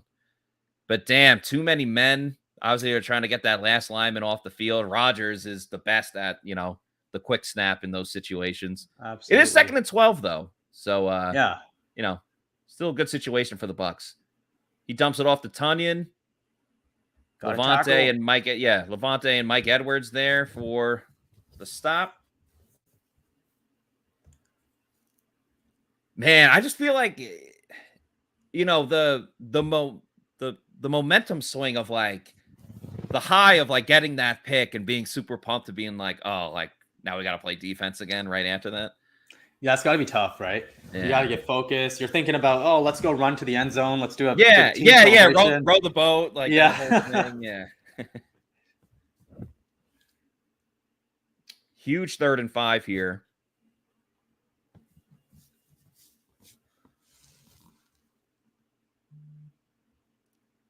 Rodgers completes the pass, but it's stopped short of the marker. An excellent tackle by the ever-reliable Lavonte David.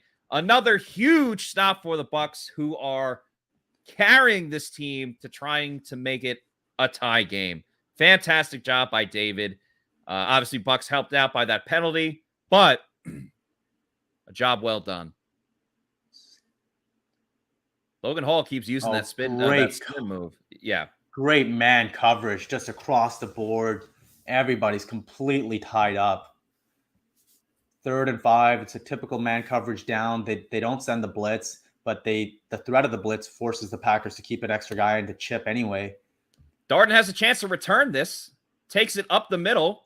Tries to bounce it to the outside. Runs backwards, but then gets a little head of steam up the field and gets it to around the 25-yard line. Again, positive gain for Jalen Darden. Did not slip. Moved up the field.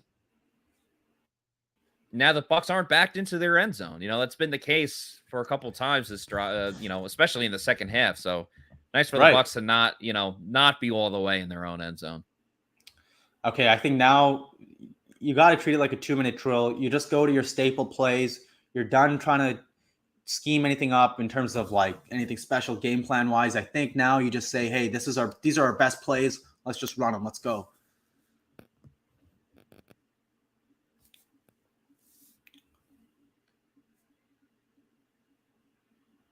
You think a handoff? No, play action. Look at that. Brady looking to his right. Completes a pass to Jalen Darden.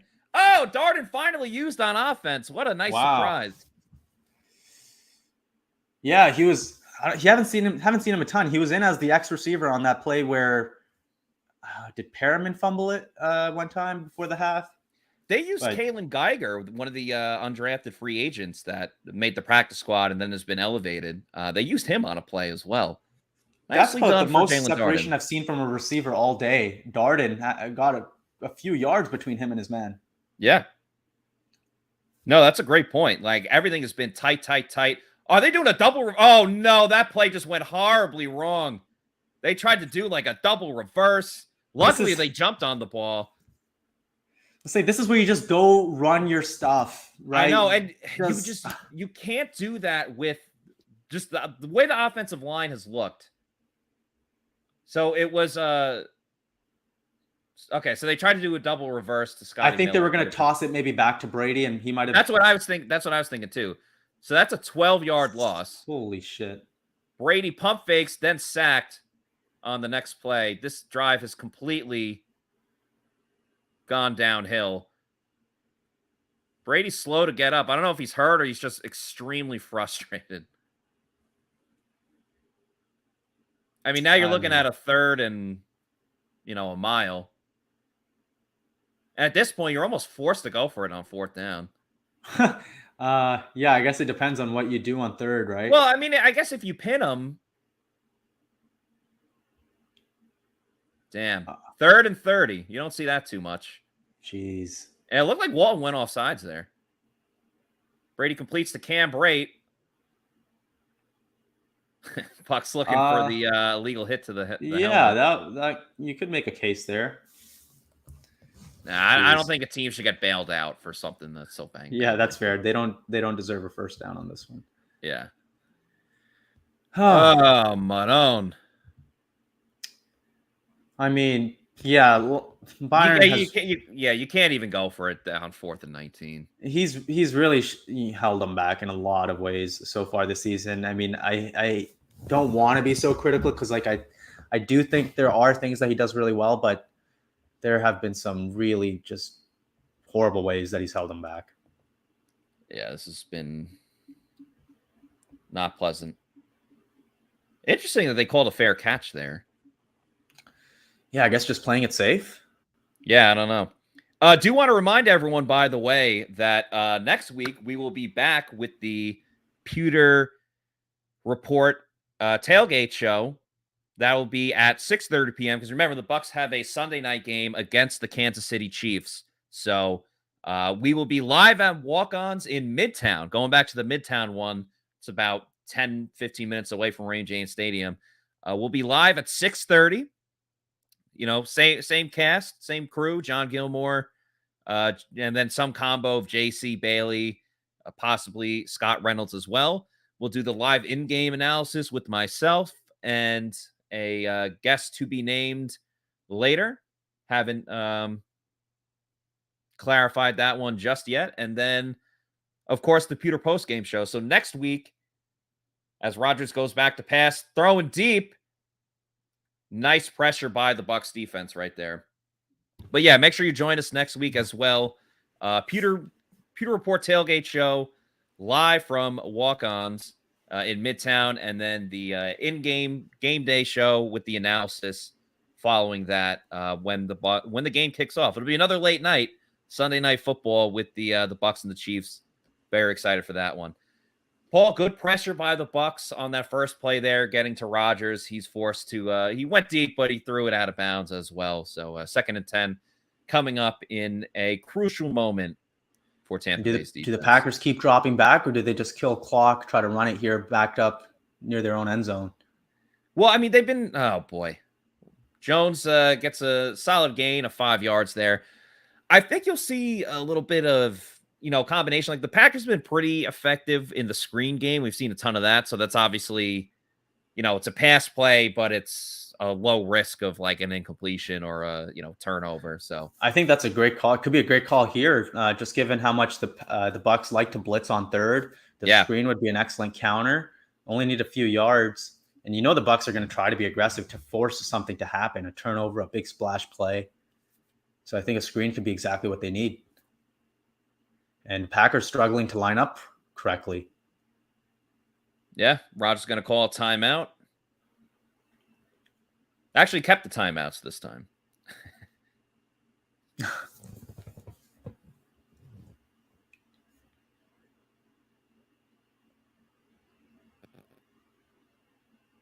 Who would have thought Brady, Rodgers? Well, I mean, if you watch these teams a lot, you could probably figure it out. But, to the casual fan, Tom Brady, Aaron Rodgers, going to be a high-scoring game, huh? And then, nope, it's 14-6 with no touchdowns for the Bucs and no points scored by the Packers in the second half. So yeah, not going to be a shootout with these receivers on either team. Yeah, the Bucs desperately miss Mike Evans and Chris Godwin, and yeah, Evans alone, I think, would have put the Bucs over the edge and really allowed them to win. No, I agree. I mean, it just seems like they just needed like one guy. Yeah. To really pop off. And especially when Alexander left the game too. Right. They haven't really been able to take advantage of that. Rodgers in shotgun here. Throwing over the middle. It's caught by Lazard. Winfield on the coverage too. Obviously Winfield, one of the top guys on this Bucs defense. Quick little slant move. Yeah. Man coverage, slant, little hesitation. Good placement. Not a huge window. And it's not bad coverage, but you're just going to give up receptions in those situations sometimes. Not much you can do.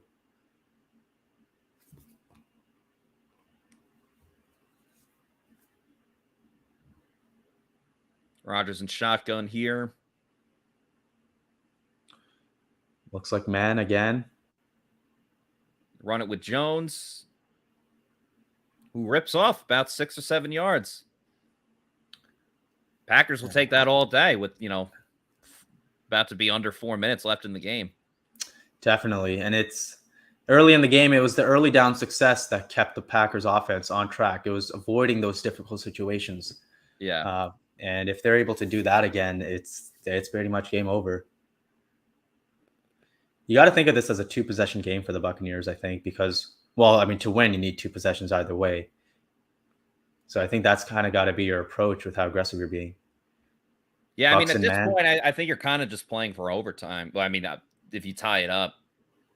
That's fair, but I'm thinking you play as if Rodgers you don't know going deep. It's caught by Lazard again, beating Winfield on the play. And hey, it's not over yet, but it's looking very, very dicey here late in the game. Yeah, that might have been it. And Winfield just outright beat one-on-one there by Lazard. And that fade route. He had Dubs open underneath too, it looked like.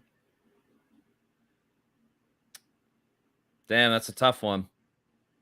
Yeah, these slot fade routes, this is actually a big way that the Bucs attacked the Packers, ironically, a couple years ago in the NFC Championship game. Had a ton of success with those against cover 1, and that's what the Bucs were playing their own defense. Bucs selling out for the run. They do get a stop on Dylan there. Will Golston, Nacho. Man, that one hurt, though. Logan Ryan, obviously very close. Oh, yeah. Just needed another few milliseconds.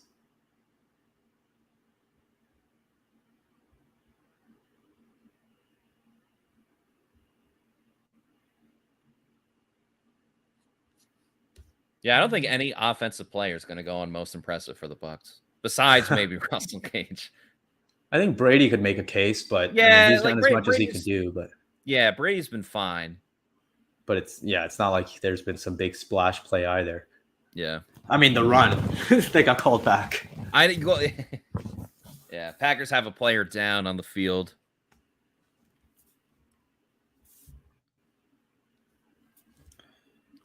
Let's get to the chat here, see what the Pewter people are. They want Leftwich's head on a stick. Iron Bear says this offense is unwatchable.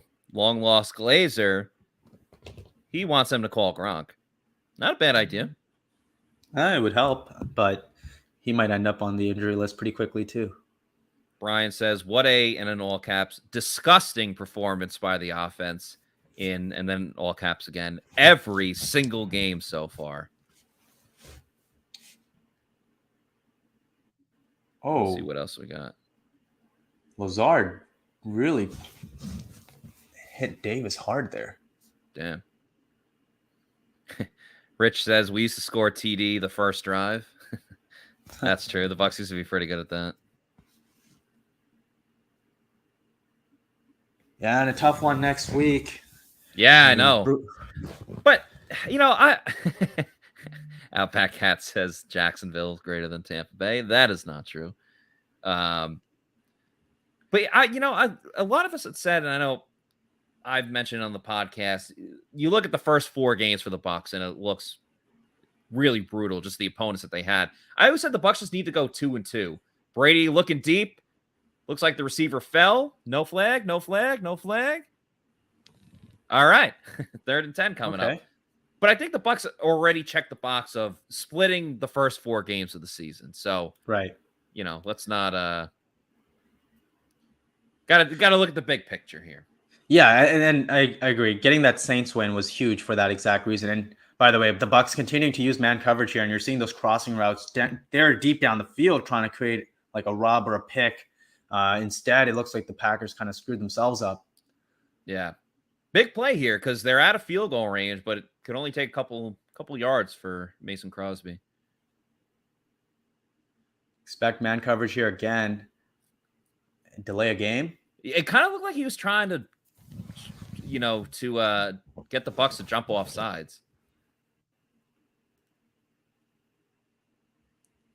I guess maybe the Bucs used a timeout, but there was an injury on that last one. I'm saying, like, Rodgers called a timeout here for the Packers, but that last play, when that Packers player was injured, the Bucs may have called a timeout right before that because they only have 2. Oh, okay. That's the only thing I could think of because there's no other reason that they'd only have 2 timeouts right now. They didn't call one at any other point. Yeah, I can't think of when they would have used it.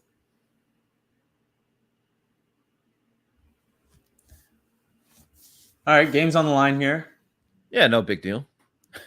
Because if they pick up this first, they're in field goal position too. Yeah, exactly. It makes it a 2-score game. And you're going to have to burn all your timeouts. Yeah. Rodgers moves up, gets tackled by Logan Hall. A clutch play by Logan Hall on 3rd down to get the sack. He's been playing a pretty good game. He's been using that swim move a lot. Not sure if he used it on that play, but this has been the best game that the rookie 2nd round pick, the first pick by the Bucs in this draft. And I just kept that a little spin move at the end to get the Rodgers. Nicely done. The Bucs are going to get the ball back. Yeah, great coverage down the field. It is just straight up man coverage. Yeah, they flip pretty hard these last couple possessions, just going really heavy into man, and it's working. That sack, of course, is brought to you by Pirate Republic. Get a Pirate Republic today at various liquor stores near you. Darden makes the catch at the 11-yard line. Okay. So offense hasn't done anything all day. You got 3 minutes, 1 timeout to go 90 yards and get a 2-point conversion. No more messing around. You got 3 minutes. I want up tempo. Pretty much do what you did during the 2-minute drill in the first half, minus fumbling it. Just keep doing that. Just do that. Yeah. Yeah.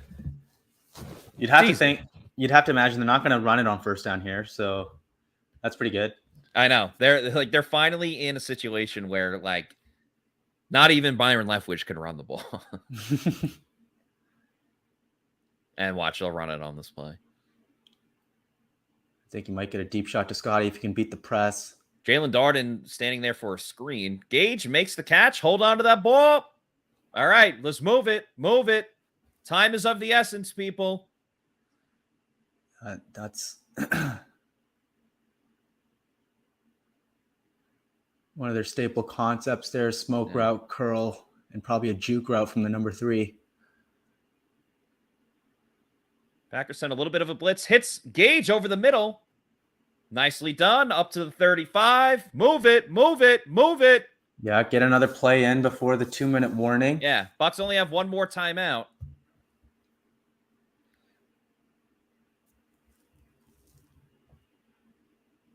Brady looking over the middle. Hits Gage again. He's been his favorite target on this drive. Yeah. And that'll probably bring it to the 2-minute warning. We'll see if the Bucs get another play in. Packers look like they're going to maybe stick to a too high zone. So you're going to have 3, 2, 1. They do get another play. Sorry, 2nd and 5. Finds Fournette. He's going to get the 1st down. Heading up the field. Hold on to the ball. And Fournette is tackled right before well done. The 40-yard line. That'll be the 2-minute warning with the 1:54 remaining in this game. All right, Bucs fans, let's get excited. They got a chance. So, I think they might switch up their coverages now as they're getting pretty as they're crossing midfield. But if they stick to that too high zone, you're going to have to keep working the underneath. You're going to have to keep checking it down. And Brady will diagnose it quickly. He'll find the right guy quickly. So I have no doubt that they can do it. Long Lost Glazer says Green Bay playing soft prevent. No, it's not prevent. Yeah. Rich, not as optimistic, says we still need 2-point and we can't even get a yard on 3rd and 4th and 1. Hey, but in clutch moments, I'm taking Tom Brady over anyone. Absolutely. Eater says the problem is red zone offense. That's definitely one of them. Joel says, wow, Fournette staying in bounds knowing it was 2-minute warning. Nice. Yeah, I mean, he tried to go up the field. I don't think it really mattered in that situation. I'm down to give him credit. Sure. Yeah, why not? Lars here says Brady's heart has not been in this season for the first 3 games. It would not surprise me to see him retire if he plays one more game like today. Wow. He and should how have do you get a stayed scoop retired. like that? Yeah, I'm going to have to respectfully disagree, Lars. I understand that, he took some time away during training camp to spend time with his family, but, no one's as committed and puts in more time than Tom Brady throughout his career. And if anyone's earned time off, it's him. And I think we're just seeing like the injuries at receiver, the patchwork offensive line. It's, it's all adding up, but we're only 3 games into a long season, and there's been good things about the Bucs offense. There's been bad things as well. Today, we've seen a lot more of the bad, but to say that Tom Brady's not committed or not into this is just silly. I don't think he breaks 2 Microsoft Surface tablets if his Right. heart weren't in it. Yeah. Rich says, Bucs really trying to make sure this is Brady's last year, not signing linemen. Something going wrong somewhere in the organization to have so many injuries in the last couple of years. They signed Shaq Mason. Yeah, well, they traded for Shaq Mason, but same thing. Right. And again, like Ali Marpet retired, so I'm sure the initial plan was to, you have Ali Marpet as your starting guard, but he retired, so you had to change that. They lost 1 guard in free agency, and then they drafted one. So, yeah, I don't blame the front office at all. Yeah, and then Jensen got hurt. Like, what are you going to do? They're down to their 3rd string left tackle. All right, 1st and 10, minute 54 to go. Brady and shotgun. Thrown across the middle. It's caught by Cam Brate for a first down. Tick, tick, tick, tick, tick, tick, tick, tick. Brady calling the offense is probably why they've been successful on this drive. The good plays are Brady. The bad ones are Leftwich. Yep. That's exactly how it goes. Minute 34. Ball is snapped. Brady looking. Throws low. I think he did that on purpose. I don't think he liked the coverage. That's pretty much the same play there that you saw at the beginning of the drive where he hit, I think, Darden on the little inside curl. Or no, it wasn't Darden on the curl. Darden was outside on the smoke. But yeah, so what you see a lot of the time in these 2-minute situations is a very small menu of plays. And that's why it's not rare to see repeats at all. Snap to Brady, looking to his left, throws it to Fournette. Lenny makes the catch, gets out of bounds. Did he get the first down? Oh, come on, Lenny. I'm not. Leonard! Yes. Nailed it. Leonard, what are you doing? Not getting the first down. That was very close. He could have just done one of those, Oh, they gave him the first down. Yeah. I think he got it actually on that replay. Brady's like, wait, what did I just call? Yeah. Shit. There, you got Darden out to your left. Scotty and Gage at the bottom. They give it to Scotty. Short gain. That'll make it 2nd and about 6, I want to say. Minute 15 to go. I don't think it's a coincidence that their best possessions have come in these 2-minute drills. No. This is what their offense should be. Spread it out. Minute 5 to go. Bucs inside the 20. A little communication going on with Gage and Darden. He's looking to his left. Fires to Gage. Makes the catch. Gets the first down. Stays in bounds, though. That's all right because the Bucs do have that timeout. Gage, whoa. What the hell was that? That's got to be a flag, right? Are you serious? I got to say, it looked like he kicked him. I'm very confused. All right, 40 seconds to go. Bucs at the 11. Again, Darden to the left. You got Miller, Gage, and Brate to the right. Brady drops back, looking to his right. Incomplete pass to Scotty Miller. 30 seconds to go. It'll be 2nd and goal. So 3 more attempts with 30 seconds for the Bucs. Ooh. The Bucs do have 1 more timeout. The drama, people. This is exciting. I want to know why Gage was freaking out. Little spot route by Scotty, trying to find a soft spot in the zone. Triangle read for Brady. But Packers coverage tightening up. Snap to Brady. Looks over the middle. Fires. They're going to throw the flag, though. 2 flags. A lot of laundry on the field. Nice job by Cam Brate, drawing what will probably be either holding or pass interference. All right, here I think you're going to get it on the 1. Then you can go under center, play action, roll Brady out, hit something in the flat. That slide route that we mentioned before, it'd be a good time for it. Yeah. Maybe the infamous Brady QB sneak. Oh, are they that close? Well, they have a timeout. Well, That's true. if they get at the 1, I guess if it's not at the inch line, but well, yeah, you know what? I like that call though. Even if you're at like 1.5, I don't think that's a bad call at all. If you get the right look, and that's the way Brady does it. That's the secret of course. to it. Okay, well, you definitely can't QB sneak from here. Oh, okay, yeah. Maybe QB draw. Can we go empty? Why not? He already ran once. Perriman and Darden to the right. They hand it off with Fournette. He goes up the middle. He looks like he's a yard short, but you do have that timeout. So I think probably best to call it here. You knew Byron was going to get in at least one run play. And I think here they'll go for the play action possibly, but I think it might be a tough sell.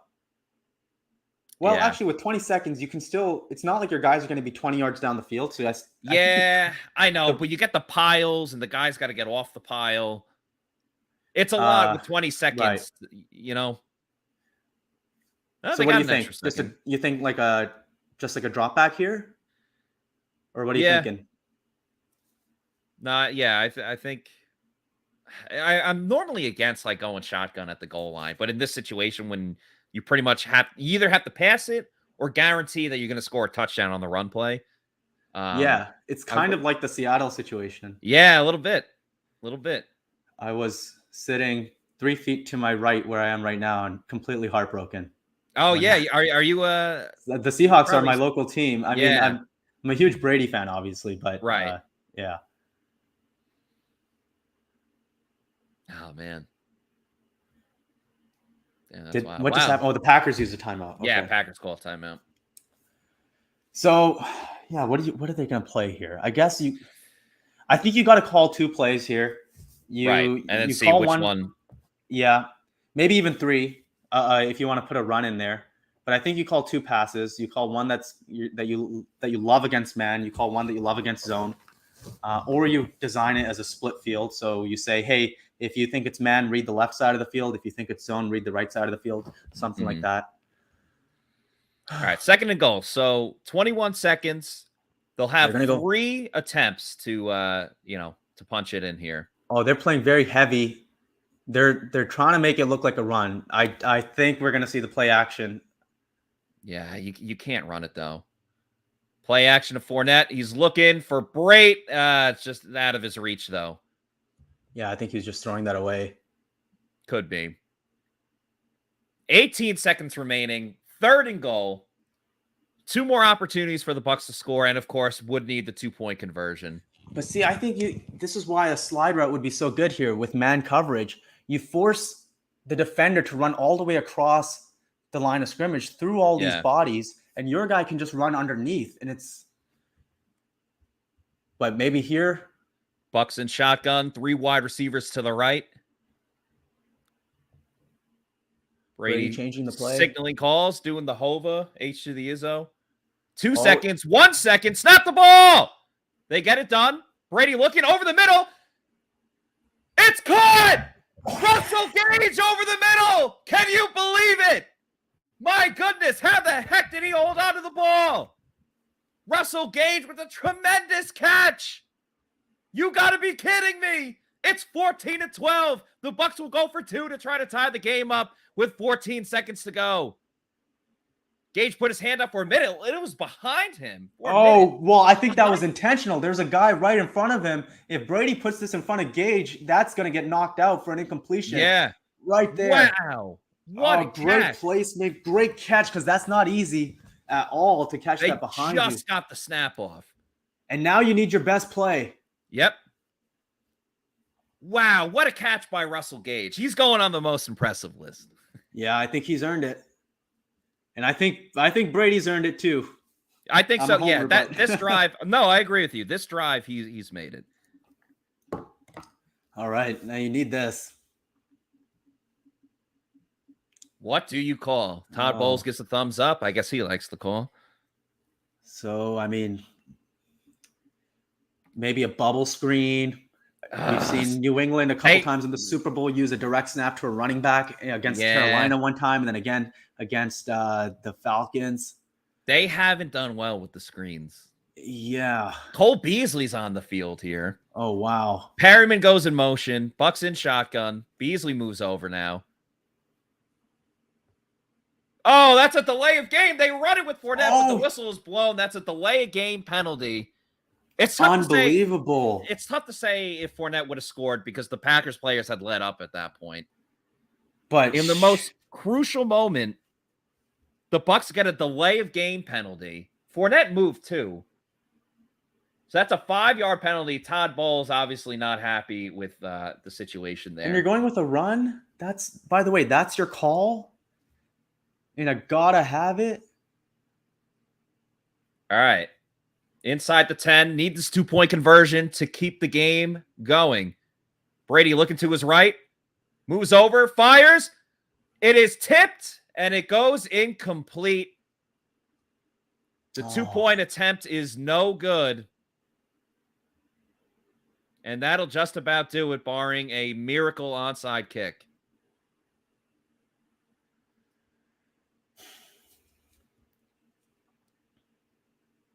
And the delay of game plays a big factor into it. Looking for Gage again, just tipped. Yeah, but no separation. Campbell. Yeah, that would have been tough, even if he was there. I mean, even if he didn't get the tip there. Oh, and I think Brady was annoyed with Fournette after he's talking to him because he probably felt that he was in the space to maybe die for it or something. I don't know why else he would be talking to Fournette. Yeah, not exactly sure either. Tough break for the Bucs. Man, what a drive. Yeah. Finally get the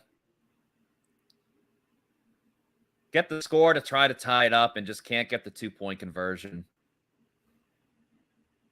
Bucs will go to 0-1 at Raymond James Stadium. They were so good at home last season.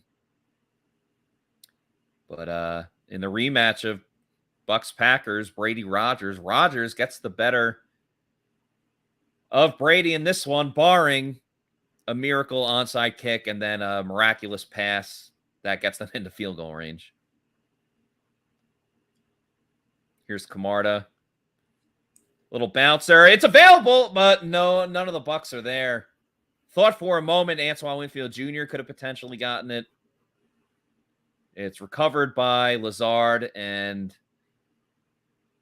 that unfortunately is going to do it. 13 seconds to go. Rodgers will take got some good drama at least. Hey, it was for as low scoring as it was definitely entertaining. Yeah. No arguments here. And some bright spots. I mean, hopefully they really look at what worked here and hopefully apply it moving forward. Because it's not the first down runs.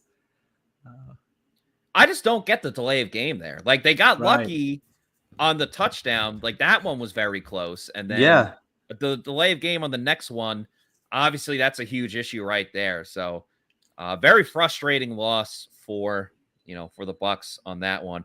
Do want to remind everyone that we will have the Pewter post-game show maybe in about an hour from now. That'll be JC Allen and Bailey Adams live from Raymond James Stadium, recapping the Bucs' first loss of the season, losing to the Packers 14-12. And again, we will have the Celsius Pewter Report tailgate show live from Walk-Ons and presented by Age Rejuvenation.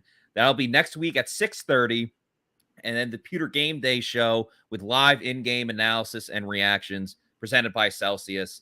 That'll be going on at kickoff at 8:20 when the Bucs play the Chiefs. Once again, that's the Celsius Pewter Report tailgate show presented by Age Rejuvenation, live from the Walk-Ons in Midtown. Paul, thank you so much for joining us today for the game. Any final thoughts about what we saw? It'll be okay. I think those are my thoughts. It'll be okay. We've seen enough good things here that once everybody's healthy, I think they'll be right back on track. And if the defense can keep playing the way they're playing, it'll be okay. Anything you want to plug or where people can find you on social media? You can find me on Twitter at Atwal NFL. I'm not very active these days. Otherwise, if I ever write something, it's going to be on Pewter Report. So check it out there. Good stuff. Good stuff. Thank you again, Paul, for joining us. For Paul Atwal, I'm Matt Matera saying thanks, everyone, for watching, and we will see you later tonight for another episode of the Pewter Report podcast. Out. Have a good night, everyone.